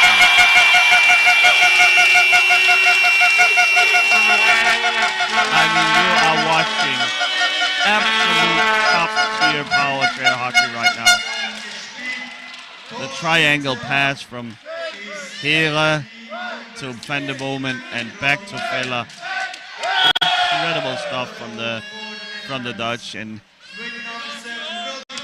such an incredible lineup they're able to put on the court right now.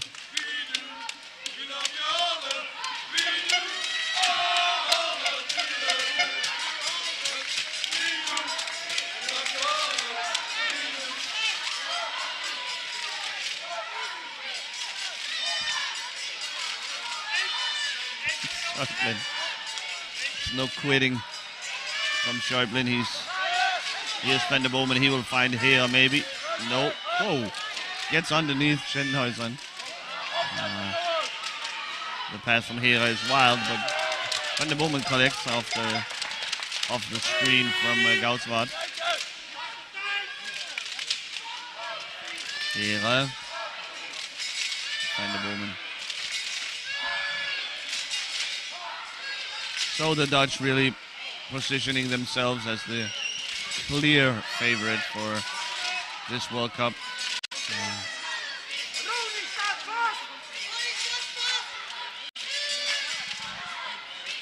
Woody Vella stuck here in the boards. Somehow he finds the ball, squirts right to him. Somehow finds a way to get involved. Now Sennhausen is in trouble. The table's turning in the right-hand corner.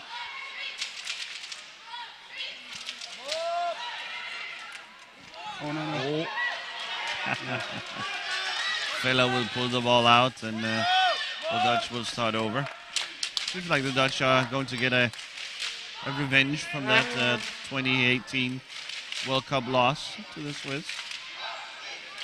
Bragging rights back to the Dutch side in this little emerging rivalry. Here's Schäuble. Once again, Schäuble shot saved by Schreiber. Schreiber with a couple of good saves on Schäuble shots. Oh, no. And here's Vella. No.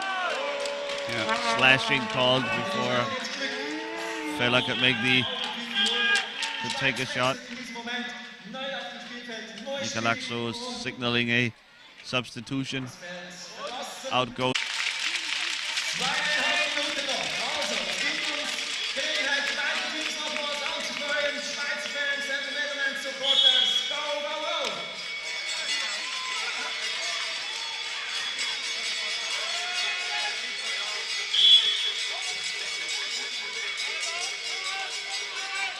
Swiss free ball.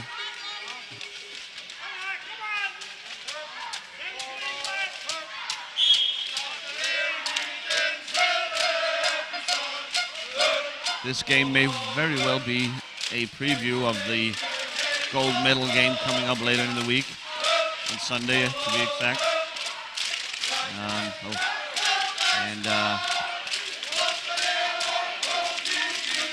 Team Netherlands definitely holding the upper hand right now. They were in the driver's seat right from the get-go.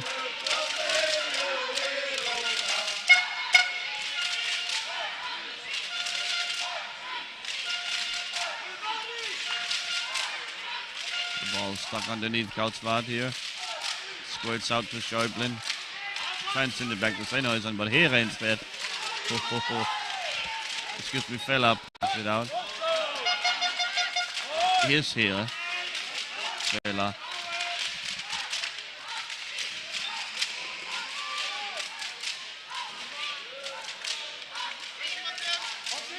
Again, patient from Here.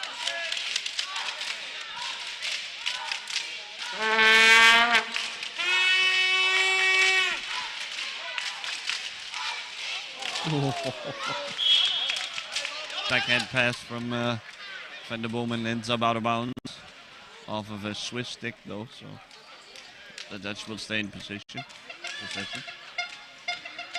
So minute 5 left.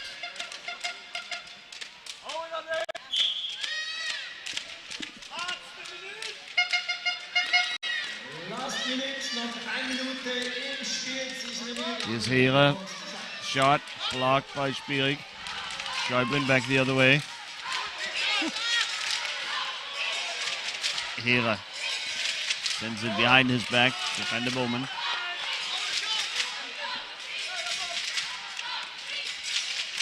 Up to Feller. Hera. Shot blocked by Spierig. Feller.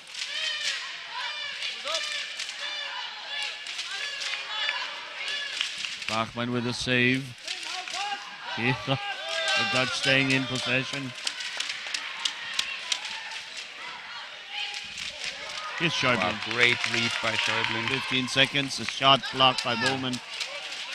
Pity. Here's Feller. He's got Hera if he wants him. Hera just fumbles the ball and the game ends 10-5. A very impressive Dutch win.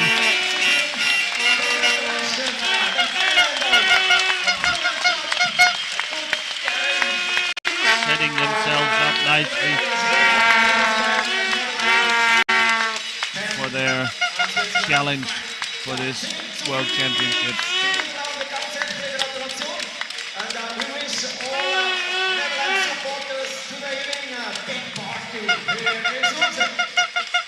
Liebe Zuschauerinnen und Zuschauer, trotz dieser Niederlage der Schweizer Nationalmannschaft erstmals haben sie verloren und diese WM sind die Medaillenchancen. Die sind aber immer noch absolut. And I think the Dutch really got rewarded for their quick start. Like the Swiss were not 100% ready.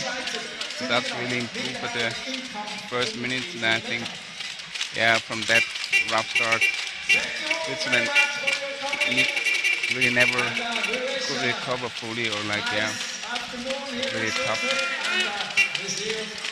This marks the end of the group stage for both teams, Switzerland and Holland. Holland will win Group A, still undefeated. The Swiss will have to make do with second place. That means that the next time you'll see the Swiss, they will be tomorrow at 4:15, going up against the winners of Group B, likely Denmark. The Dutch will play the game before that at 2 o'clock tomorrow against runner-up in the Group B, which figures to be Finland, although that might change pending the rest of the action here from Suisse in Group B. So we will take a break here, Jan and and I think we will be back at 2:45, 14:45, with Australia and Finland. Finland trying to put the final touches on their semi-final berth. The Swiss, despite their defeat, thanking their fans. I suspect the Dutch will do the same in a moment. Before that, I will sign off here. We will be back at 14:45. Bye-bye.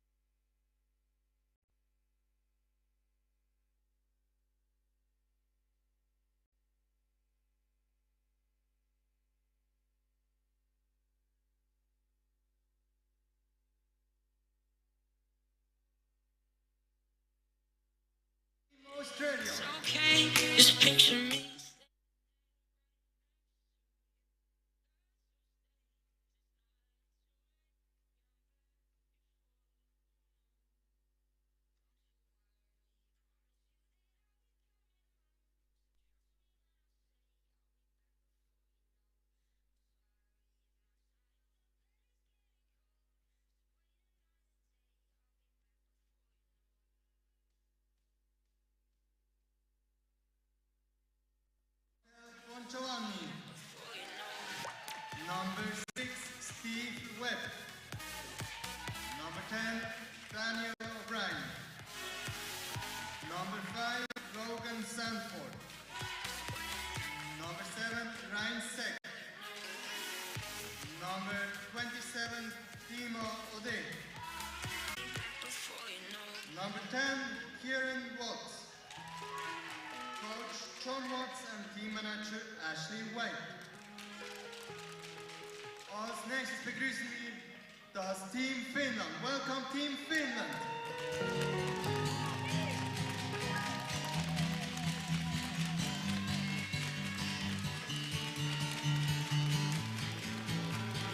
Been away for college was the baddest key.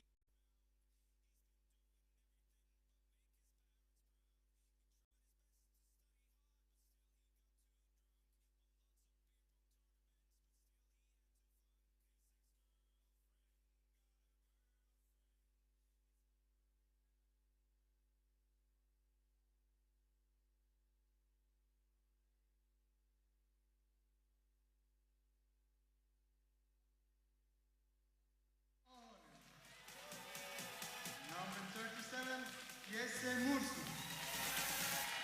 Number 91, Juha Palonen. Number 14, Saila Lumi. Number 20, Samuel Oyala. Number 21, Anni Hiröläinen. Number 98, Kasper Vuorinen. Coach, Mika Borg. Assistant coach, Jaakko Linko-Heimo.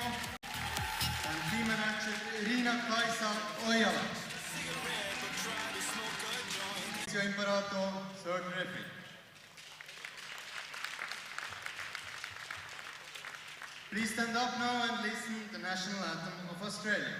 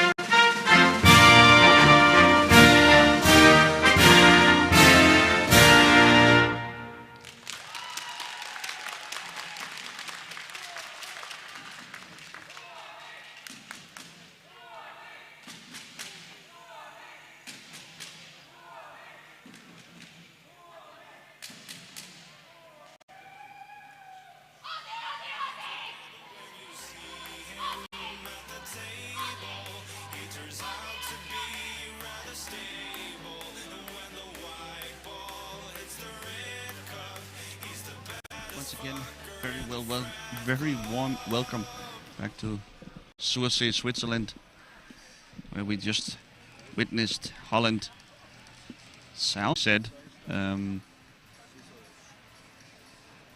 this tournament, and they will try once again to go up against their Finnish counterpart.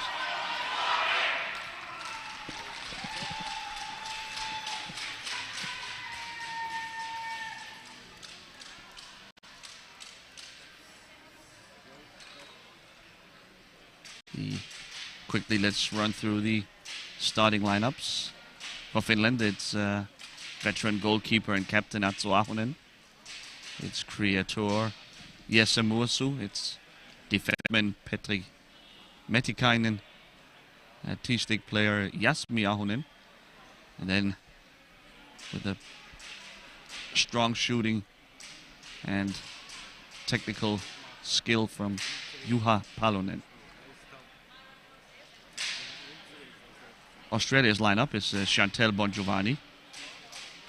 It's Stephen Webb, Daniel O'Brien, and Logan Sanford, along with, of course, mainstay goalkeeper Ryan Seck, who has played every minute for Australia so far.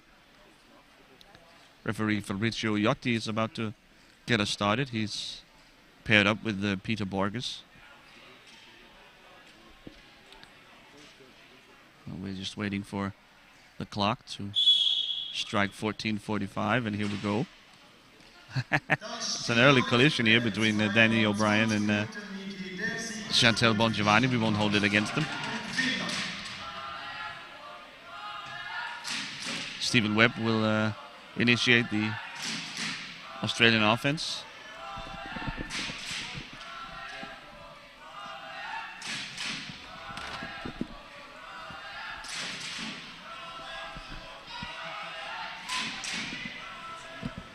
Also bid welcome to my faithful co-commentator Jan Oniger as Finland counterattacks. Mursu the pass a little offline for Palonen. Sek covers it off. The ball stuck underneath him, and it'll be an Australian goal ball unless he starts moving and making trouble for himself. Here we go. So welcome, Jan. Hello again. We've got Webb will restart the Australian offense.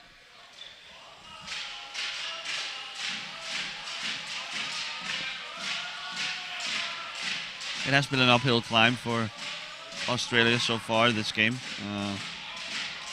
This tournament. Been on the wrong end of a few big losses. They're still looking for their first win in World Cup competition.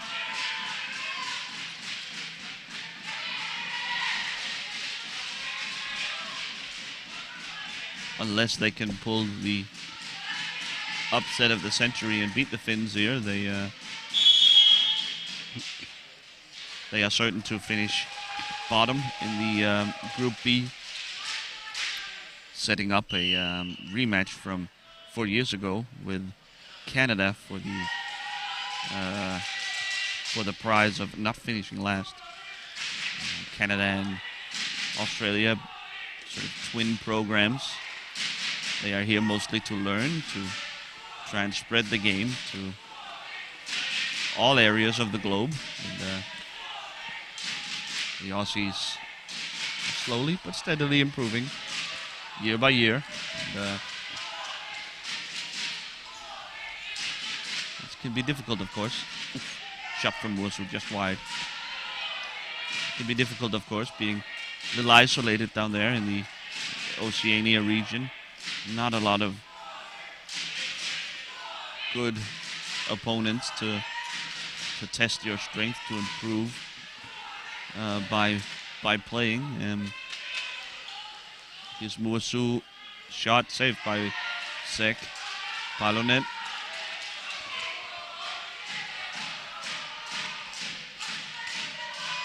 Musu.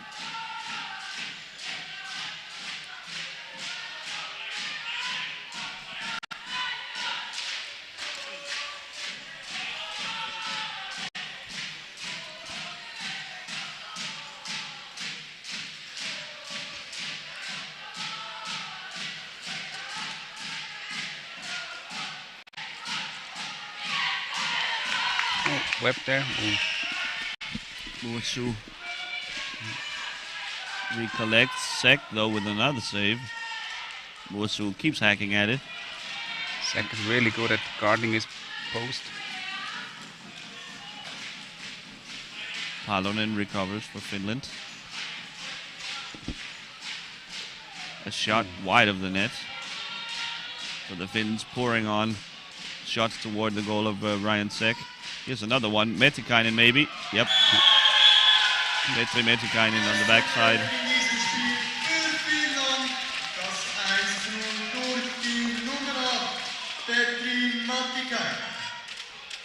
First goal in this match for Finland, scored by number 8, Petri Matikainen. So the Aussie is able to hang on for a little shy of 4 minutes before conceding.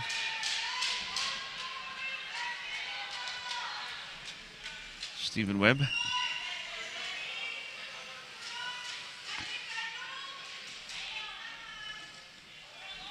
Picking up screens here from Bon Giovanni and Sanford.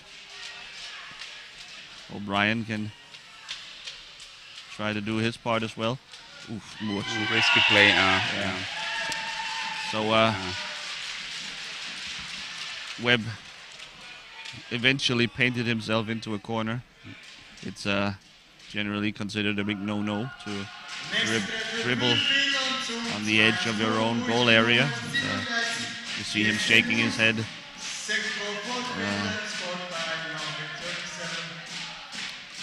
Musu opportunistically bringing the pressure and eventually turning the ball in for the 2-goal lead.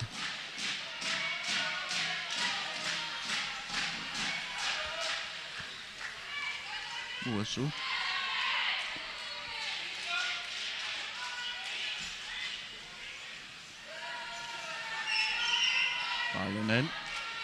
Palonen in on goal. What a save by Sek. Here the backhand blocked by O'Brien. Musu picks it up and eventually threads the ball through to make the lead 3-0.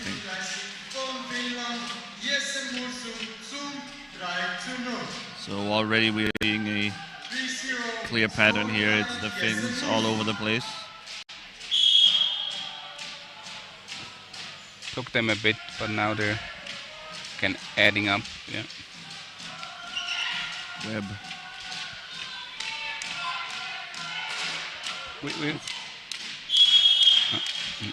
Big crash here in front.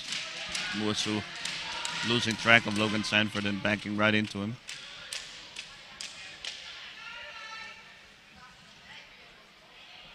Sanford seems to be all right. And, Sek will get us started.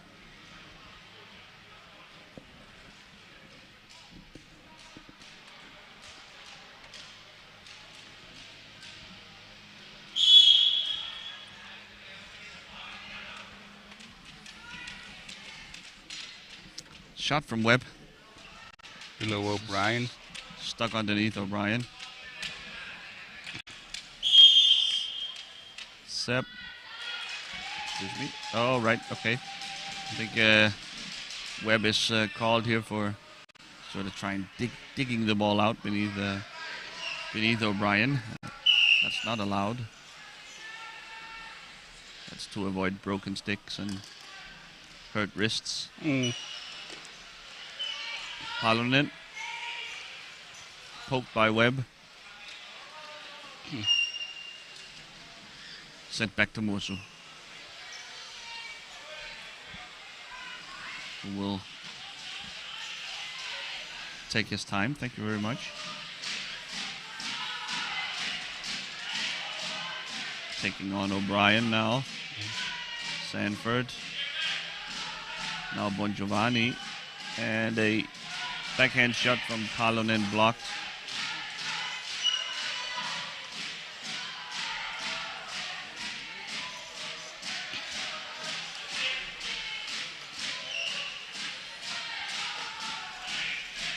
Palonen.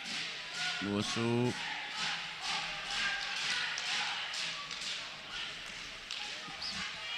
Clear signs of improvement from the Australian defense as this tournament has progressed. It's clear that they are evaluating each game and improving on their strategy. Sanford and Webb there with a good forechecking, putting pressure on Palonen, gaining the ball finally. Webb winning the ball, but passes it right back to turns it Palonen. over in this mid of a second. Here's Bongiovanni. Oh, he cannot stop the shot from Palonen. Yeah, and Palonen didn't saw that O'Brien lost his stick. Or maybe he saw it, but no, I don't think so. He was in the forward motion, definitely. Yeah. We'll get our first substitution.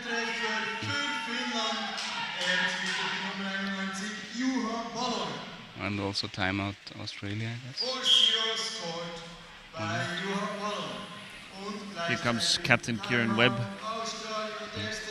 instead of Chantel Bongiovanni. Logan Sanford vom neuen Spiel ist die Nummer 10 Kürplatz.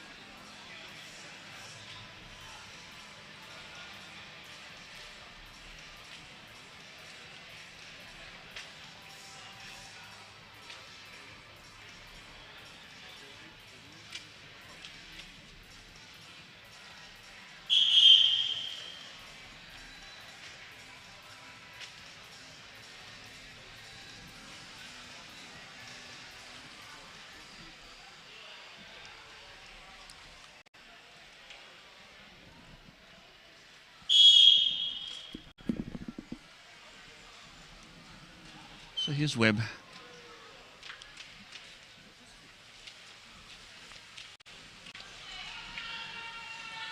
Pokes it ahead, but Ahonen there. Jasmi Ahonen. Muasu. Just gets it by Kieran Watts. Palonen. Great pass to back. Muasu. Shot saved by Sek. Nice save. Muasu. Bongiovanni. It's back on the court. What happened there during the... Instead it was Sanford leaving for Kieran Watts. Excuse the confusion. Here's Palonen. With the backhand maybe. Yep. Seg not able to recover in time, and with no teammates guarding the far posts. It's one of those details that the Australians must correct. Always want defenders guarding those corners, the posts. Very, very hard for goalkeepers to make it all the way around when good players are circling the net. Especially when they're coming in with speed and also have a reach like Palonen has. So even though it was his backhand, generally the forehand, the quicker option. But this was to his backhand side, and he still beat Sek to the post. So does he also have to pay Finnish team a six-pack now? To come back to our alcohol talks. Yeah. comes Palonen and Metikainen.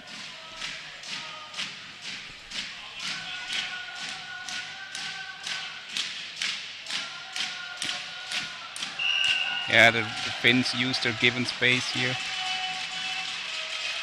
I mean, like in the games before against Denmark or so, they had much more pressure against their side. So yeah, they're using the space given now.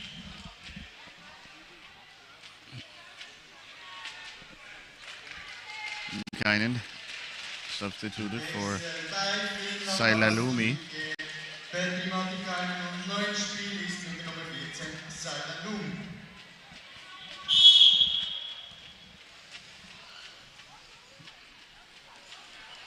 Oh no.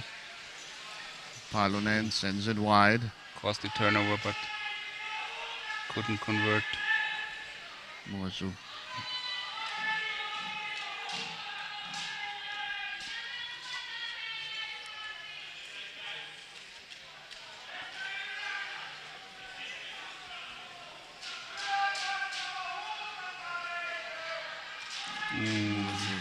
Shot wide.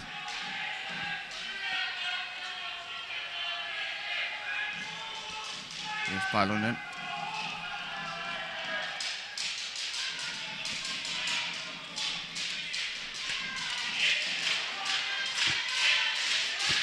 Finnish bench and the Finnish fans singing a song together. There are like 4 fans making this noise. Nächster Kämpfer zum 7:0 Virumi Nummer 91, Juha Palonen. Next, goal for Finland. One more time, number 91, Juha Palonen.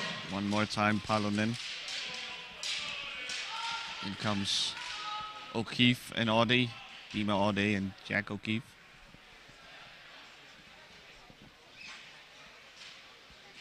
Australien wechselt. Aus dem Spiel gehen die Nummer 6, Steve Webb und Nummer 6. The Australians lost track of the ball there. Audie just tipped it to O'Keefe, and O'Keefe wasn't ready.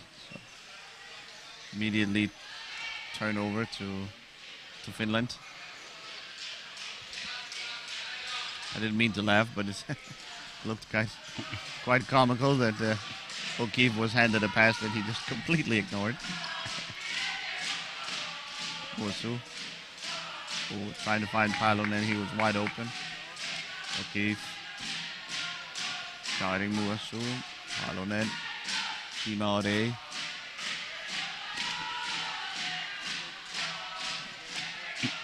Wow. Palonen just going through there.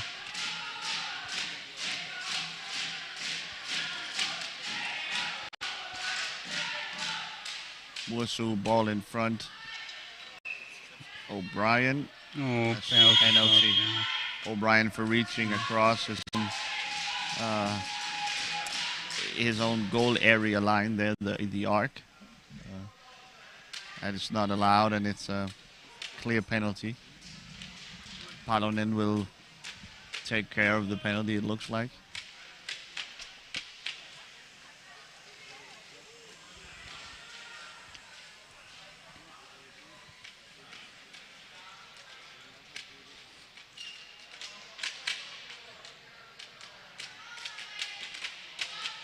Peter Bogerster enters the field.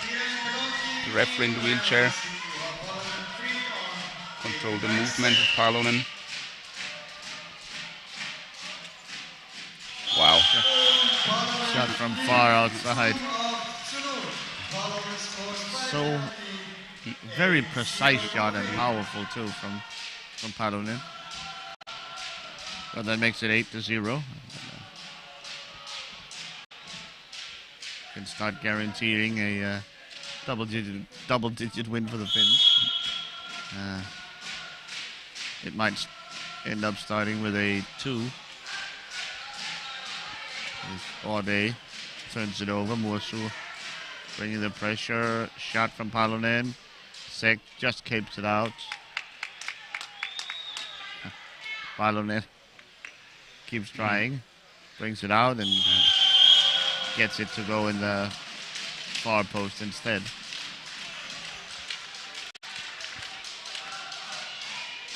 Bereits der 5. Treffer für Paulus in diesem Spiel zu 9:0. Paulus scores 9-0 Finland.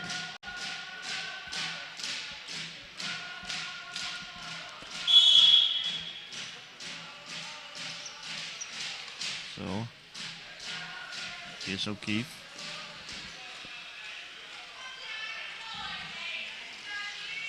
Dispossessed by Musu and Oh, Musu missed it. oh yeah. Yeah. Yeah.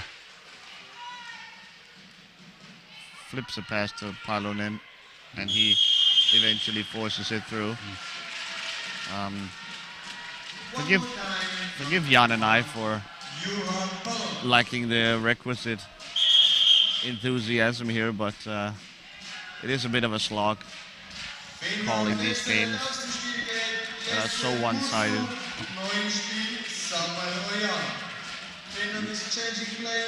Musu lifted for Sami Ojala.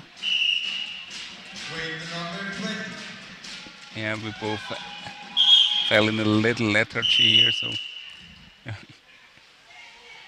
Forgive us for one time. Ojala, just wide.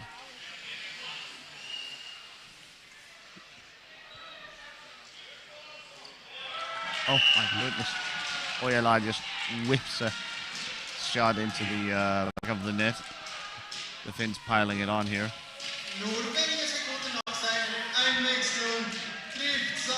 He needed 15 seconds to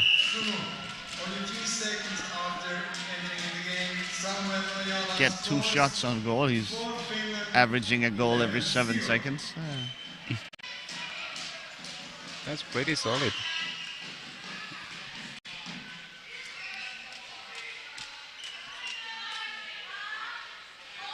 Timo Adi. Dispossessed by Palonen. Palonen to great Ojala. pass. Shot from Ojala. Blocked by Tech.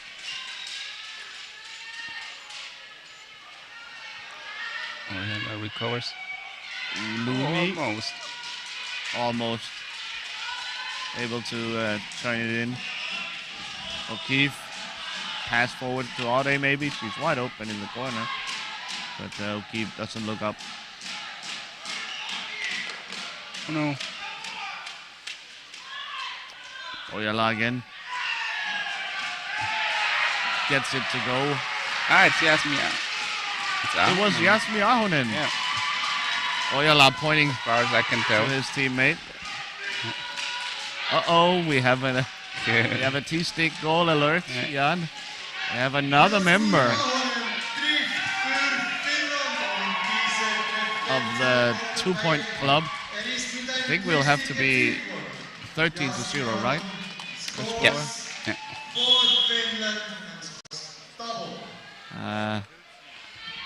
The group now includes 5 members, right? Yeah, Jan? that's Yeah? correct. Yeah. Ooh. Kieran Watts, the Australian captain already.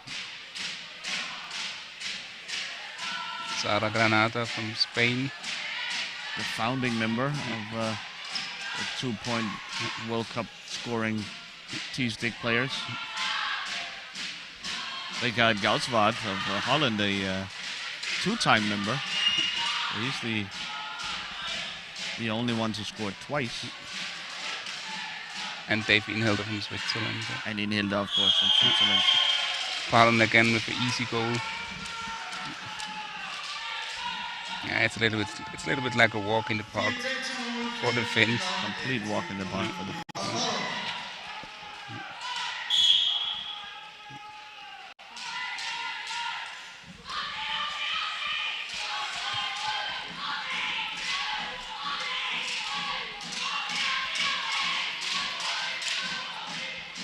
Ojala navigating through the Australian defense. Palonen to Ojala. And a shot and a score. I mean, at a certain point, you have to wonder if need a little more energy from the young kid O'Brien, only 13 years of age. A little more energy. I mean, he was in pretty good position to cover off that far post, but gave his goalkeeper and Sek no help. Here's O'Keefe, receives a pass from Audi to O'Brien. Oyala.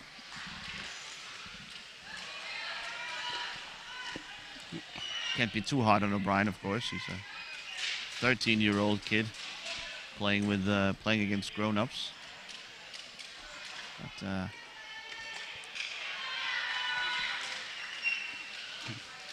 we're rooting, of course, for the Australians to improve continuously, and a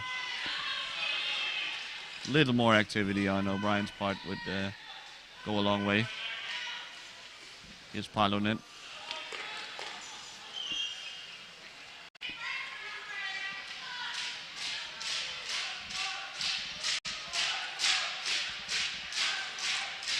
Yeah, the two Finnish veterans here, really they're long in the game, know each other pretty well.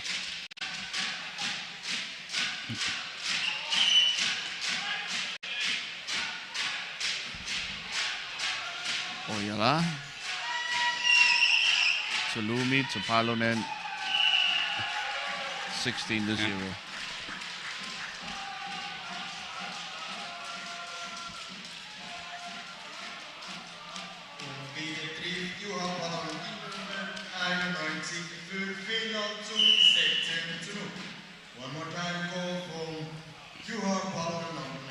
So with the Finns having already set up one of their T-sticks for a goal, the main point of interest now is whether Australia can get on the board, and if Finland wants to really go for it and go for the record of 32 goals that Denmark set against this same Australian team early in the tournament. So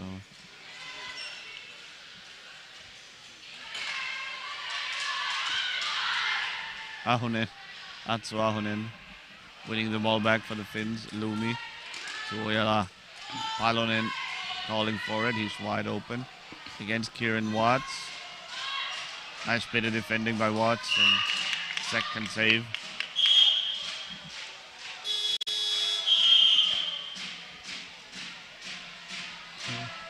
A high ball call, and Finnish substitution. In comes Eni Kiiroleinen, and Atsu Ahonen, Jasmi Ahonen is greeted by her Finnish teammates and congratulating on scoring a rare goal.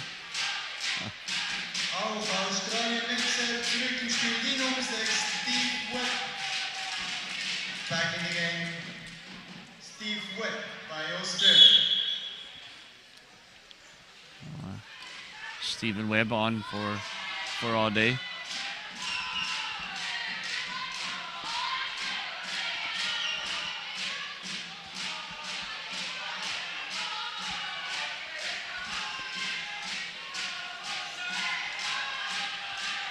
Oyala.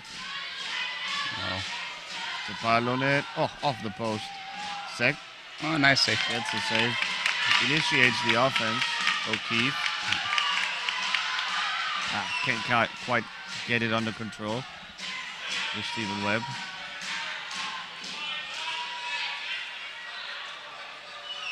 Sneaks around Palonen.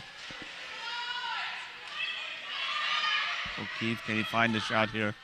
He does, but blocked by Kiiroleinen.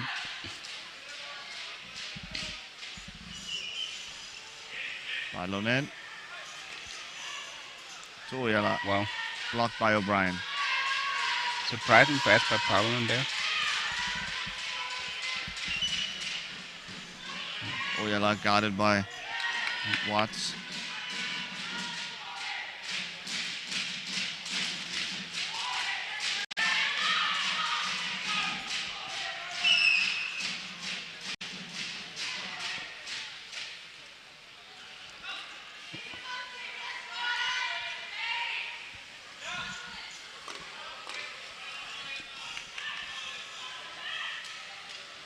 Stephen Webb, guarded by Oyala.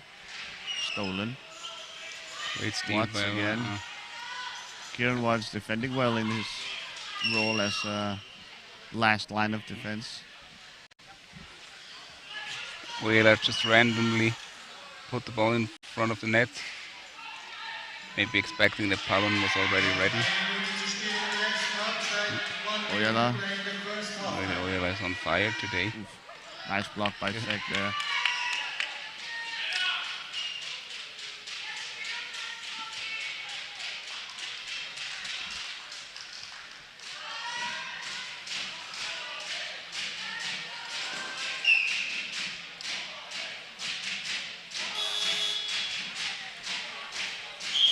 Finished free ball.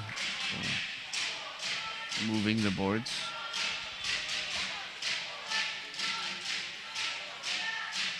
Australien exakt noch kurz vor der Pause bringt gerade gleich ins Spiel für die Minute der Nummer 1. Change by Australia, moving Eva in fast. Only a few seconds left here in the first half.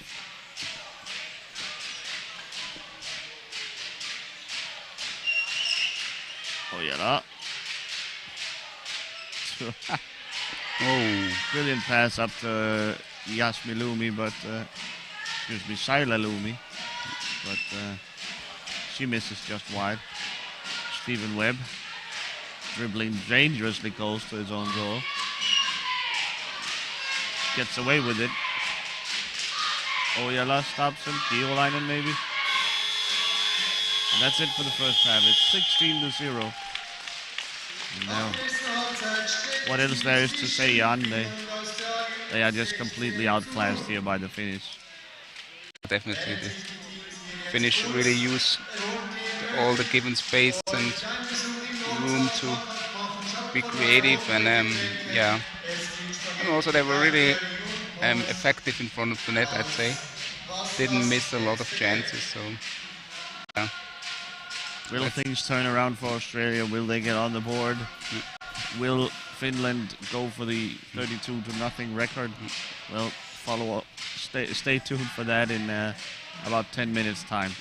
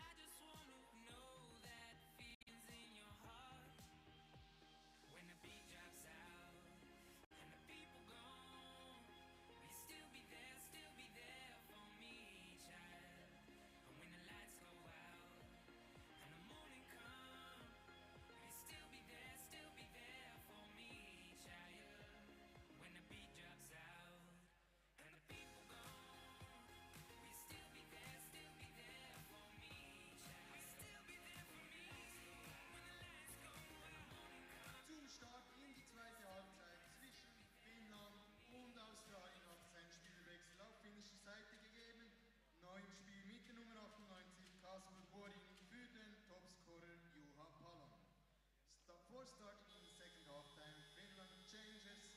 New in the game, number 98, Kasper Warning.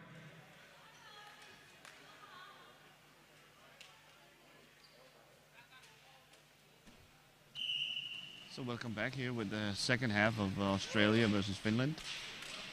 The game, must be said, have been over for a while in terms of the who will win. The Finns are going to win this. We knew this going in. Kasper Voirinen here with number 28 has entered the game. 98 has entered the game. Substituting in for Juha Palonen.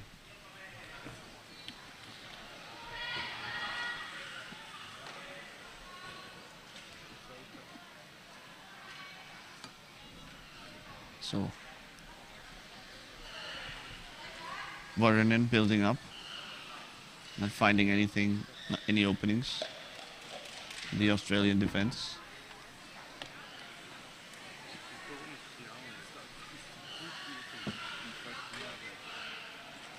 Here's Ojala, saved by Sek.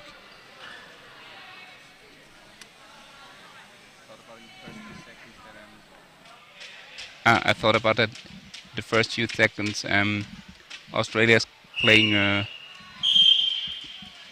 deeper defense than before, but yeah, I just misread this tactic or like the positioning. Oh, still. Oh. Rams into it. Yeah. He nods at Fabrizio Iotti. Yeah, he knew he was a little eager there. Probably not necessary in a game where you're up by 16. Yeah. Definitely not, yeah. Sailelumi. The rare opportunity to get the offense going and Voirinen. The score here almost certainly, yep. Puts it in behind Ryan Sek, who has played just about as good a game as he can possibly, while allowing 17 goals to score. He's done all right, but there's just been so many shots from all kinds of angles from Finland that 17 it is.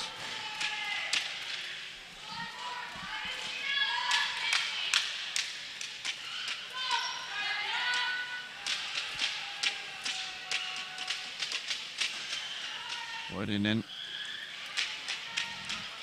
Would love to see that statistic of total shots and save percentage. Oh yeah. Well, I guess we could go back and look at the games on video. They're all available there for you and on the YouTube page. So just getting out on paper and start adding up. Can someone do this for us, please? Voirinen shot blocked by Sek.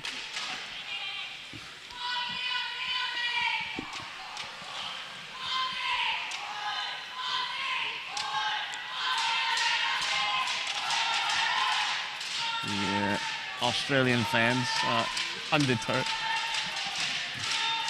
still kicking up. Nice atmosphere. Chants of Aussie, Aussie, Aussie, oi, oi, oi, going through the Stadthalle in Sursee.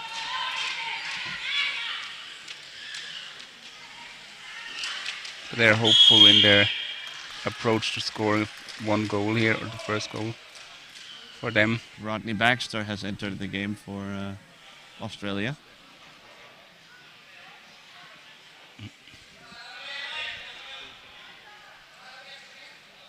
So Baxter, Webb and O'Keefe now. Probably their three strongest hand sticks, at least in terms of power.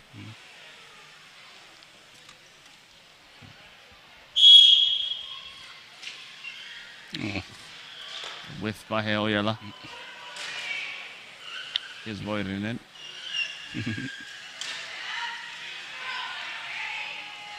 pressured by two Australians. Ahonen comes out to help. Voirinen.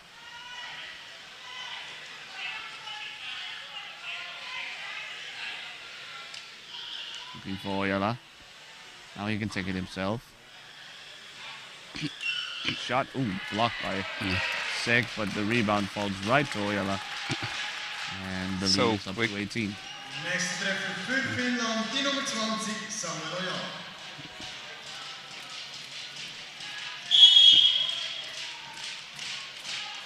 Pretty solid rebounding by the Finns.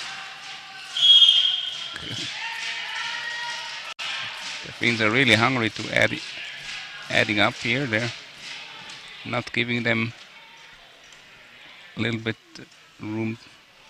Not giving an inch are the Finns, and Visujotti, referee, he can hardly believe himself he has to say this.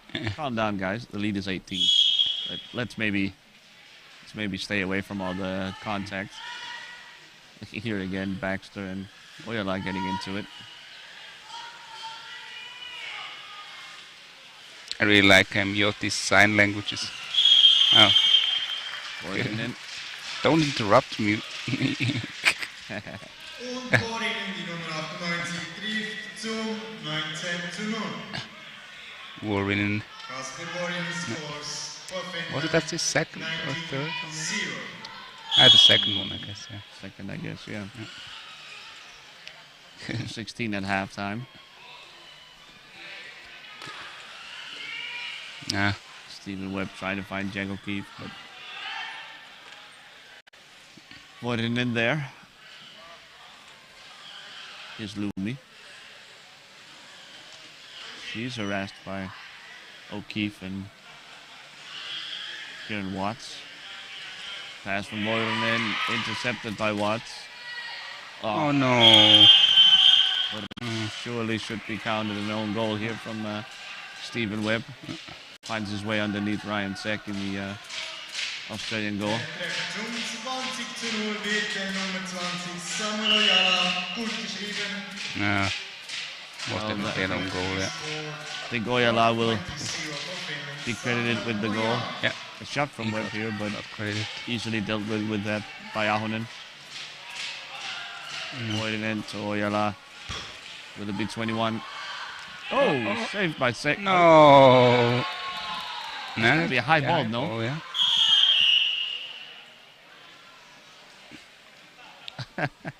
I'm a little confused as to what the call is here. Yeah, I don't know. I don't understand the To call. me, the ball was high, but it was off, Yeah, it was off a deflection off from the- Sek. the crossbar. Definitely. So what's the matter? I'm not even sure the ball made it all the way in. Yeah. From my point of view, I didn't saw. They do count it as a goal here. That's the only way it would be a tip-off at the midcourt. Finnland nach einem kurzen So that's 21, Ojala just barely. der Lotteball da die Linie komplett geklärt hat. Ja, hat es. Samuel Ojala trifft zum 21:0. I think it was hard to see for Peter Borbers from his perspective.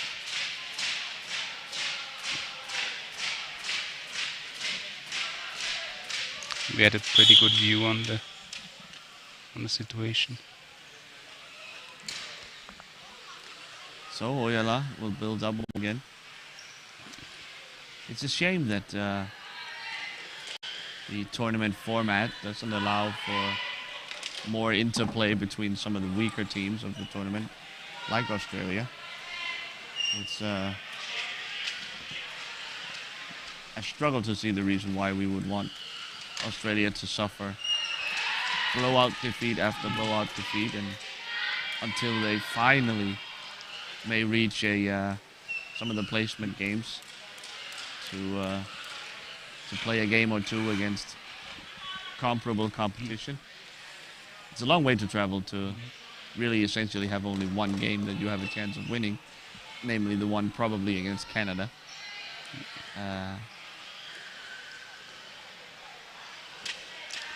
Yeah, and I mean, like I mentioned in maybe some games ago, I mean, and also what Klaus already said, it's you don't learn anything from those games. It's really it's really tough, and then you just keep piling up the numbers, but yeah, you cannot really take something out of a huge loss or demonstration like this.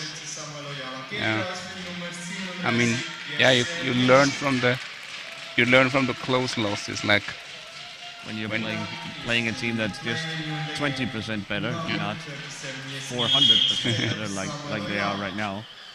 I was wondering which number you're gonna take here. Okay, nice. Well, hardly a scientific number. I pulled it out of thin air. Okay. I guess you would say 200. Okay. But yeah, 400 isn't. So, I mean, yeah, really no point in playing these games. I'm frustrated. On the one hand, that we, the neutral viewer, are having to watch this. It's just a lot more interesting to see tomorrow when Australia, in all likelihood, will play Canada, pending Canada's game against Belgium in a minute, coming up next. But in all likelihood, they will play. This is an open goal. In all likelihood, they will play Canada. And remembering back to 4 years ago, that game between Australia and Canada was really fun and interesting. And you got to see two teams really on the same sort of level going at it. That's what we want to see. That's how you learn stuff. Giannis, you were saying it's. I think we should explore, or I think the organizing committee here should explore for future World Cups, trying to set up a tournament format where the weaker teams get to play each other a little more.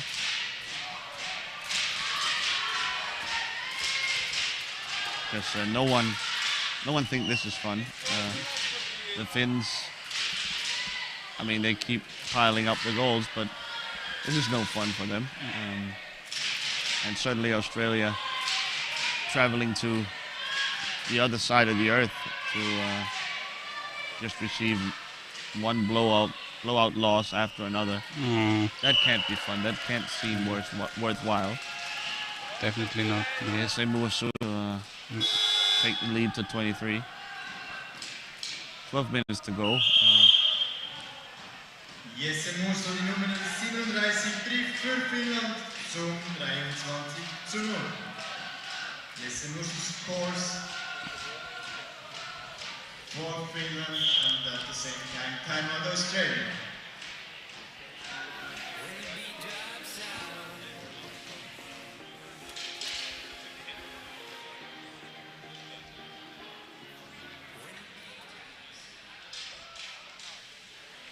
So an Australian timeout.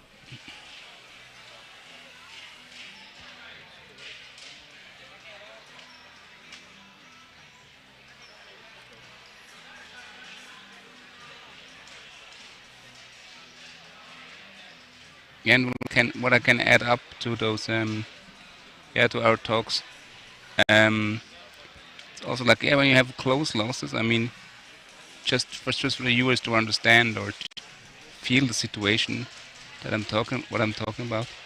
It's like, I mean, you lose maybe, I don't know, by a margin of 2 or 3 goals. You were always a little bit like, you were never in the driver's seat of the game, but you still always thought a little bit, there's maybe a little hope, or maybe if we just keep on scoring, or if we get one more, then we're so close and they're getting nervous. And I mean, it's also the aftermath that's important. Like, you do video, maybe you do a little bit of video analysis. Thank you. And you also have a lot of talks with the coaches and the other players. And then, somehow you, like, I can just show it from example from the Swiss national team. Then you really discuss the game and you think about it. And then you set your focus. The next time you meet this team, you really set the focus on this team alone. And then you try to add up and to win these games then. And on one point then you can beat this opponent maybe, and then you're like, oh, that's really. I mean, the sigh of relief then is it's so huge, and I mean, yeah, that all brings you forward. And yeah, I have so many examples from my experience where we have teams that were always like, yeah, they're not beatable for us. It doesn't matter in the national team or my club team, the Iron Cats Zurich. But in the end, finally, somehow for some teams you found you found a solution, or you found a way to beat them, and then when the first time you do it, it's such a great feeling, like.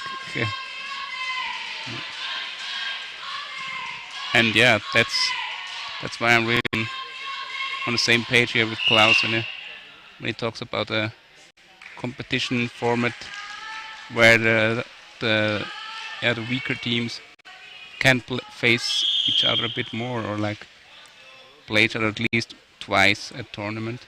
Maybe more groups to make this initial sorting of teams a little easier. Maybe you construct a B group and an A group, something like that, a losers bracket. I don't know, but just to get the games more interesting earlier on in the tournament. It has been some long days here with a lot of blowout wins from the top teams going up against these struggling learning teams. Yeah, and I mean, somehow you also feel sorry for them because Palon really no mercy at all. Takes his time, waits for stop exactly. What's he gonna do? Positioning. Miss purpose? I mean, just right there. No, of course.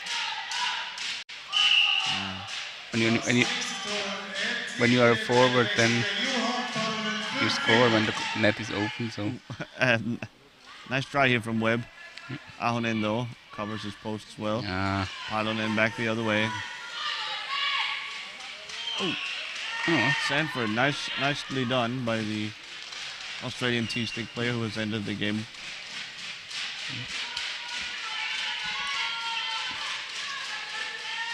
Webb now. I mean, I don't know. Oh wow! Here's nice pass by Webb. Penalty shot. Yeah. A penalty shot here. Yeah. Musso for reaching in, trying to block the shot. Yeah. I think Musso will be booked here. Is that? Seems a little harsh. Yeah. But maybe it was for the contact, the penalty shot. Just see it again. Yeah. Oh, so he reached up with his stick and made contact, I think, with the hand of O'Keefe. He even Webb now with a golden opportunity to get the Aussies at least on the board here.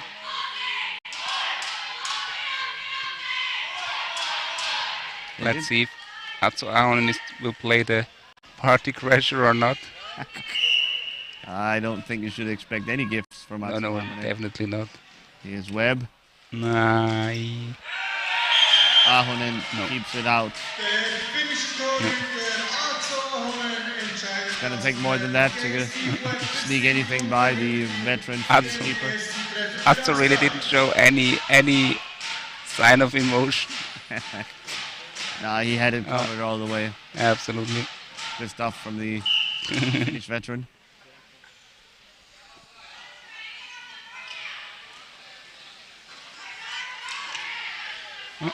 O'Keefe drops his stick. No, he'll play on without it. Pohjala gave him the time to take the stick, and O'Keefe didn't got that memo. Or is in the end, yes, Musso giving him the ball at a stick. Sorry. Okay. So referee Yotti will scurry back, pick up the stick, and the next opportunity he gets, he's gonna give O'Keefe back his equipment.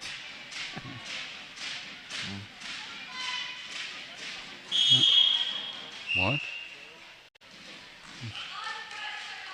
Okay.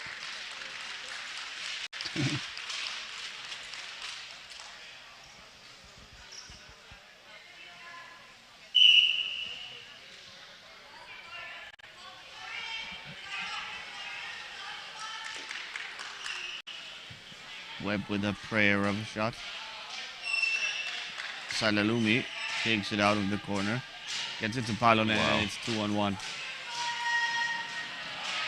Just child's play for the Finns. They can do this all day long. 6-0 now. And the Danish record of 32-0 very much in danger here.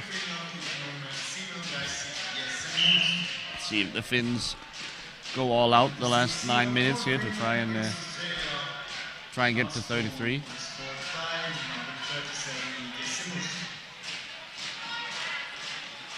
Finns preparing a change, as far as I can tell.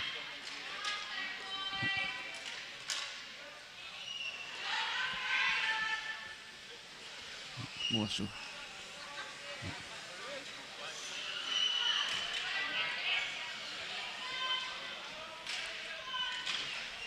Plays it out from the corner. Palonen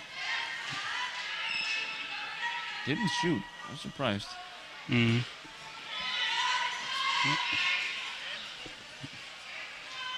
Almost lost it, but just almost. Oh no, what's not saw what is coming for him. Oh. Und schön gespielt zwischen den beiden finnischen Angreifern. Der lief das Zuspiel von Ballon berührt zum Musu zum 27-0. Well played by Finland.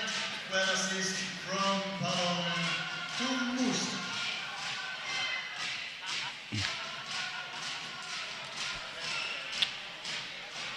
Here's O'Keefe going back the other way. Logan Sanford setting a screen, but Muosu gets the better of O'Keefe. Palonen, Advantage. Shot saved by Sek.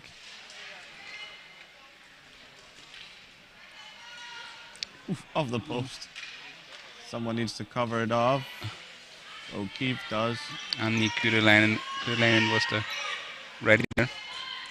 Are the two Australians there blocking the Finnish play? Seems like it. Is that allowed? No. O'Keefe could have watched that Kyryläinen was there in front of him. Oh, I'm not sure if it's much help to Team Australia. They are now playing 3-on-2, right, on defense. That's yeah, really. It's not sure it's a big mismatch advantage. up. There's Lumi here. Oh, Now finally Muosu is left out of jail. Let out of jail. Webb clears the ball.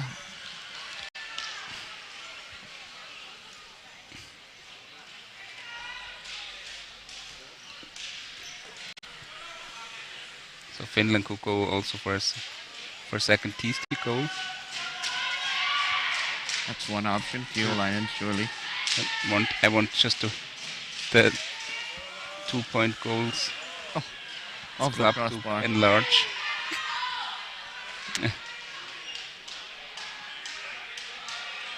Jan always on Team T-stick.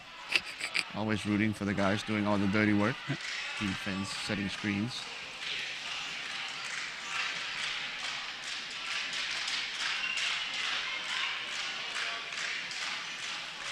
Here's Palonen.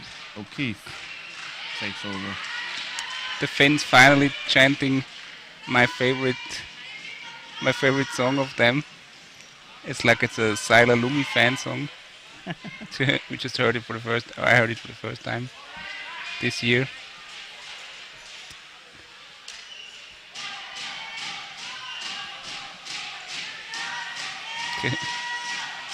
Four Finnish fans are still chanting still.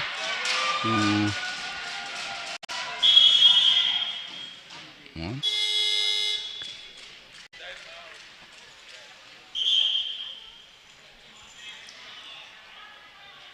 Es wird gewechselt bei Finnland. Geht aus dem Spiel Nummer 21. So a double substitution for the Finns. Zurück im Spiel ist Out goes Kiolainen and Lumi, and in comes Metikainen and Ahonen, Jasmi Ahonen.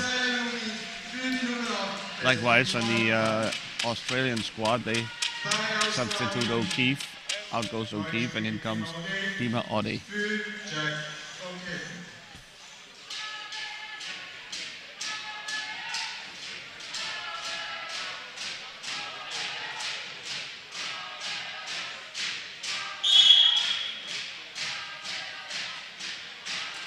Wusu with a pass. Address Palonen, but Sanford intercepts.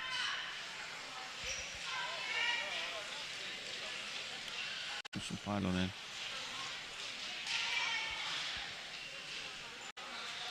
Five minutes to go and 5 goals to go. It won the record, but seems like they have slowed down a tiny bit since substitutions of Oyala and Voironen, who were having a lot of fun out there.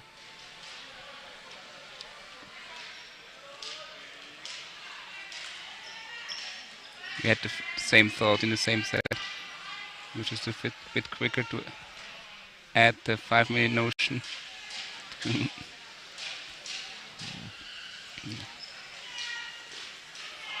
Wusu back at it.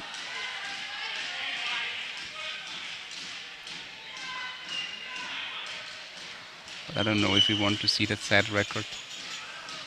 Nah, it's almost a record you don't want, Yeah. really. I mean, it doesn't say much about you. It says much more about the opponent. And, Absolutely. Yeah. who cares, really? But Oh, foul. John, give me a break here. I'm trying to build a storyline. sorry. sorry. They are hard to come by in a game that is now 28 to 0. Für Palonen zum 28:0 für Finnland. Jan stepping all over my storyline here, so Sorry. you'll have to get by the last 4 minutes without one, I think.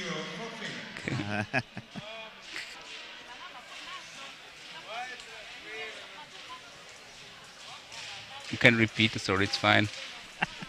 No, I think Jan might be right that the Finns are going to stop just short of tying the Danish record.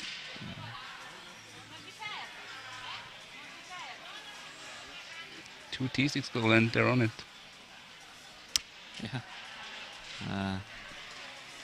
Yeah. The Danes kept piling on throughout the game.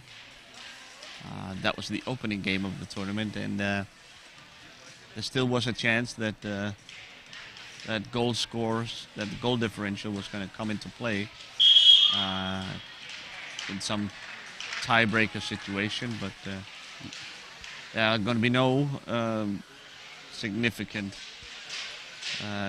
breakers going on, at least for Finland, so not much point in running up the score here.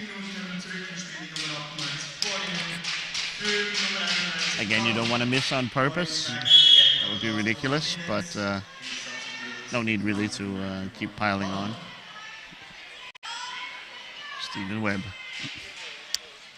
Given a little bit of time and space here to build up. It's 2 on Mursu from the Australians. Pass across. Ooh. Dima Ode, I think, got a hand in there. Poked it wide. Here's Mursu. Wow, Oh, great nice save. save by Sek. The ball pops up into the air. It just stays in bounds. Mursu. Yeah. Void on it. 29 to 0. Yeah.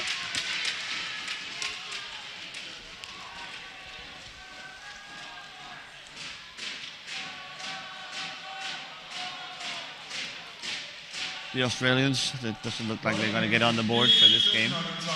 They scored 3 points last night in their game against Germany. They only got the ball in the net twice, though. It was part of that 3-point effort was, I'll say, a 2-point goal by Kieran Watts. Stephen Webb also got in there with a goal, so there was some to celebrate for the Australians. The Germans were spending most of the game trying to set up their T-stick player, Roman Hill, for a goal, and they tried everything, and they got him a lot of great looks, but he just couldn't finish. And instead it was the Australians who, by accident almost, ended up setting up Kieran Watts for a 2-point goal. So bit ironic. The Australians with 2 minutes plus to go here. He's trying to plow his way through to Stephen Webb, but Voironen recovers. Sanford defends well. Sanford almost made it back across the court to cover off Voironen again. Voironen again, that's a mouthful.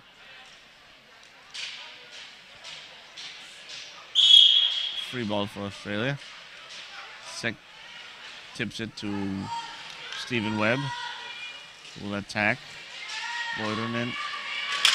Oof, nice block again by Sanford. He's doing the best he can, Logan Sanford.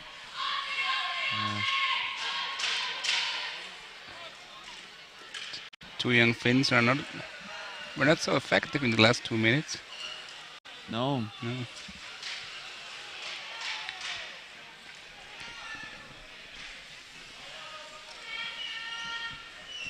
Have to wonder how much their head is in the game here. I mean, there's 20 left in a Cannot blame them.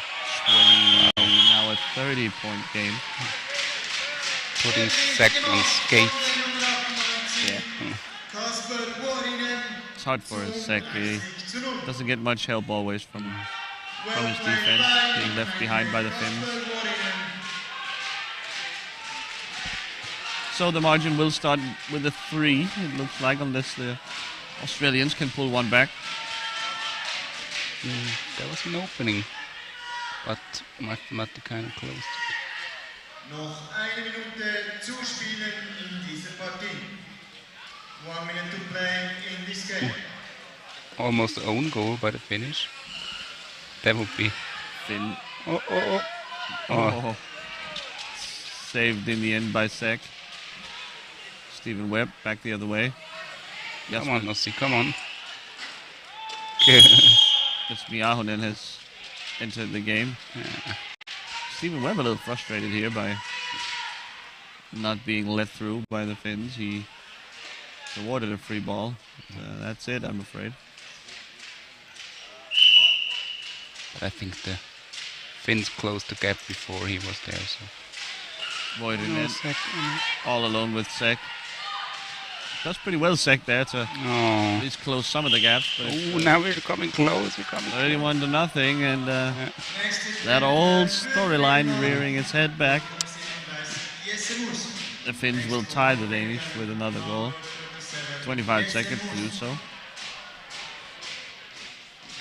So there you have your storyline again.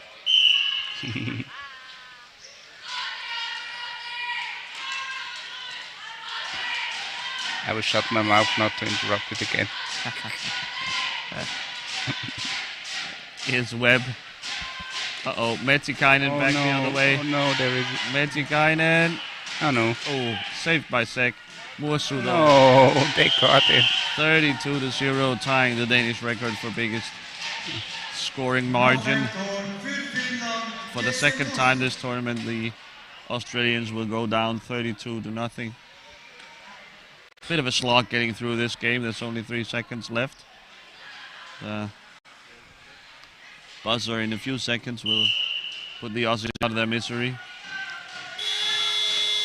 There you have it, folks.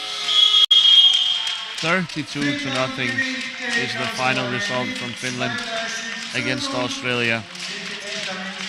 We will gather our thoughts, see if we can find the power to carry on. We will be back at 4:30, 16:30, with a game that might actually be pretty interesting. It's another struggling team, Canada, but they are going to face Belgium. Belgium have been in the same kind of trouble as Canada and Australia, but should have a little more power, and we get to see what the Belgians are really made of, and maybe the Canadians can pull an upset. Please stay with us. Please come back when we are back at, that was 4:30, Canada, Belgium. See you.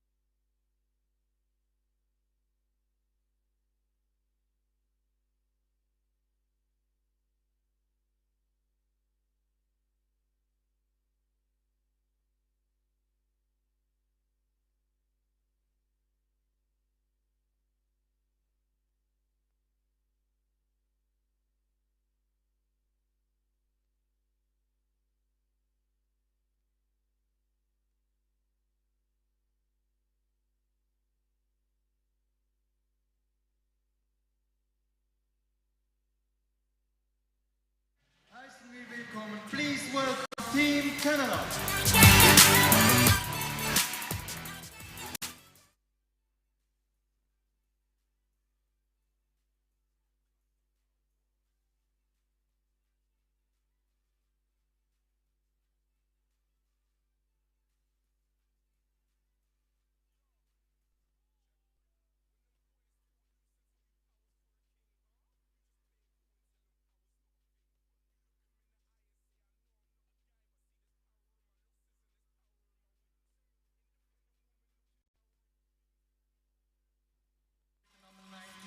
Scott Haycock. Number 21, Ramin Rauno. Number 29, Megan Hines. Number 88, Johnson Wilson. Number 97, Nazif Ogo. Number 16, Rachel Dean. Number 44, Alex McLean. Number 17, Jaden Chavami. Number 87, Michael Martins. And number 15, Ryan Bell. Coach, Seamus Britton. Assistant coach, Rustam Itekov. And team manager, Emmett Britton.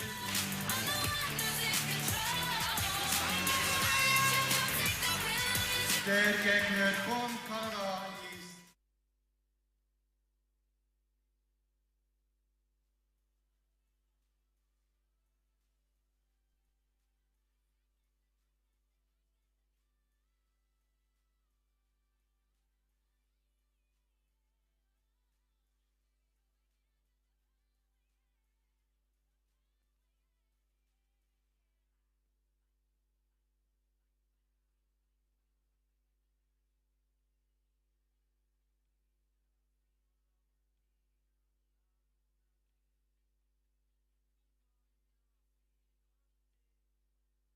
Belgium. We have the goalkeeper with the number 01, Peter Boelmans.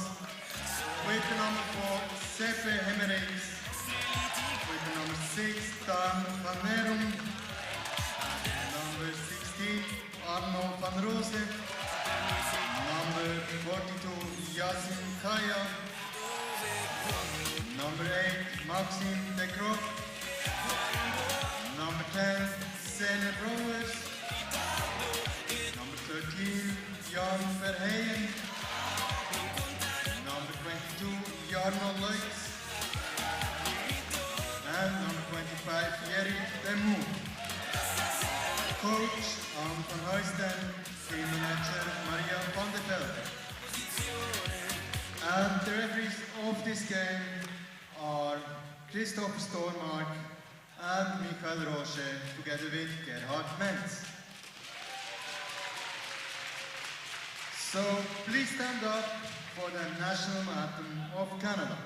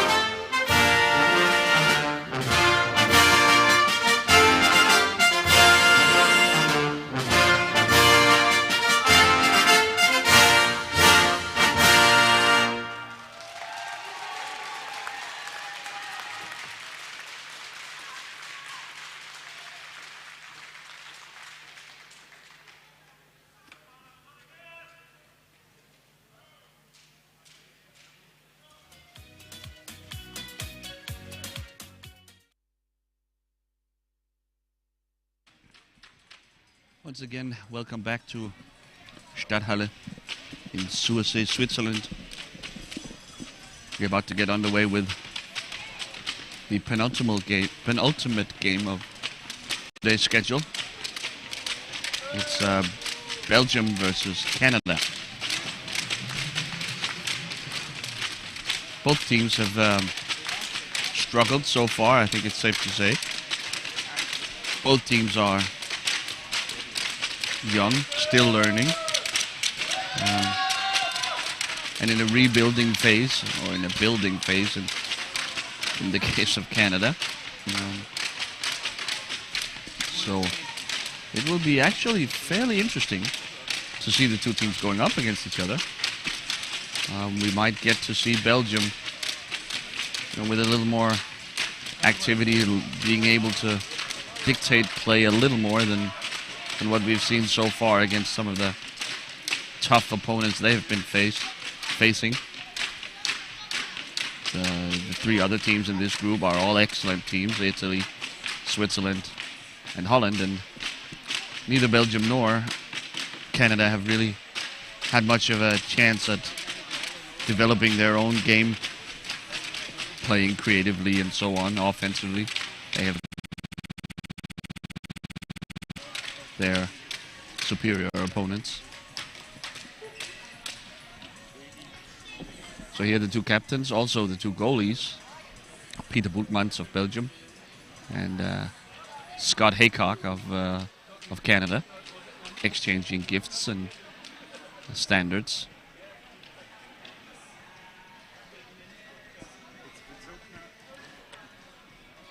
Coin toss. Canada wins, and Willy like to start with the ball. Starting lineups for Belgium. Belgium is the aforementioned Boetmans. It's Arno van Roos. It's Seppe Hemmerix. It's Yassin Kaya, and the excellent Dan van Neerom. Team Canada, besides Haycock in goal, it's Nasib Ogo, it's Ramin Ronak, it's Johnson Wilson, and finally Megan Hines, the T-stick player. With all of that out of the way, we will get going. I will loop in my good friend and co-worker Jan Honiger, former Swiss international. Hi Jan. Hey there again. You ready for this matchup between Canada and Belgium? Yeah, definitely. I'm looking forward to it. It's like we mentioned in the game before. I mean, those two teams are maybe not exactly on the same level, but still, both are trying to develop their program, and Belgium is somehow in a rebuild after the long era of Bjorn Sarrazin and Hans van Huisten. So, yeah, it's interesting to see how the Belgians can proceed here, and also the fans Canadians. are ready for sure. You can tell by the horns and the cheering. So here's Ogo.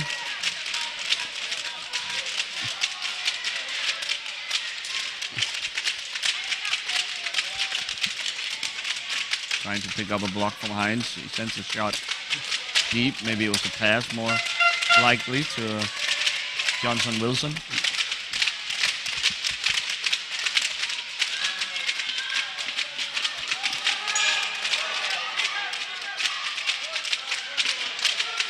Shot, just wide from Ogo. Arno van Roos will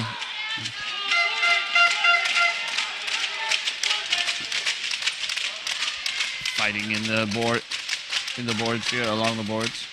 Dan van Neerom checks in. Shot by Wilson, but he missed the ball and instead ended up committing a slashing violation.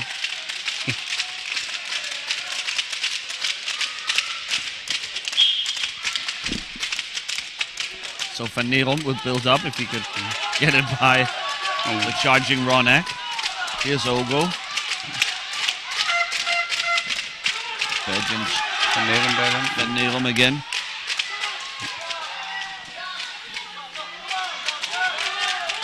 Ronak there between. Yeah. Van Neerom, Kaya.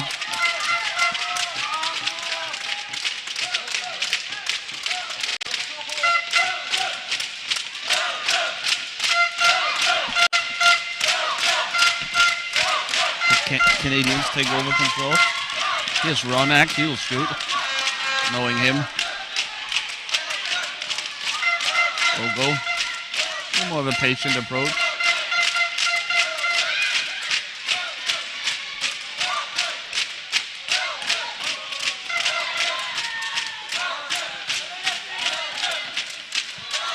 Ronak shot blocked by Needham. Out of bounds and free ball for Belgium. Referee Stormark calls.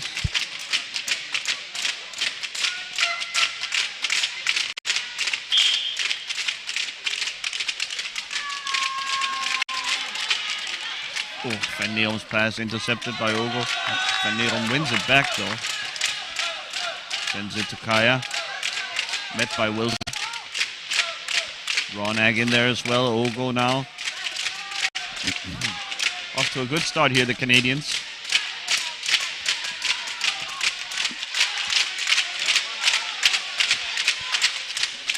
Would have had them as a slight underdog in this game against Belgium, so good to see them off to a good start.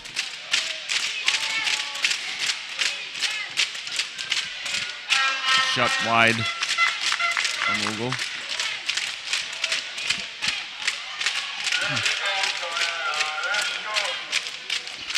Johnson Wilson working on Van Roos. Kaya comes in to stop him. Oh, Kaya, nice play defensively from the youngster. He sends it up court to Van Neon. Digging for it. Wilson wins it.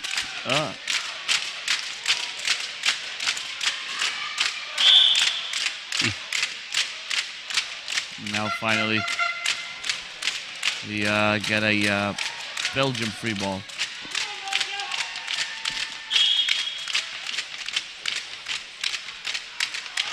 From Needham to Kaya.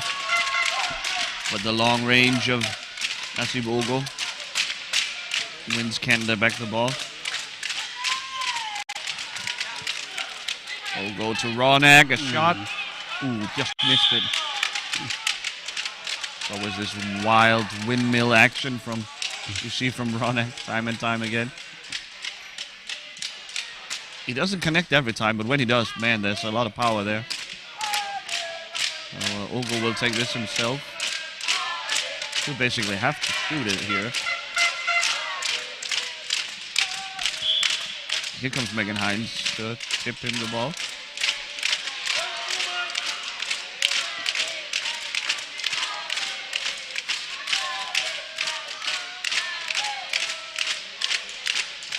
Megan Hines setting screens on Kaya and Hemmerich.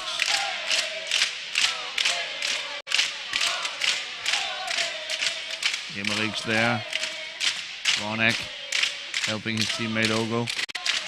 Bereits sind hier schon 5 Minuten gespielt zwischen Kanada und Belgien. In diesem Spiel geht es darum, Ronak with a shot. Oh, Wilson. It's underneath him, I think. Here's Van Neerom, Kaya fighting for it. And finally a Belgian free ball. A lot of small fouls from the Canadians here early on. Always swinging, stabbing at the ball. Sometimes when that goes wrong, it's a slashing. Van Neerom. Over to Van Roos. He's met by Wilson and Ronak. Ronak back to Wilson. Here's Kaya. A little bit of a scrum forming. Wilson finally takes it out. He's met by Van Neerom, a shot nonetheless. Van Neerom collects the rebound.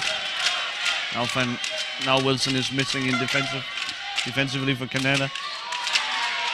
Ronak back the other way. Oh, Kaya well defended. What? No dive. The So successful in stopping the counterattack, but Canada will receive a free ball. Some joking going on among the players and Christopher Stormark. Yeah, Ronak had hit his own teammate. That's a speculative pass here from Ogo. I'm not sure who he tried to hit there. Maybe the classic ice hockey style, dump the ball into the zone and fight in the boards.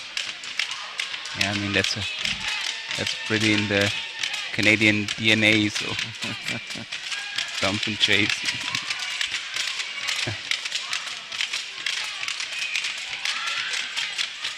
There's Wilson, a shot. Up. Where is it? Borkman's very close to Canada taking the lead here from Wilson. He uses all of his upper body strength here, sending it towards goal. It was off of Van Neelm, I think, actually. Speaking of Van Neelm, here he is, initiating the Belgian offense. A pass to Kaya. Kaya gets by Ogo.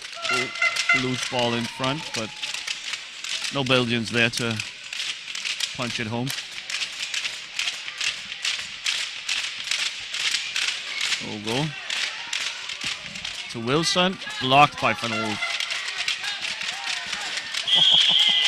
A lot of contact that time. Kaya lost his stick. Ronak will get a talking to from referee Stormark.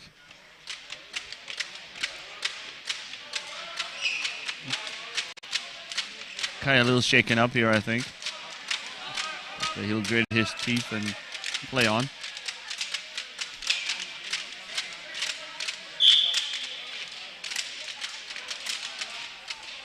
To me, it looked like he was a little bit late there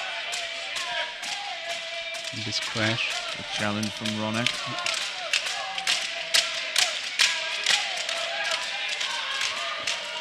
Ogo back the other way.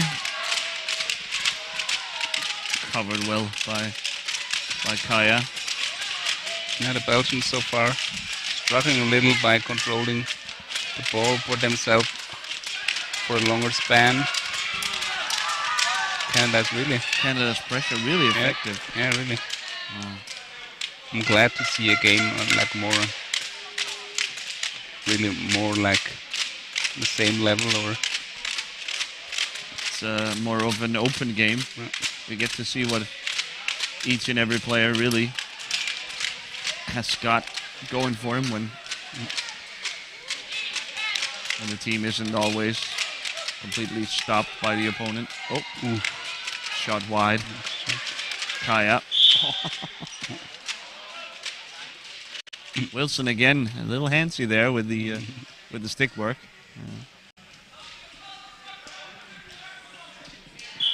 It's a little bit his style. Always at the infights.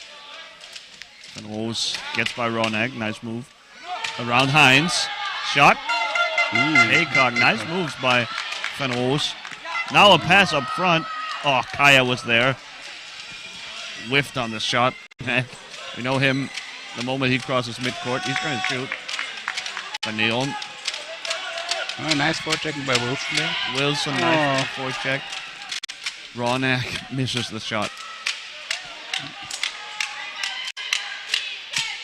Tries to whip it in front. It's underneath Van Neelm. I'm not sure Van Neelm realizes. The referee Michael Osh almost run over by the wild, free-swinging Ronak.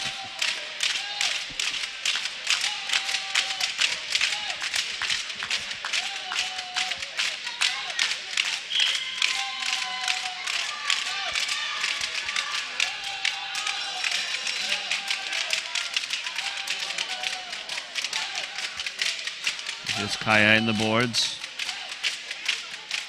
Lost side Ronak.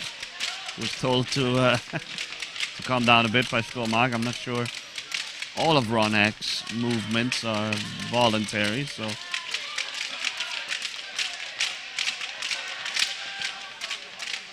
Here's Van Neum.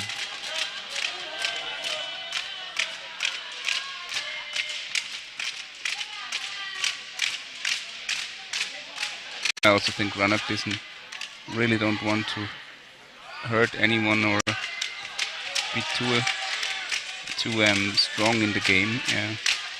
Trying to No bad control that, intent, certainly. Yeah. Friendly guy by all accounts.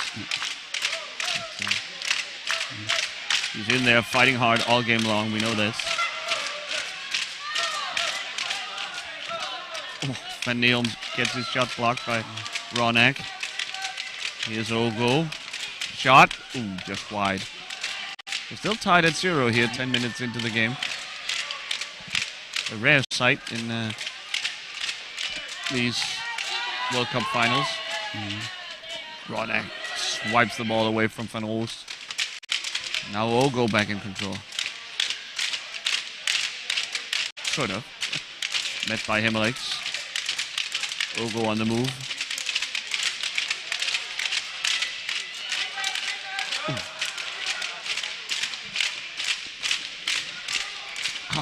Wow. Ronak with a nice opening. He found a crease. Whips a shot wide. There haven't been a lot of saves for me, the goalkeeper. Shots mostly have been... Oh, there's a save from Brugmans. Ogo seems the most likely player to break the tie. Here's Ogo. Not much of a corner there. Wilson has carved out. Not sure that's too usable. Wilson, though, he's available for a pass if Ogo can find a crease. Open up that passing lane. Shot blocked by Kaya. And here's Kaya chasing after Ogo. Ogo, though, a shot from a wide angle. And ultimately a high ball is called for a Belgian free ball.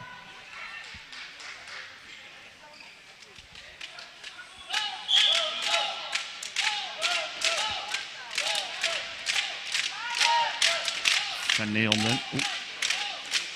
Touch pass over to Kaya, who's dispossessed by Ogo.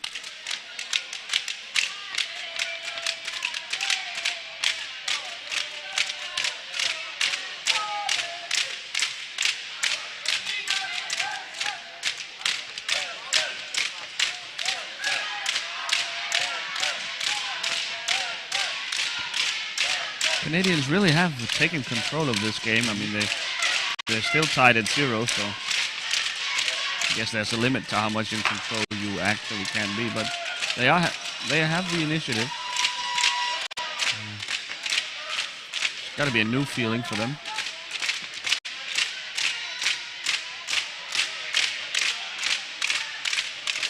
You surprised by this development, Jan? Yeah, I'm definitely surprised by it.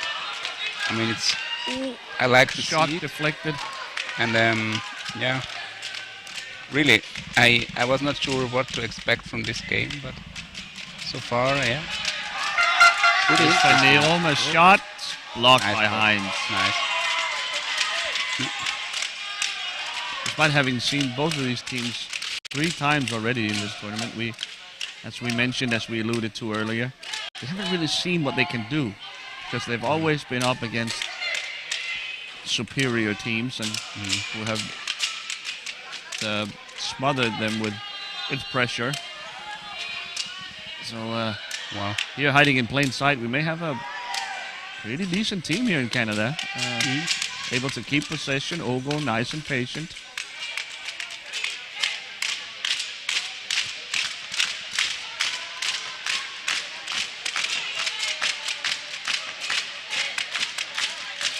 Surely the dam is going to break at some point.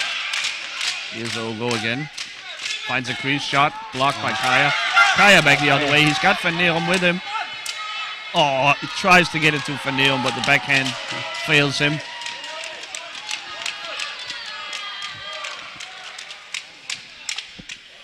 If only the roles had been reversed for Kaya and Van Neum, I think Van Neum would have been able to get the pass.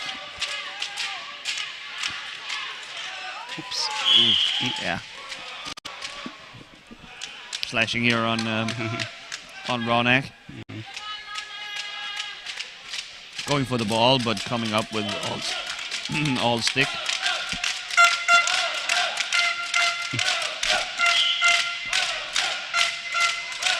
Neon.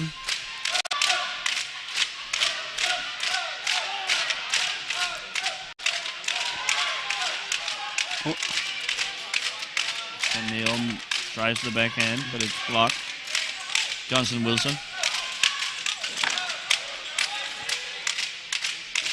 Johnson Wilson wanted a call there on Kaya. And now he instead Almost committing a foul. Yeah, getting a non-verbal warning there from referee Roche.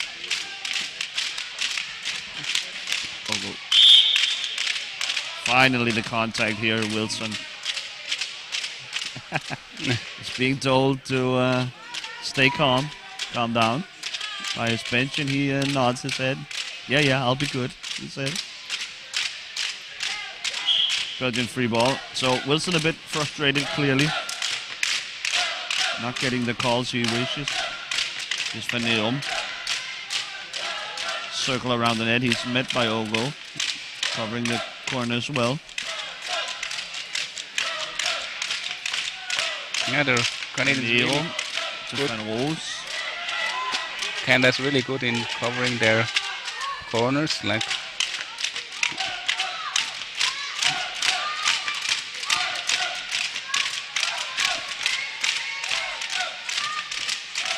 again, regain possession.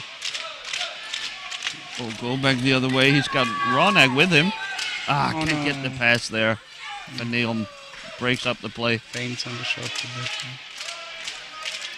Wilson now. Carries home.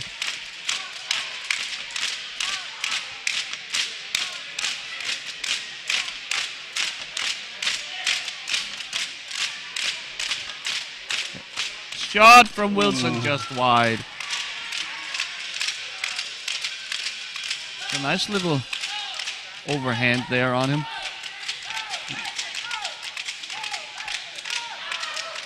Fenrose chips it to Kaya. Kaya's got Van Neom if he can pick him out, but defended well by Heinz. Has to reverse course and start over. Ooh, the pass, but Van Neom wasn't ready. Van Roos instead. Heinz breaks it up. Ronak fighting with Kaya.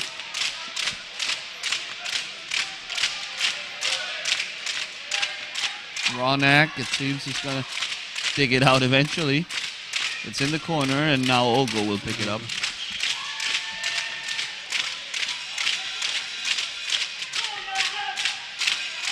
Kaya bringing high pressure. Emmerich.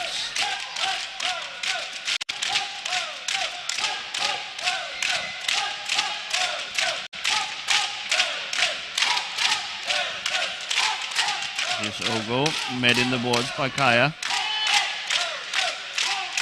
Sends it back to Ronak. Bit of a stalemate. Here Canada off pressuring, trying to get through, but Belgium defending well. Ronak with a wild shot. Blocked by Kaya. He'll take over. Behind the net. He's met by Emmerich though. Ronak. Wilson can't connect. Ton of contact in the corner here. Wilson finally gets a call. Kaya, the offender.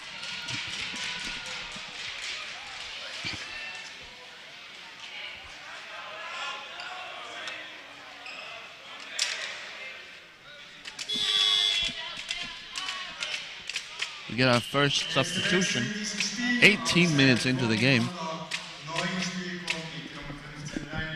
In comes Ryan Bell. First change in this match. Instead of Johnson Wilson. Similar player, Ryan Bell.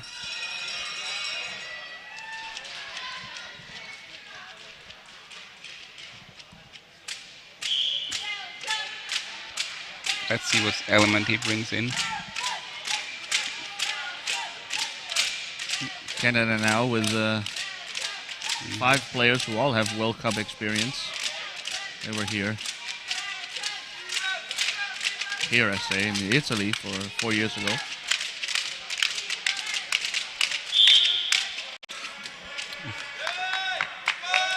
Finally, some sort of foul is committed by Team Canada. The Belgians will take over.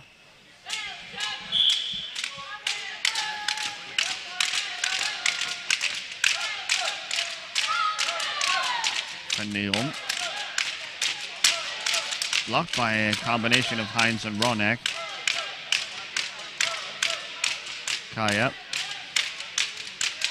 Ronak. Once again, he sends it to Ogo now. Van Neon reaching for it.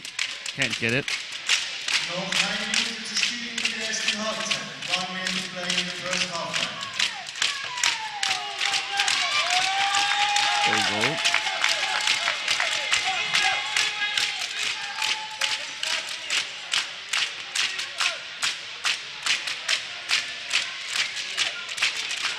Surrounded by Belgians. Half a minute to go here in the first half.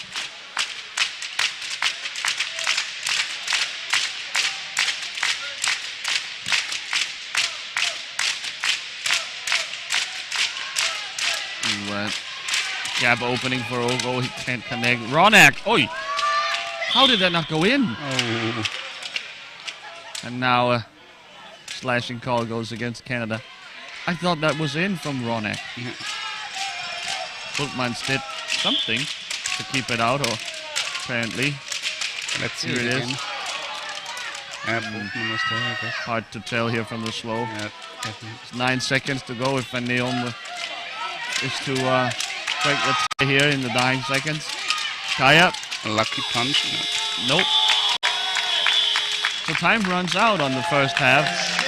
Van Neon working up his crowd. So tie game, even though scoreless, by no means boring. Very interesting, and both Belgium and Canada will have things to figure out. Especially Belgium, I think, would hope to be a little more of control, whereas Canada, I think, can largely be happy with this result. 9 minutes until the second half commences. Jan and I will take a break, and we will be back with the second half.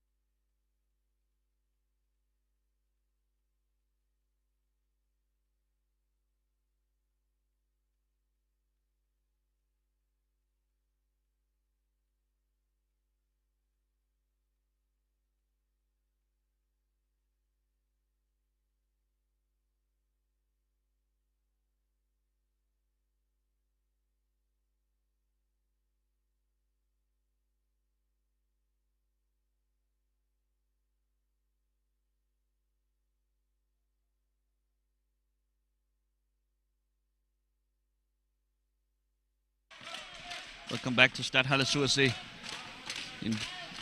We are 10 seconds into the second half of this interesting matchup between Canada and Belgium. Do not adjust your TV sets. This is not a typo. There is no goal scored in the first half. Complete stalemate. The Belgian defense has withstood the pressure from Team Canada. And Team Canada with bringing their high pressure scheme up to face the Belgians, and Van Neerom and Kaya and all the other Belgian guys really haven't had a lot of success creating chances and really any sort of rhythm on offense. Ogo has spent most of the game in possession. No changes to the two teams. Anne van Royston, the Belgian coach, she will let her team figure it out there on the court for themselves.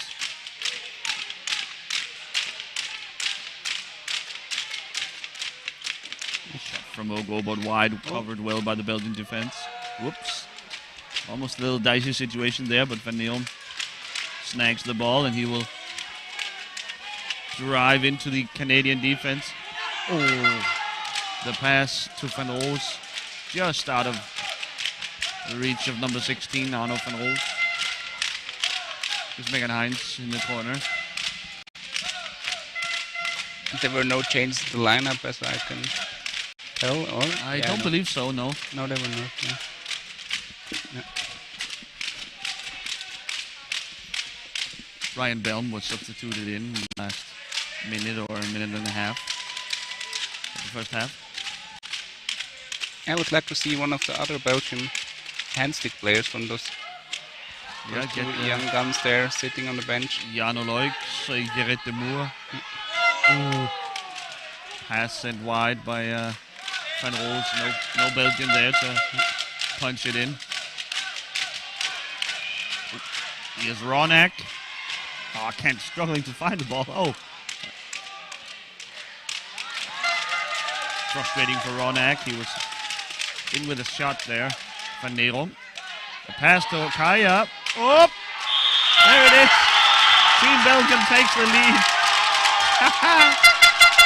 Celebrating like it's the World Championship. I love it.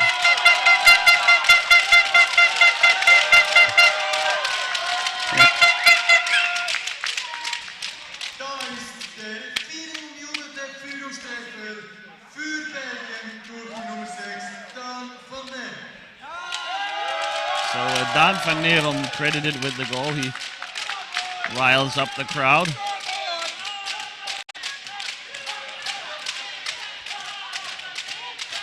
Not sure exactly what happened during that goal. It was saved initially by Haycock, maybe.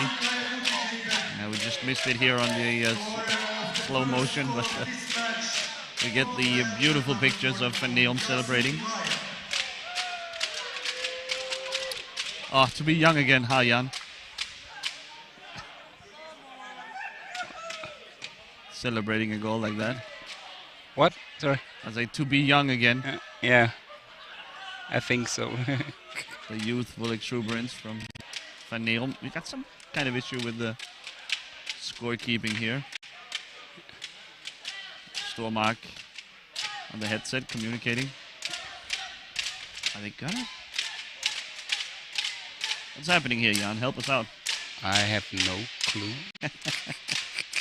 Well, left completely in the dark. We can't help you, dear viewers. But So is it? the goal surely should be allowed, right? Yeah. Wonder what was going on there. So a bit of bad luck here for Canada. You have to feel for the guys. They seemed in control, dominating the game, at least in terms of possession. Sebbe Hemmerich wins the ball from Ogo here. A lapse in concentration by the Canadian. So here's Van Neerom again, looking to put his team ahead by 2. And he might do it now. Ooh, Megan Hines does well to cover the back post for her goalkeeper. Here's Ogo. Shot. Ooh, wide. Van Neum was in pretty good position to help out his goalkeeper, Peter Boekmans. Closing down the angles, but the shot went wide anyway. Van Neum around Ronak. Ronak's long, rangy arms. Keeping Van Neum away. A pass or a shot or... Uh-oh, here's Ogo. Oh, just wide. Can't believe it. Whiffs on the shape. We'll take another goal around the net. Stopped in the corner by Himmerichs and Van Neum. Kaya and Ronak getting into it in front of goal. A shot blocked by Kaya. Van Neum maybe to hoover it up here. Good job by the Belgians. Oh. Finally a slashing of some sort. So a double substitution for both teams. So hold on to... we will get Gerrit de Moor and Maxime de Croc into the game for the Belgians. So Jan will get to see one of the other T-stick guys of Belgium. Also, yeah. And in comes Johnson Wilson. We've seen him already. And for the first time in this game, Jaden Shaban for Canada. So, a lot of changes all at once here. Wonder how that would impact the game. Kaya and Van Neum. Those two are playing almost all of Belgium's minutes.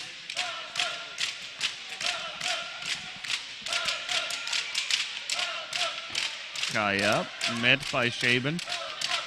The Canadians do this well. Using their T-sticks as gatekeepers to that popular route around the net. Here's the ball with De Croc or Van Neum maybe. Let's send it back to Kaya. De Moor there to set a screen. Kaya. Loses control. Here's Ronak. Watch out for this guy when he crosses mid-court. He's going to shoot. Oh, teases us a bit. Here's De Croc. Great stuff.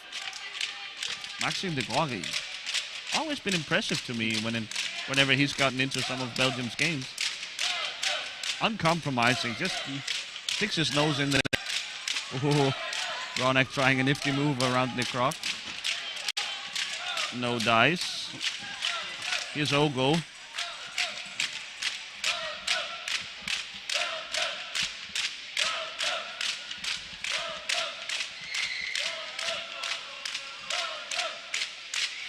Ogo once again. Oh, stopped by Van Neum.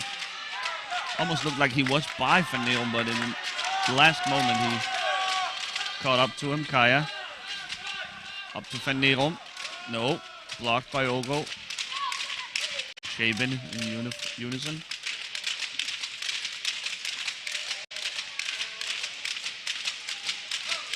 So Canada now with 13.5 minutes to come back in this game. Cook really pushing hard there. It's nice. Nice to see such a young TC player going for it. It's really... Yep, the clock. Yeah. Here he goes again. And gains the goal. Or with aid of Van Neum.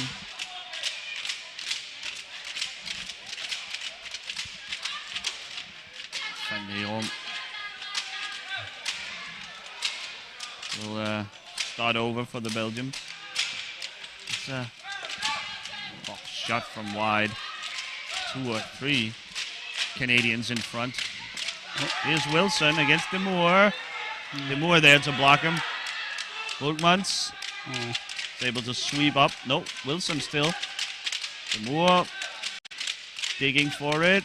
Here's Ronak. Van Neum wins it. Sends it up court to Kaya. Met by Shaban though. And Canadians will take possession here maybe. Nope. Van Neum.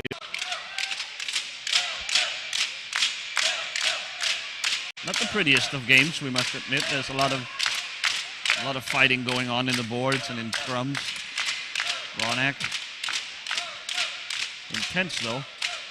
The Canadians desperate to tie the game back up.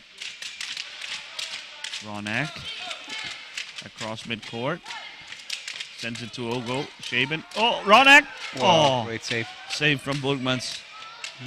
There's a sliver of daylight there for Ronak.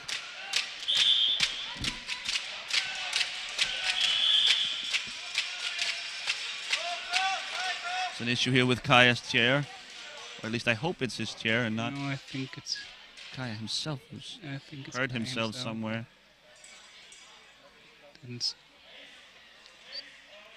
I think he got hit by Little hard by to tell. Ronak, I guess. You think so? not- Maybe his no. knee. Not on purpose, yeah. Yeah. But Ronak was there trying to convert that corner. Like just what I can tell from the replay.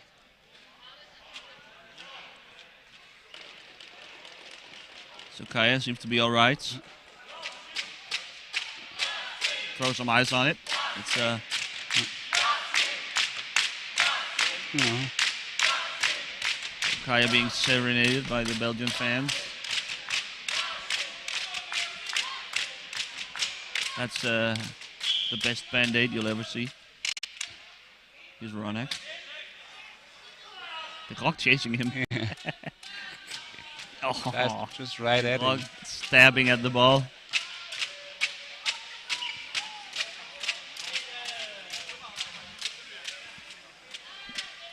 Ronak.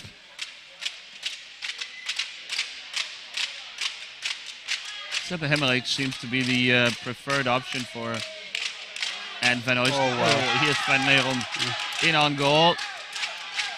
Takes a trip around. Haycock save. Nice.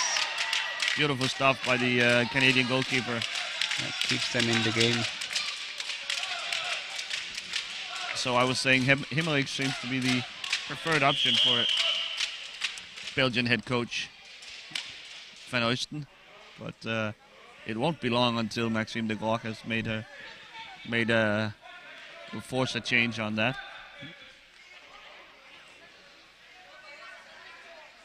A little more discipline, a little more experience. Certainly the tools are there. There's a lot of Dave Inhilde in that guy. Yeah, it's true.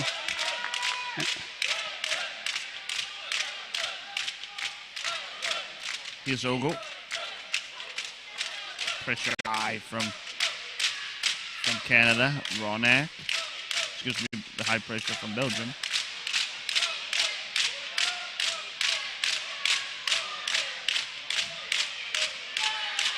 Wilson now with a little space. Can he find a teammate? No.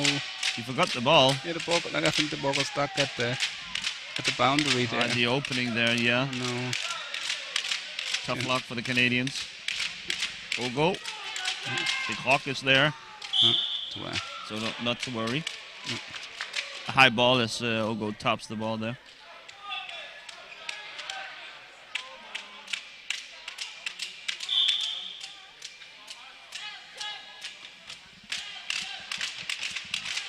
Kaya now. The Croc really leading there. Should Van Neerum had a whack at it. Ooh, Ogo almost goalie area there.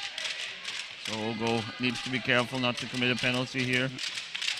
Ronak the same. Oh boy. That's a Belgium free ball. Wilson got hit, I think.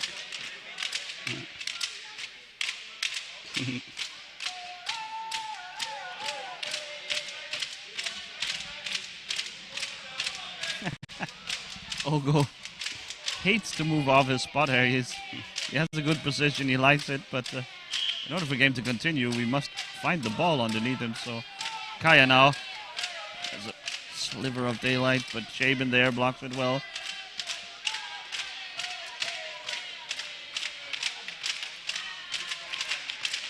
Kaya. Shot but blocked by the scrum. I think from Johnson Wilson here. Yep, he pulls it out. Oh, Van Neerum with the steal. Van Neerum with the steal. Just a clean steal here.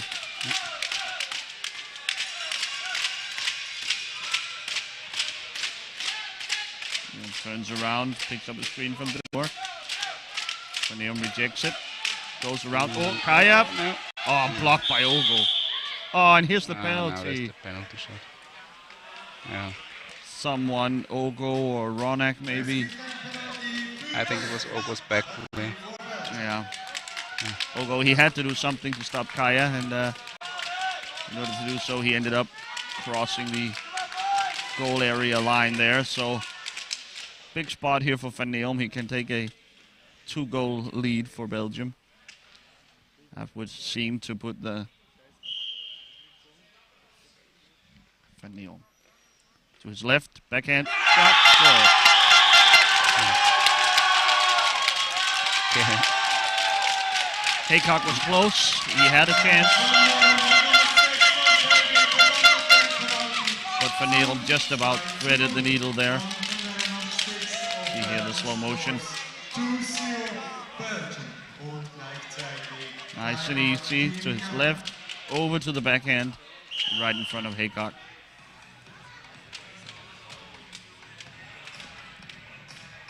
So 9 minutes to go. Belgium up 2-0.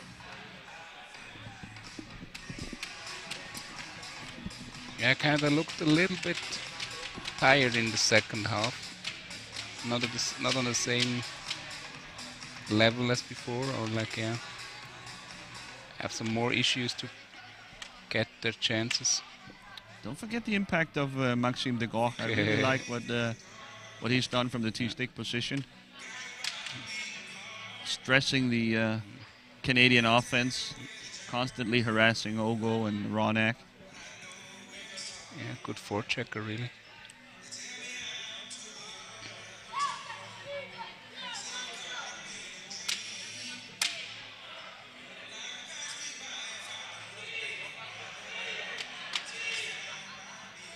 So we'll get a change though from Team Canada. In comes Megan Hines and out goes Ramin Ronak.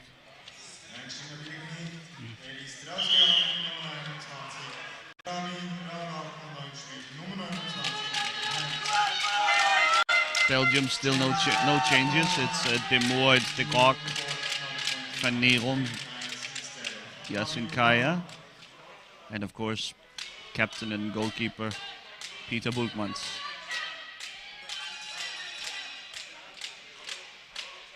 Jackson Wilson will get us going. Tipping it to Ogo, and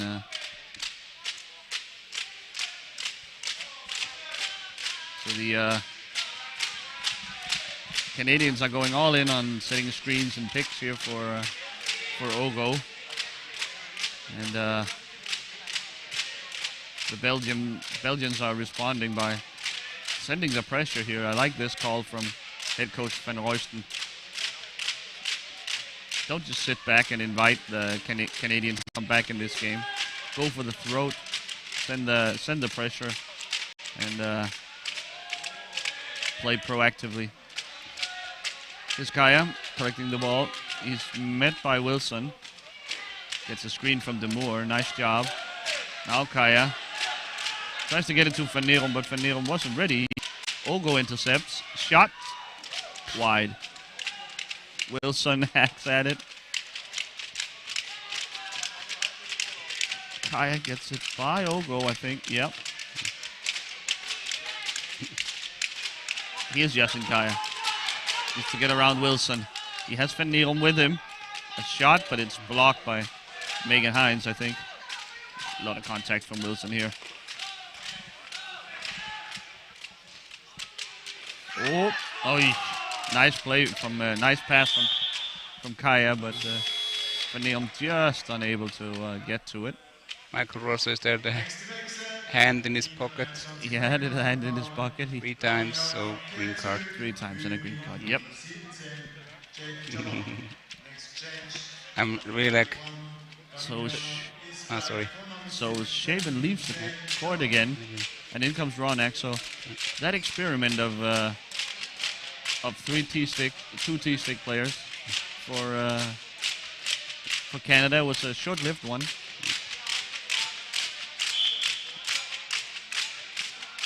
Van Neon.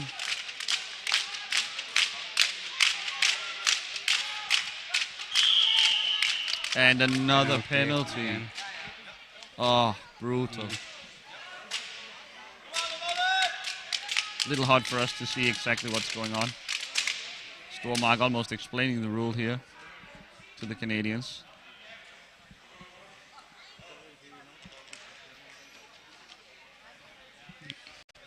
Too bad for the game to end like this. It's not what you want to see. Van Neerum there. Trying to rile up his audience, but unsuccessful, I guess. Yeah. They might be nervous. So, Van Neerum scored the first one. Kaya will get a go here. And he scores easily.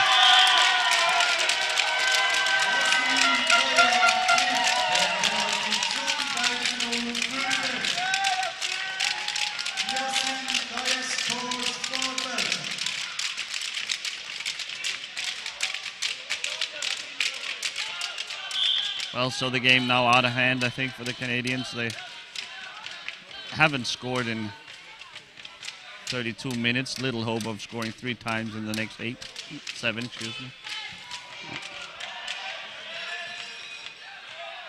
Van Neerum now. A little bit of a bittersweet result here for the Canadians. They saved by Haycock. The shot from Van Neerum. The clock again at it. When they look at the videotape from the first half, you get the sense that Canada was the better team. Complete control. Just couldn't quite find their way through on goal, but certainly were playing better than the Belgians. But despite all that, they end up now losing 3-0. Yeah, I had exactly the same impression. Like, yeah, they were in the driver's seat, and now the clock a little bit over the edge. Just smiles. Yeah.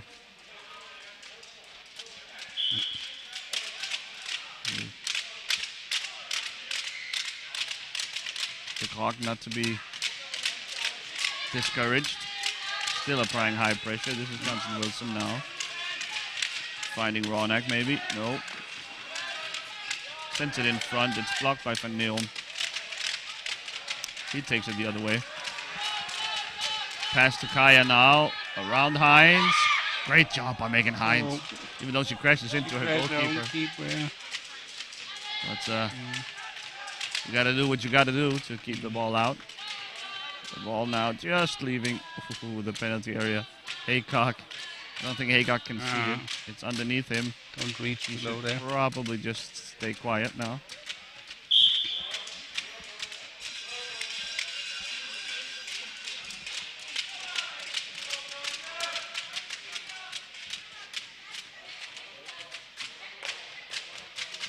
The clock is also, I just realized in the second half, it's also really communicative, or like, yeah, telling his teammates where to go and where to stand. He has a microphone as well. Really brings a lot of improvement for these league players. Ooh. Nice shot from Van Neerum, but an even better save from Haycock.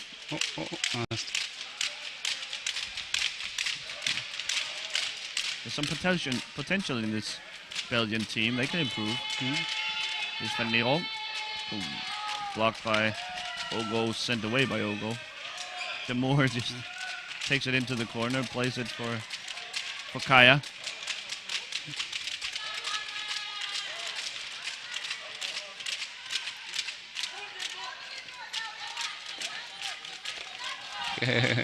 Wilson. This is typical Wilson. He doesn't get a call and then immediately just retaliates himself. Referee Ross shaking his head. I don't think he's particularly interested in penalizing Wilson. Wilson has been booked already. So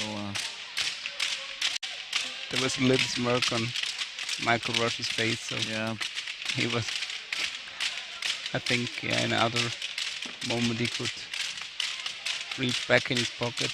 Definitely. But, he'll spare Wilson the humiliation of sending off. Now he gets one-on-one here with Demure. Blocked by Demure. Great job. So Belgium's keeping one player back for situations like that. So it's Demure 2, Wilson 0 so far. Excuse me? So it's Demure 2, Wilson 0 in their personal duel. That's true. That was the second time. Although it is a little easier being the defensive guy. Yeah.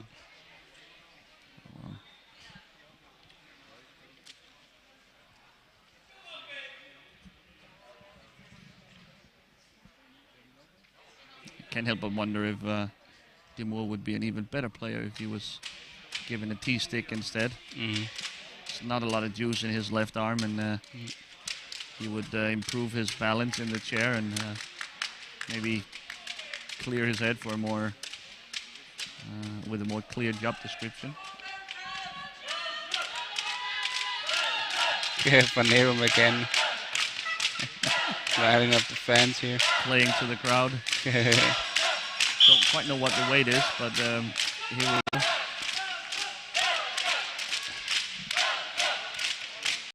Kaya with a weak shot, blocked easily by Hines. I would say the support is well deserved for the Belgians in the second half, really. They have been the better team in the second half, I definitely. feel. But of course, the two penalties, Yeah. to a certain extent, the result of the Belgian pressure. They were never going to get two penalty shots in the first half where they didn't really pressure the Canadian goal. Sometimes you get lucky. Here's Kaya. Wilson fighting him. Three handshake players at the And now Ogo. Shot. Saved by Bulkmans. Great job of Bulkmans using Demure to his advantage. Demure covering one side of the net and Bulkmans rushing over to cover the other. Great job by the two of them.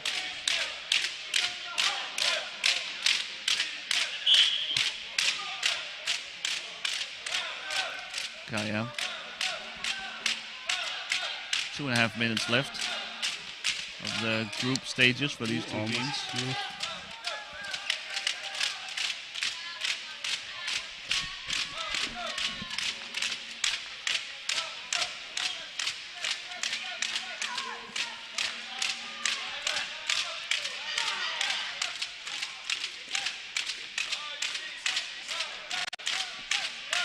This means Canada will finish bottom of the of Group A. That means they will be playing in the 9-10 game, the game to avoid finish last. They'll be playing Australia. That's tomorrow at 6:30. So a late start to that one. They'll finish off the action of tomorrow's schedule. Belgium, meanwhile, will finish fourth in Group B, of course, in Group A, and they will play the third-place team of Group B. Shot from Wilson, blocked by Bulkmans again. Was it Demure? Who knows? I think it was Demure, yeah. So as I was saying, the Belgians will be facing off against the third-place team of Group B, which in all likelihood is going to be Germany, unless Spain can pull an upset against Denmark. You know, last game of the day, that's coming up here at 6:15. So Belgium's next game will be also tomorrow, of course, at 11:45, 11:45. They will play the, in all likelihood, Team Germany.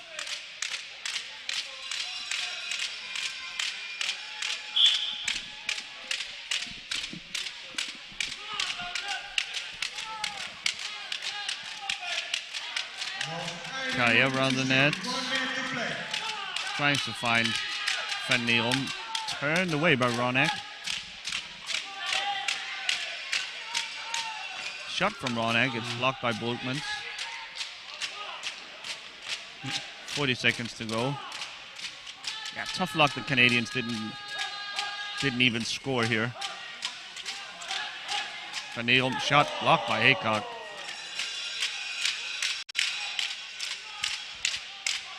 And Ronak to Ogo, who 30 calls seconds for it. He's got 20 seconds to get.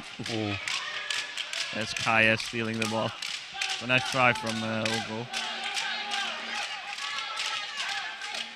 Ronak sends it deep, but Van Neal there, 5 seconds. And there it is.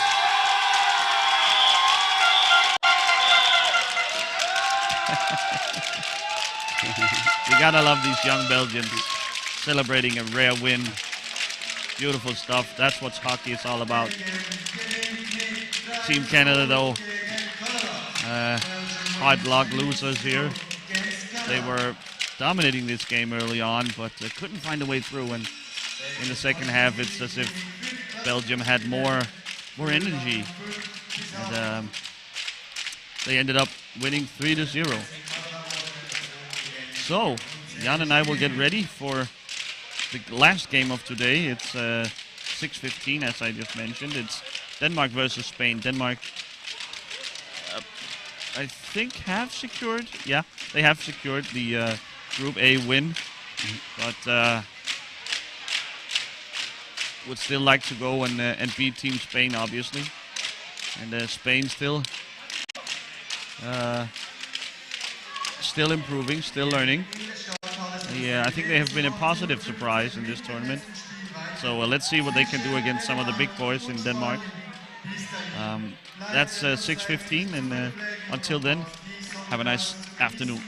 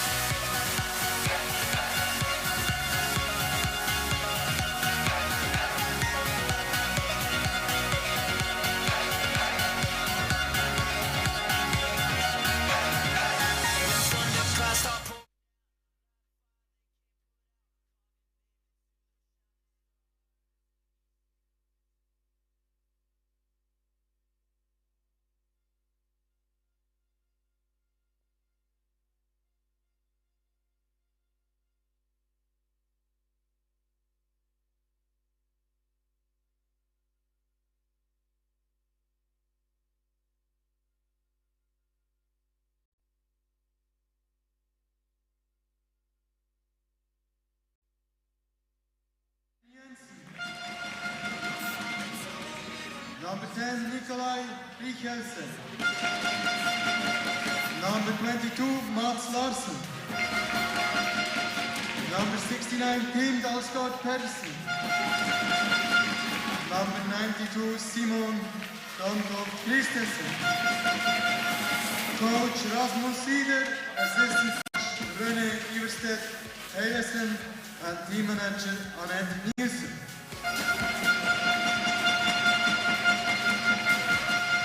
Gegner von Dänemark ist das Team von Spanien. Welcome Team Spain!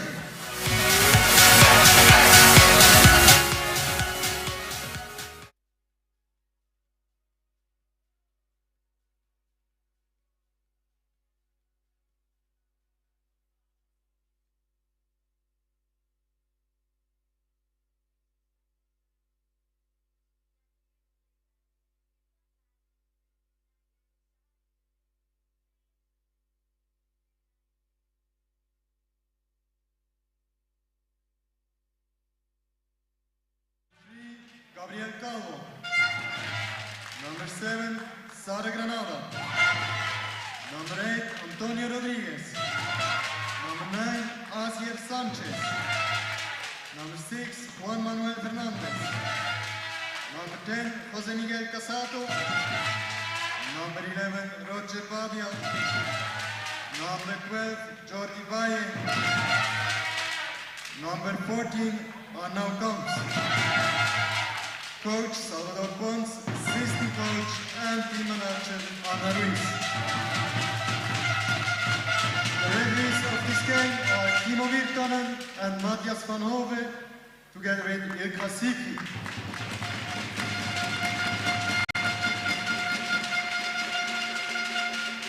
Please stand up and listen to the national anthem of Denmark.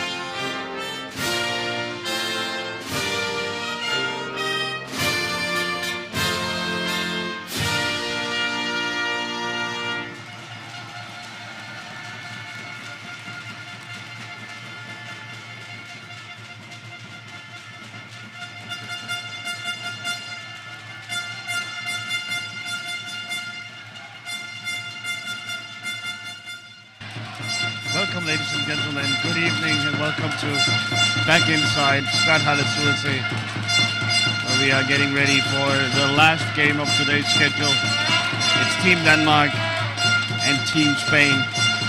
There's a battle developing between the fans of the two nations for who can make the most noise. So I hope you can hear me back home.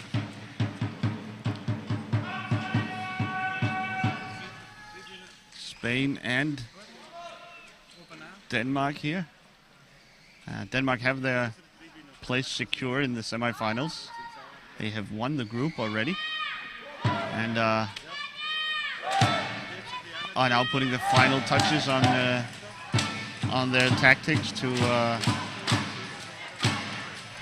get ready for their semifinals tomorrow. That semifinal against Team Switzerland. Spain still with an outside shot of making some noise. A win here would go a long way.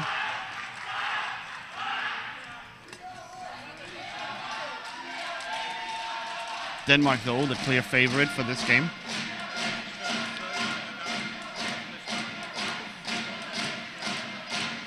We have quickly the Danish starting lineups. Christopher Dahl Hansen doing the coin toss right now. It's Anders Behrend and Alexander Pedersen, the leaders of the offense from this team, and that's Danny Mogensen, and of course in goal Alexander Ibsen. The two teams will switch sides, and Team Spain, their lineup includes Antonio Rodriguez, it's Asier Sanchez, it's Gabriel Calvo, Sara Granada, and goalkeeper and captain Mikel Villanueva. I also, once more today, I will welcome in my co-commentator, Jan Oeniger of Switzerland. Hey there. So we're about to get ready here for Alexander Pedersen will initiate the Danish offense. Sort of the standard offense of Denmark is Pedersen driving around here deep, trying to pick out Anders Behrend for a pass. Instead, he sets the screen on Granada. Pedersen in on goal now, who elects not to shoot. Very aggressive normally Pedersen is. So Pedersen into the teeth of the defense. Shot saved by Villanueva, but the rebound finds Pedersen once again, and he gives Denmark a lead 40 seconds into this game. You see him attacking.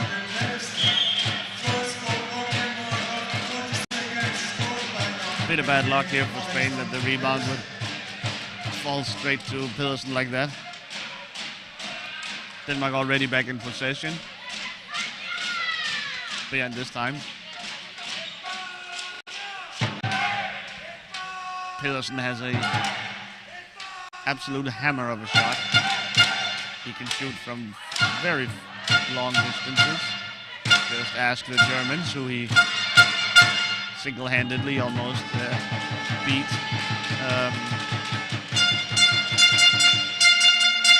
On Thursday. Here's Pedersen. Back to Behrend.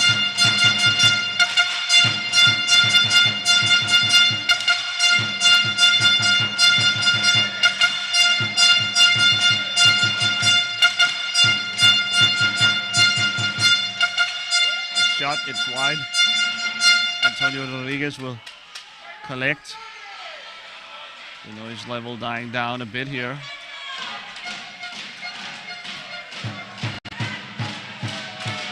Pedersen playmaking from deep. Up here's Behrend. But Villanueva keeps him out. Great pass there by Pedersen, finding his teammate.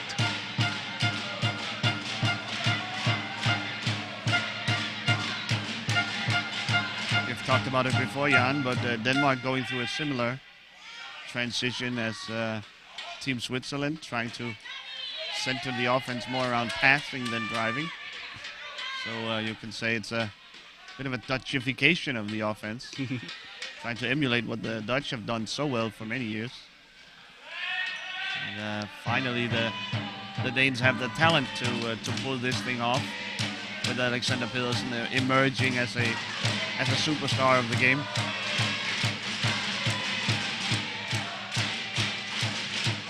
And he came to me, like, to my impression, he came out of nowhere, really.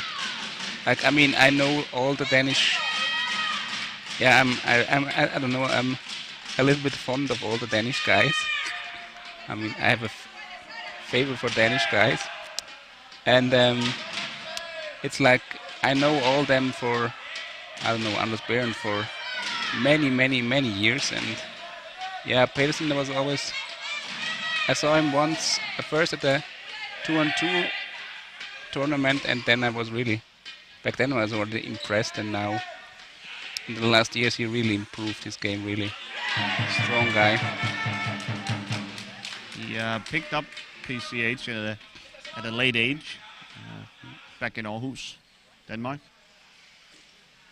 Shot but blocked by Tonio Rodriguez. Free ball for Denmark. It was off the stick of Rodriguez.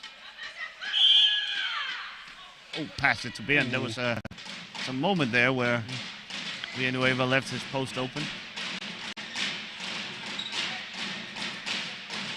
Back to Berend. Calvo there. Arriving a little late. Has to let Berend go. Here comes Pedersen.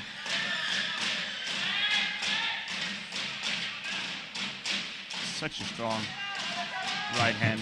Excuse me, left hand.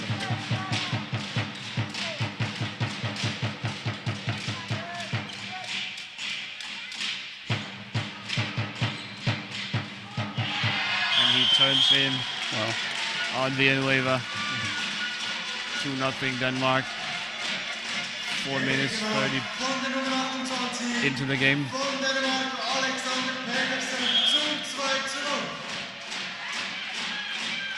Pedersen needs almost no space. Denmark pressuring high. Sanchez trying to spin his way out of it. No dice, and Denmark back in possession. Met by Granada is Pedersen. Once again. Granada, a tough player. Pedersen now, Sanchez joins the pressure.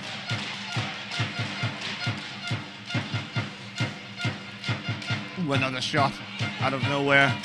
Villanueva saves it though. And it'll be a Spanish goal ball.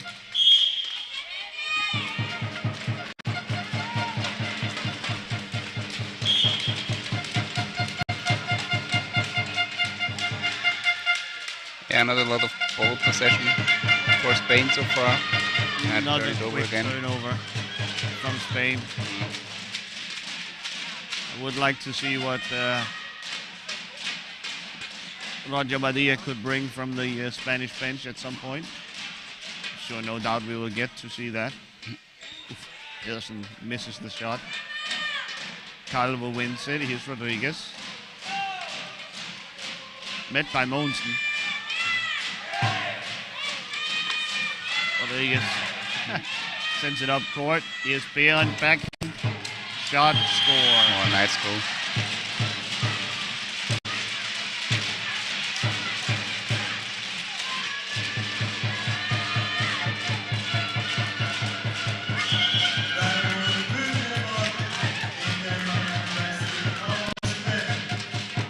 And here's Pedersen.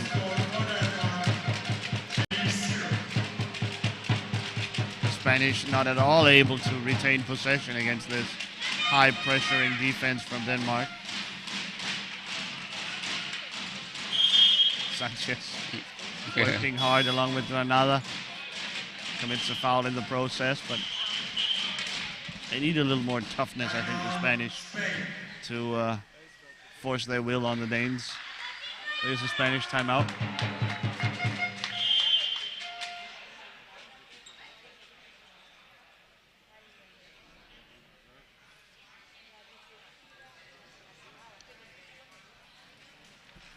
fairly early in the game, 6.5 minutes in.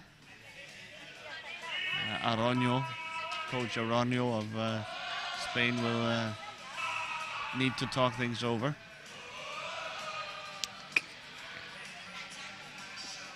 Sound a little bit like a mocking song there. A mocking song? Or like mocking the Spanish fans, or like trying to get them out of the reserve. No, because it's a, I think it's a Spanish melody. The Danes are singing "Vi har det," we are feeling, Okay. and answering, "So lovely." Whoa. So Nice. it really is a harmless text. Yeah.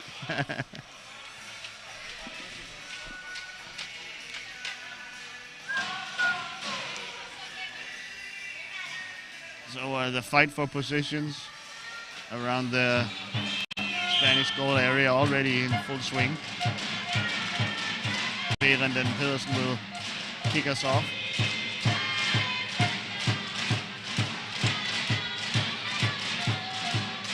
Here goes Berend.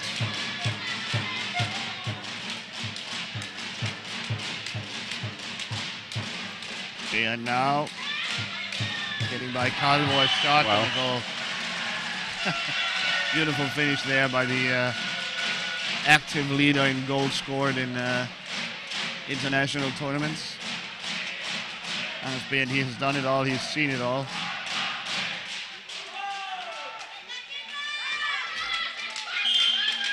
Player of the tournament 4 years ago down in Lignano when Denmark finished runner-up. And in the process sort of announcing themselves as a force to be reckoned with. Back then, Alexander Pedersen was coming off the bench. He was just getting started playing, and now 4 years later, he's absolutely crucial to Danish success. When Denmark was in a penalty shootout for the title with Italy in the final, Alexander Pedersen didn't even take one of the shots for Denmark. That's how far outside the sort of ideal starting lineup he was. 4 years later, it's almost unbelievable how fast he has developed. He also went to. Did he went to Australia? He is engaged to Chantal Bongiovanni of Australia. Okay. So he's moved to Australia on a semi-permanent basis, spending time both in Denmark and Australia, on and off. So he's a rare guest at the practices back in Aarhus.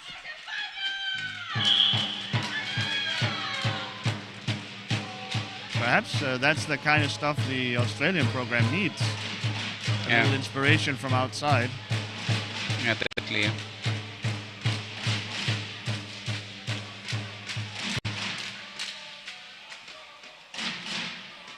Here's Pedersen picking out a target just wide. You can't give him an inch of daylight, he will go for it. And back to Pedersen.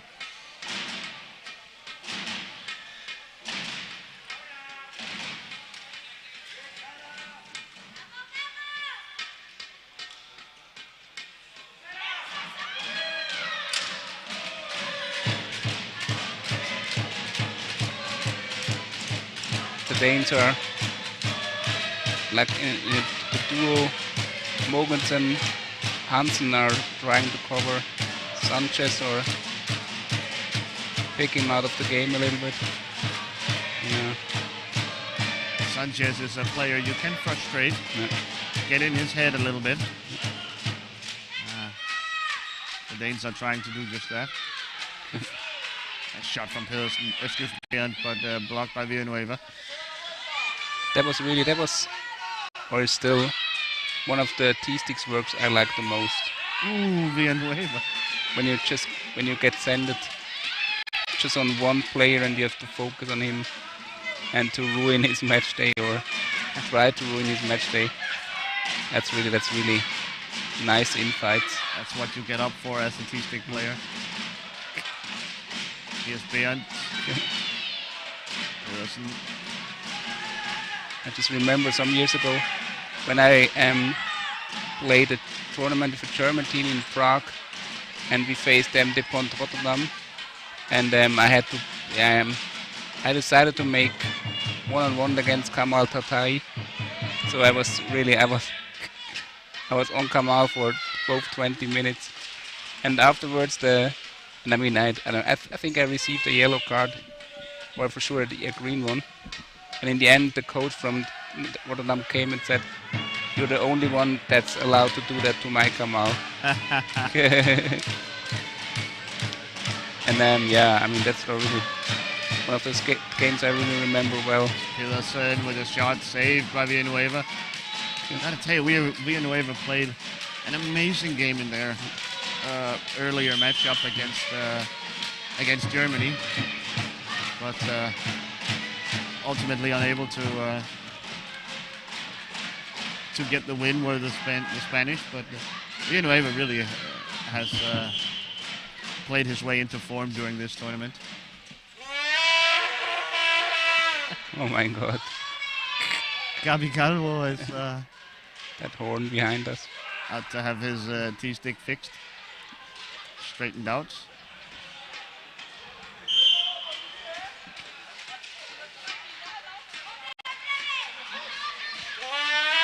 Minutes into the game, and the Spanish are lining up their first substitutions. The Danes set to match them.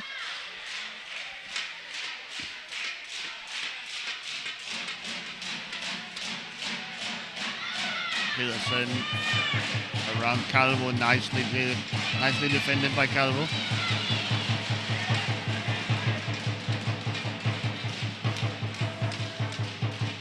It's a nice play at Calvo. Ooh, shot by Peterson. Really incredible. Snap of that left arm.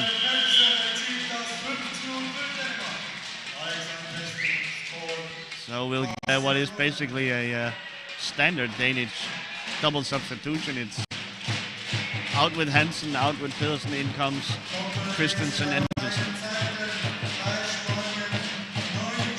Simon Christensen and Nikolai Riegers. On Spain also a double substitution. Out goes Sanchez. Out goes Granada, and in comes Juan Fernandez and Arno Campos.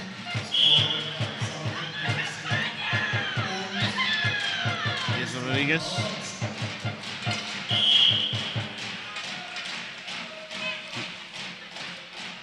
A lot of contact here.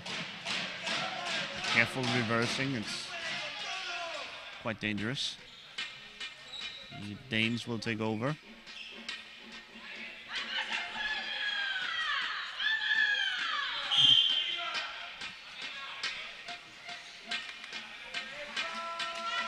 So Rigelsen here. Try and do a Peterson impression.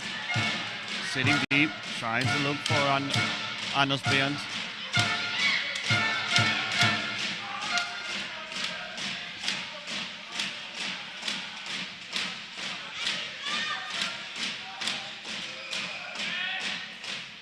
Shot saved by Villanueva. Excuse me.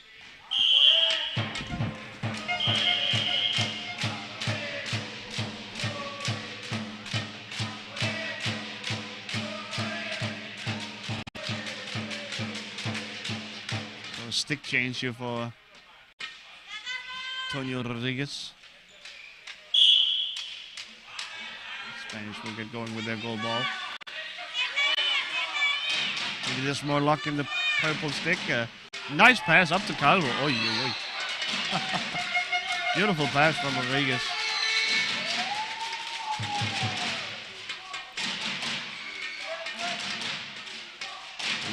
Berndt.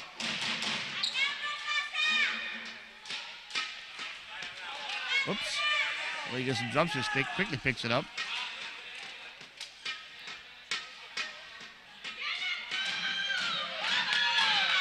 Mogensen sends it back, and the Danes will collect. Ibsen leaves his goal for setting a screen. Hasn't had a lot of work to do, Ibsen, in this game. I think he's yet to make a save.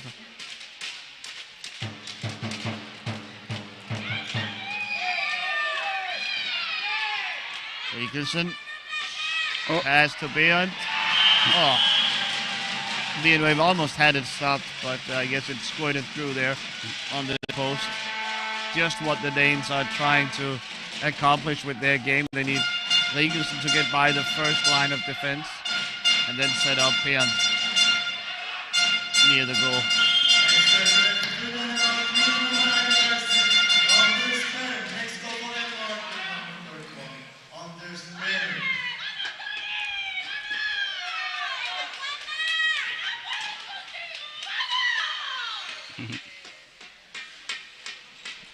The Danes experimenting with a video screen on their bench, showing all kinds of coded play calls almost.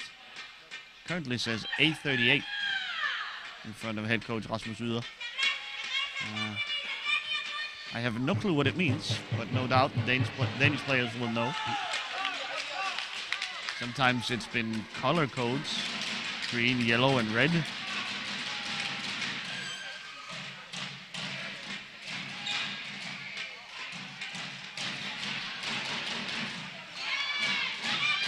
Christensen, Mikkelsen.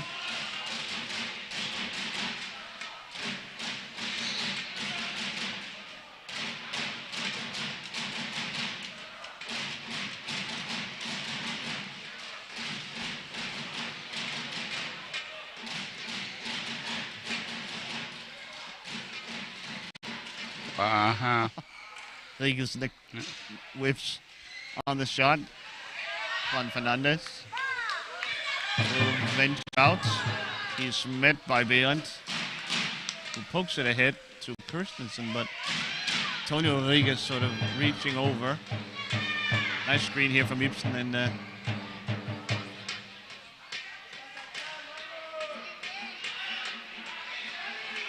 Calvo somehow wins it from Rigelsen. Great stuff from the Spanish T-stick player. But Behrend now joins the fight. And there's finally is Rigelsen. He's got Behrend wide. What can Behrend do against Fernandez? Not much. Crosses over to the other side.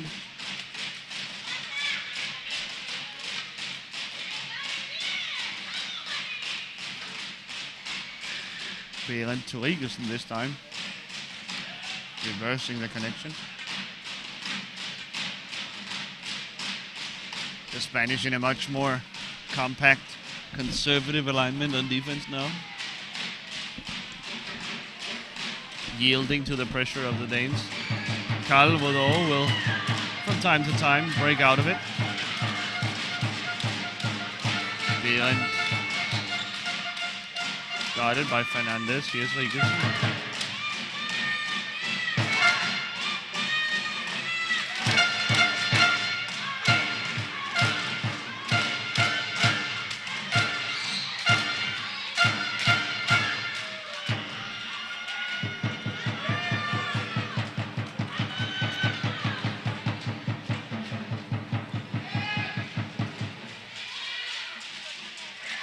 I spoke to Denmark's number 32, Danny Mogensen, earlier in the day. And, he expressed slight relief that the... oh, here comes Rodriguez. But the Danes recover. He expressed relief that the Spanish had lost their game to the Germans. Thus, ensuring the Danes would make it to the semifinals. That took some of the pressure off for this game. Mogensen went on to say, don't get me wrong, vi skal stadig ud og mose dem, he said in Danish. We still want to go out and crush them. And so far, 17 minutes into the game, They've done exactly that. 8-0 the score. Rigelsen.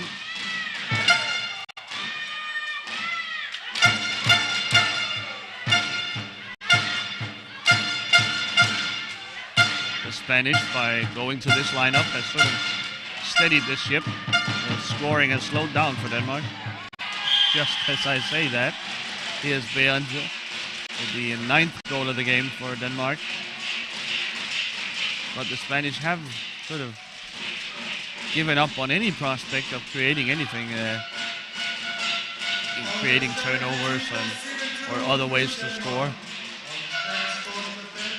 And back comes Pedersen. He has had his first half rest, 7 minutes or so of rest, and he'll pick the game back up with a minute and a half to go. Excuse me, 2 minutes and a half to go in the first half. This is Mogensen. Can he find the backhand? No. Sends it back to Pedersen. And the Danes reset. Bernd mishandled the pass, but caught up with it. Here he receives another one.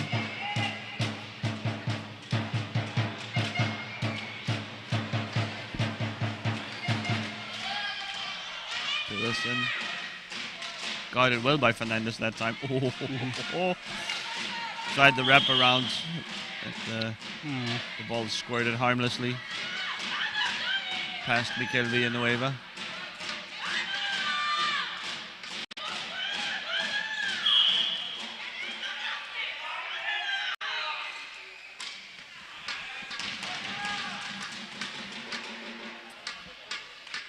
Rodriguez with a errant pass into the corner.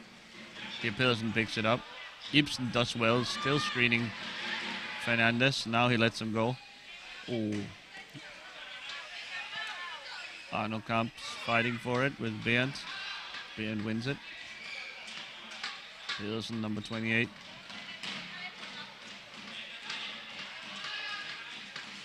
Finds Bernd beautifully. A shot from Bernd, blocked by Villanueva once again. Wow. Wow, here's Pedersen.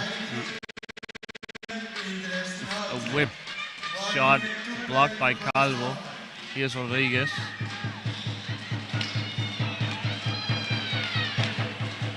Looking for a long pass, sends it along the boards for Calvo, but Pedersen there.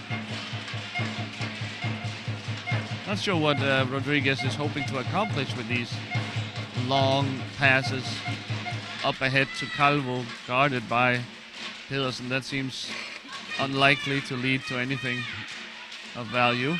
Yeah, it's an unlikely matchup. I mean, Calvo is Not a good matchup. is about as great as they come as a T-stick player, but I mean, going up against one of the rangiest, one of the strongest hand-stick players, it's a tough ask. To get a penalty here, Calvo was caught getting into his own penalty area. Pedersen will execute on Villanueva. This is a tough test for Villanueva. Villanueva, nope, not able to close the gap.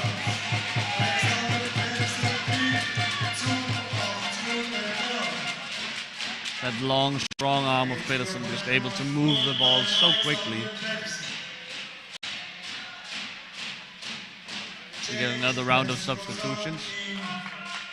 Here with 20 seconds to go in the first half. In comes Jose Casado for Spain. Out goes Calvo, and it's another Rigelsen-Pedersen substitution for Denmark. Here's Bernd one-on-one with Casado now. Ooh. Casado does well to slow down Bernd. And Villanueva can save. So time's up on the first half. 8-0 Denmark.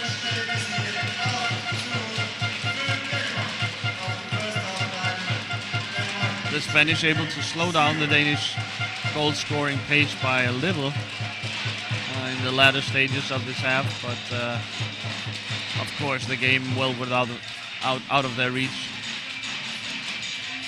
We will take a 10-minute break alongside the players and be back with the second half.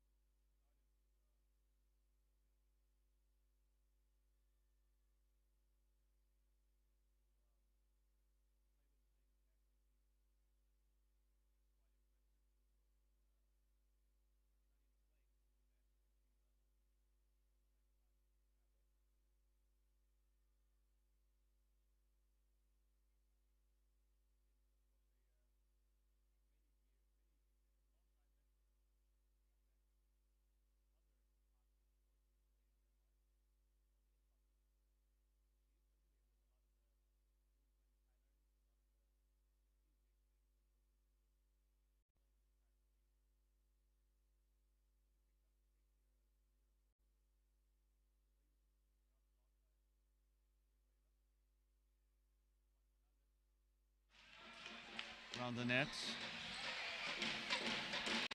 Oh, here's Beyond snatching the ball and turning it in for a 9-0 lead for Denmark 2 minutes into the second half.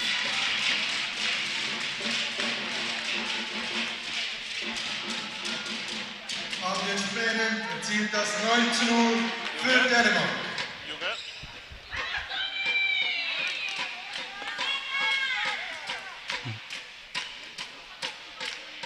Here's Arno Kamps getting us started. Antonio Rodriguez has played every minute of this game so far.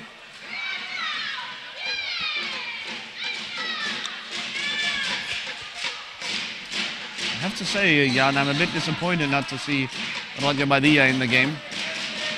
He was such a breath of fresh air when we saw the team earlier against Germany earlier today.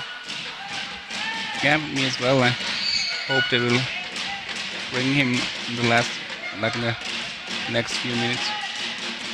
The connection between the two young players, Badia and Sanchez, was really exciting, electric. Maybe a bit disorganized on defense, but in a game like this, what does that matter?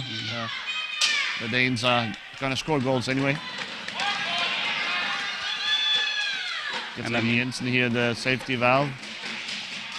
It's also like because of their young age, so you don't like to play defense when you're young or younger. Always thinking score first. Yeah. I think that's true of every single game on the planet. It's a little weird why it's like that. It's like that in soccer, in handball, and you name it. Young people just want to score goals. As you get older and more conservative, I guess, you pick it up on defense. Oh, a lot of contact here from Rodriguez. Shot from behind the net by Rigens. Kept out by Villanueva. Yeah, it's a little bit like in most team sports, the special ones, or like the little bit special ones, they become goalkeepers, and the ones that are maybe more talented in tackling and stuff, they become defenders. Yeah. And the others are just get measured by the amount of goals.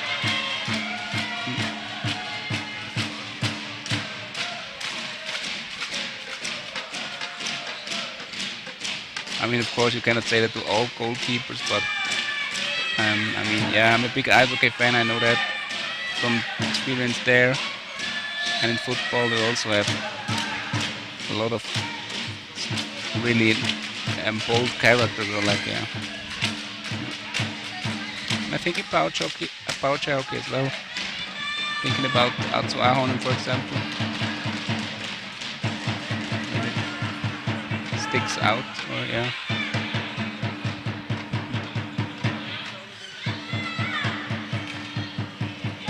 Nice defending here by Rodriguez. Not always as disciplined as I would like, but he has a long reach and he plays hard. Oh, yeah. Rigens with the behind the back pass, and Fernandez couldn't keep it away from Beyond, who punches it home for a 10-0 lead.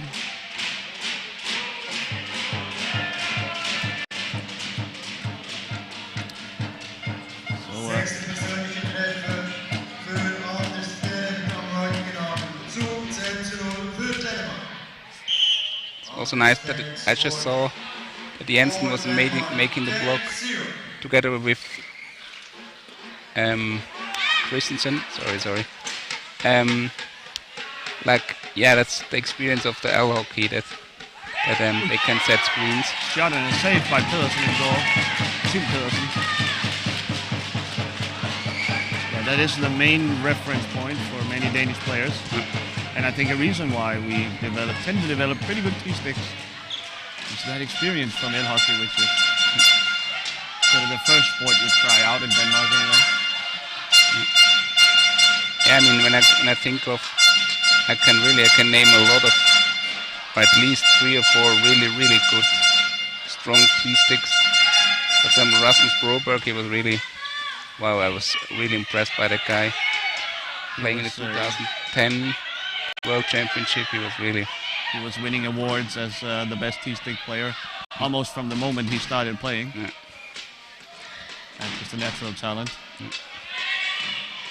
He scored goals as well, I think, didn't he? Yeah, definitely, yeah.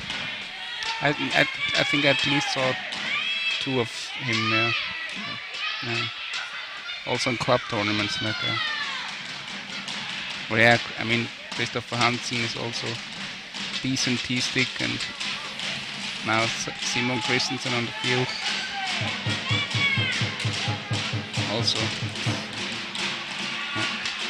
goes under your skin.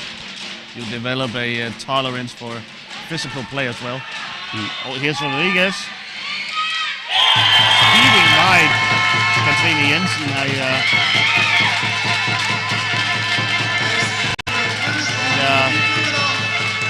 Putting it past Kim Phillips in net. Wow, Rodriguez a lot quicker there than Jensen. And of course, those long arms, no match for the Danish hand stick there. Okay, so Spain on the board.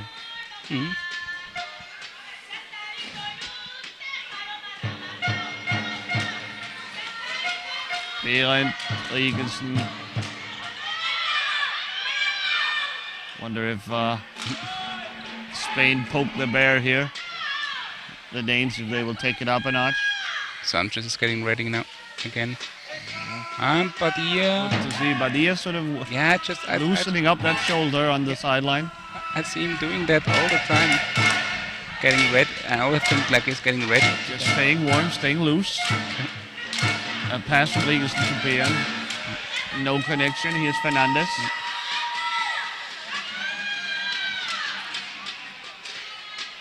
Nice work by Jensen there.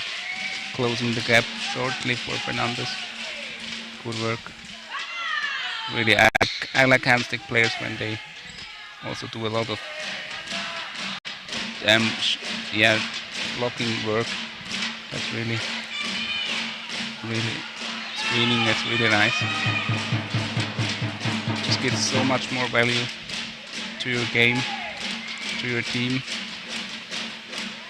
Behrend and Jensen, former teammates on the ill hockey side as well. Regensen and Jensen also for a time. So they know their screening patterns really well. Regensen. That definitely helps.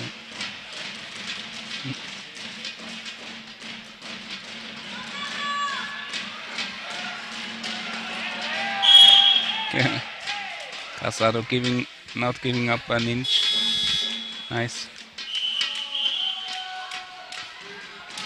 Timeout Spain. So a timeout, Team Spain. We'll have to wait with the Sanchez substitution for just a moment.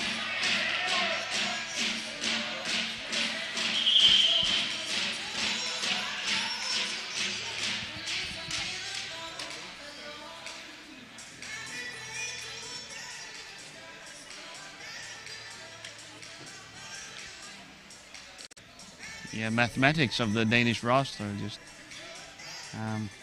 makes it difficult for Denmark to give Anders Behrend the rest. He is suffering from a atrophying disease, and thus is exposed to becoming tired when playing long in games. But the Danes, in order to substitute, will need to give up quite a few points to play, say, Danny Mogensen or Mads Larsen instead. Might just be a bridge too far. So Behrend, due to how the classification turned out for Team Denmark, it's basically have to play the entire tournament, every minute. And it's not possible to set up Rickfelson and Peterson at the same time. Yeah, they are very high point players. 4 for Pedersen, 4.5 for Eagleson. So that's 8.5 already, and they have no 0.5 point That's the... T-sticks, so the math gets hard really quickly. They could go with an all T-stick lineup behind Pedersen and Eagleson, but so far have yet to do so.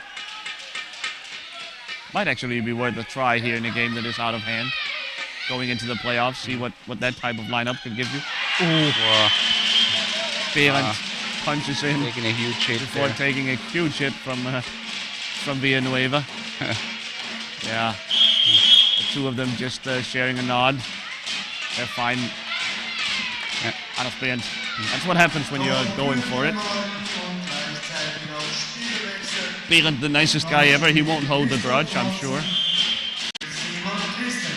Definitely not. Yeah. Also played along with him on a 2-on-2 tournament. It was really a nice weekend. Was that the Esias Sanchez year? No. That was the One year before, before. probably, yeah. Yeah. I couldn't make it the next year. You guys end up winning the tournament, I believe, yeah? No, we lost the final against was it just Jules there? Yeah. Yeah, Van der Heijden and Gotts. Bob Gotts there. Yeah. Anyway, enough talk about a Okay. different tournament from 5 years ago. Back to the game at hand. Eagleson Oh yeah. Hansen has entered the game for Denmark. Instead of Christensen, those two in a sort of a timeshare, sharing playing time.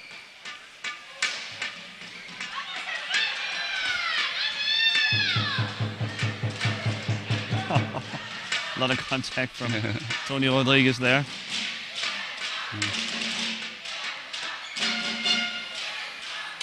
Eye rolls from Katrine Jensen. Yeah. And Hansen's also not. More contact, knocks the glasses off Okay. Eagleson. Hansen's also not the guy that shies the contact. So. That's a nice way of putting it. We when we play back in Aarhus, we call the duo of Hansen and Pedersen, the Danish goalkeeper at the moment. We call them the Rhinos. They are brutal tacklers and maybe a tiny bit slow. So here comes Larsen instead of Katrine Jensen.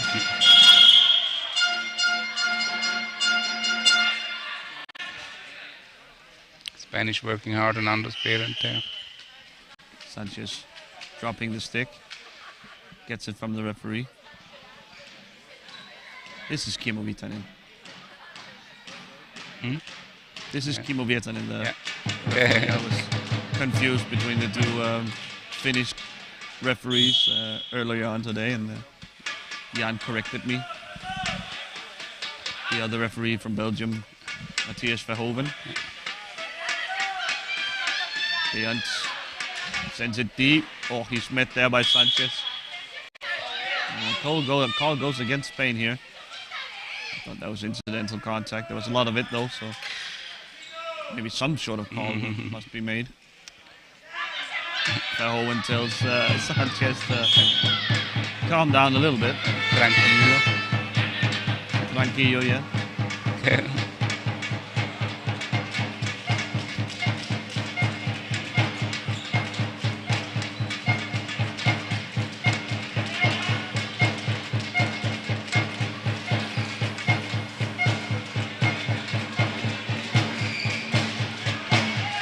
Sanchez wins the ball from Rigelsen.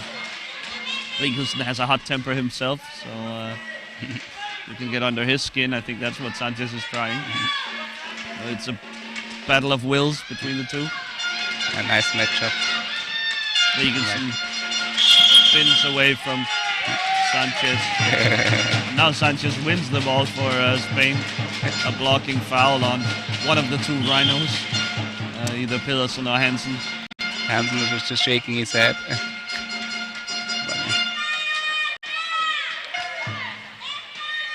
Rodriguez leaves it for Sanchez. get a Danish time soon, I think. Rodriguez.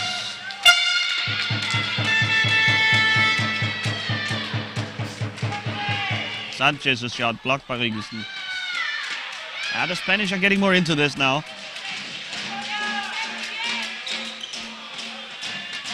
I fear I have jinxed them. Behrend is gonna go right down and score now, I feel.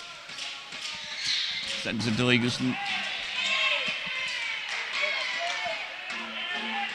Sanchez once again in the face of Rigelsen. Being a pest. Here's Behrend. Send it back to Larsen, I think. Nope. Behrend makes it out. Now Larsen.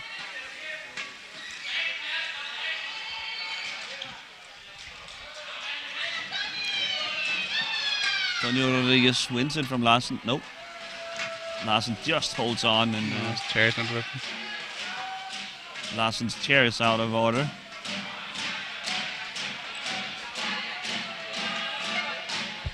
Behrend. The Danes might score anyway here. Oh, shot saved by Villanueva.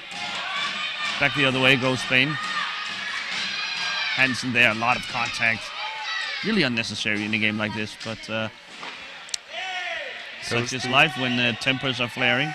Those two added. Larsen still working on his chair down in the left-hand corner of his screen. Amos didn't seem worried. Or Have to play the ball out to touch, right? Yeah. Here we go. Yeah. They're going to take a goal ball with Pedersen. Maybe Rigelsen can fix the... Might be just one of those cable connections that is ripped open.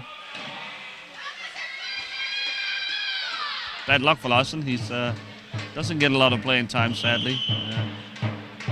Sad to miss some due to technical difficulties.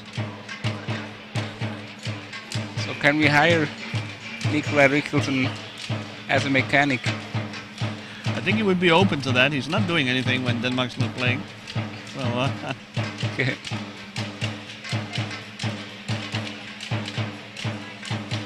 you see there Torben Behrend, the team mechanic, father of Anders, fixing the issue once and for all.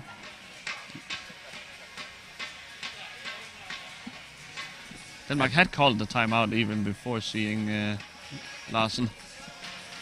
His chair seizing up there. Is there something Torben couldn't fix? I've yet to see it. Me as well. Give that guy some gaffer tape and everything will be fine.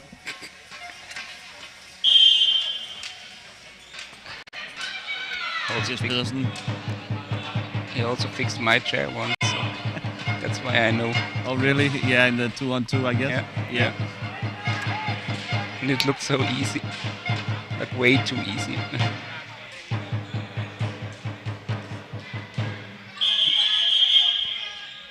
What's up there? Hansen can't turn it down. He lost his T-stick. So another technical issue here. I think he'd have to go have it fixed. Screw loose. So we'll have another 2-minute stoppage here, technical timeout.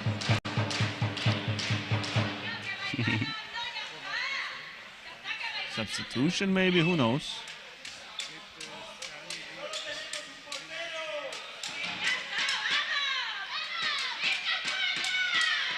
This is really drawing out.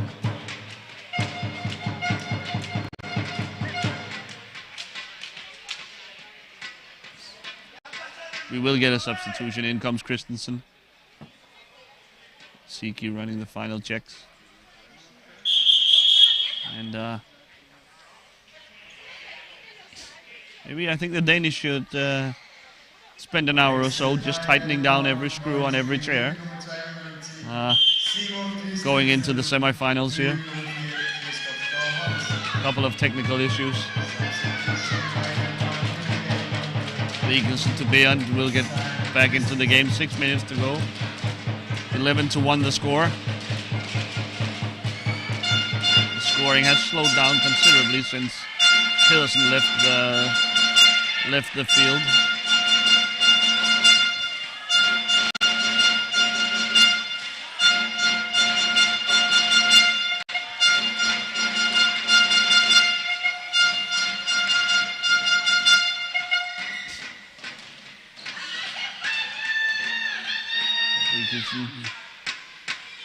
Inviting pressure. The Spanish are creeping up. He sends a pass to Beant.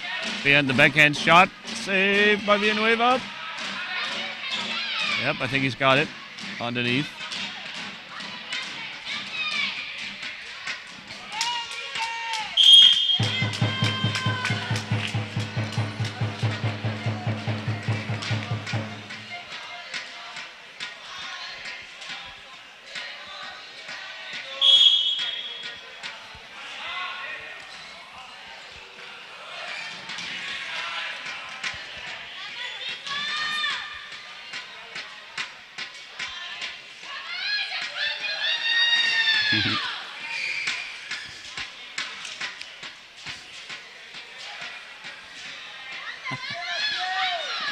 Rigelson shakes Sanchez. Well, and Sanchez is so. Sanchez Have so you seen quick. how much faster he was? I don't think Rigelson was going all out. I think he was looking to further pass to Beant. But Sanchez quickly closed him down. Yeah, we saw with Rodriguez as well, speeding past Petrini Jensen on the goal, the Spanish goal. So maybe the Spanish have a little extra oomph. Maybe the Danes need to turn it up a notch if they don't want the Swiss driving circles around them. That is the semi-final matchup we are awaiting eagerly tomorrow. It's gonna be a tough matchup for two of us. Yeah, we will have competing interests for sure. We'll, as always, try to stay somewhat neutral, but it might prove difficult in those circumstances. That game is at 4:15 tomorrow, 4 in the afternoon.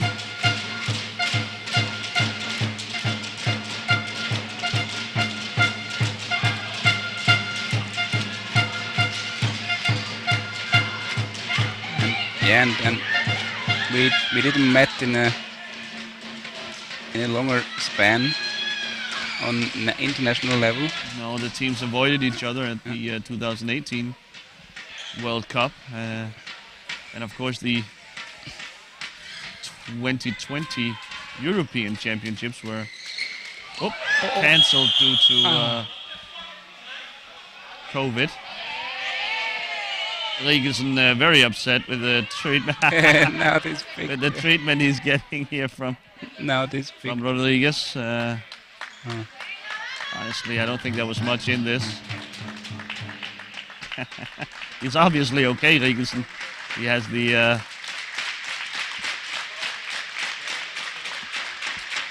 ability to joke around a little bit with the fans. He'll get a pick me up here from two of the Danish assistants. Oh, he'll get to really get a tied back down again. Really get a card for this Rodriguez, you think so? shot? No, I don't. Yeah. Oh, maybe Rigelson also for shouting out loud. Maybe. It's generally not. It's frowned upon by the referees. Referee ball. So I think Kimmo Virtanen just explaining that the both of you were reversing and will the wheels just get caught and sort of. Okay, so Rodriguez just sending it back to Denmark. They were in possession, I guess, when the contact was made. And I thought Nikolai was hitting his side wrist, but I found out now that it's his belt. So yeah, Yeah, he has no side rest. To Yeah, give or full just range of motion. tiny ones. I just thought he just crashed on his ribs, but yeah. He's a strong dude. Yeah. And upper body strength. Yeah, I mean he could little bit control his fall. Adrenaline taking care of the rest. Yeah. Here he is, back in his reverse. Casado makes him get rid of it. Back to the end. So I was talking about the semifinals tomorrow. Of course, Spain will play also again tomorrow. They will finish fourth in this Group B, excuse me, and they will play against number 3 from Group A. That's Italy. That's tomorrow at 9:30. They'll have to get up early, the Spanish fans. Spain versus Italy tomorrow at 9:30.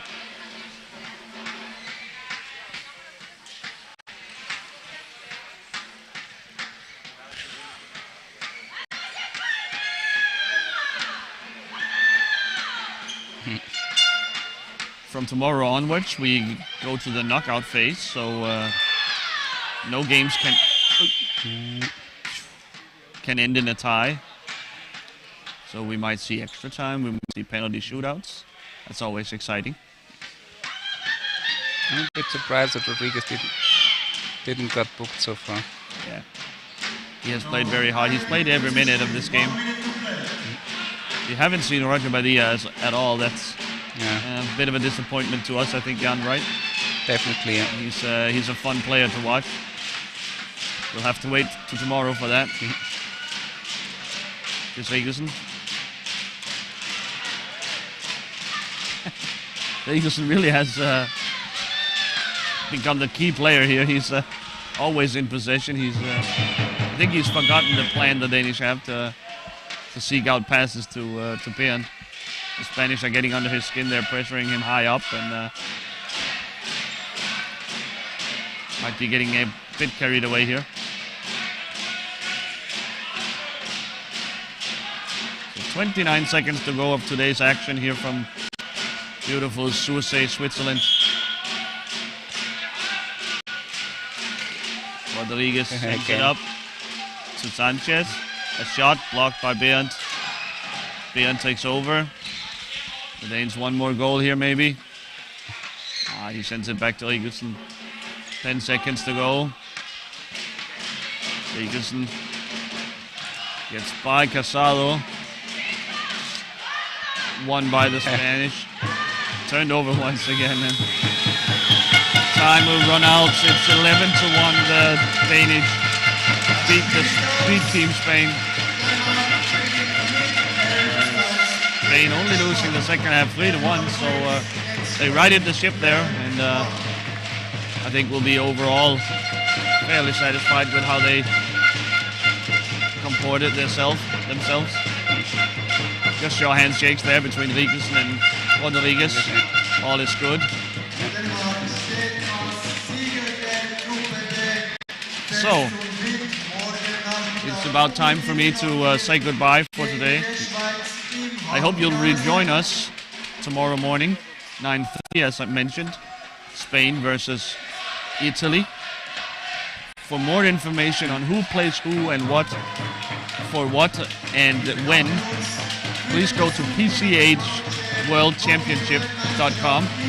That's one word, PCHWorldChampionship.com. You can find much more information about the tournament itself, but also game schedule and game results. So thanks for watching once again. Thanks for me. I'm Klaus Vestergaard. Thanks for Jan Oediger. We will be back tomorrow with more PCH action. Until then, have a nice evening. Bye-bye.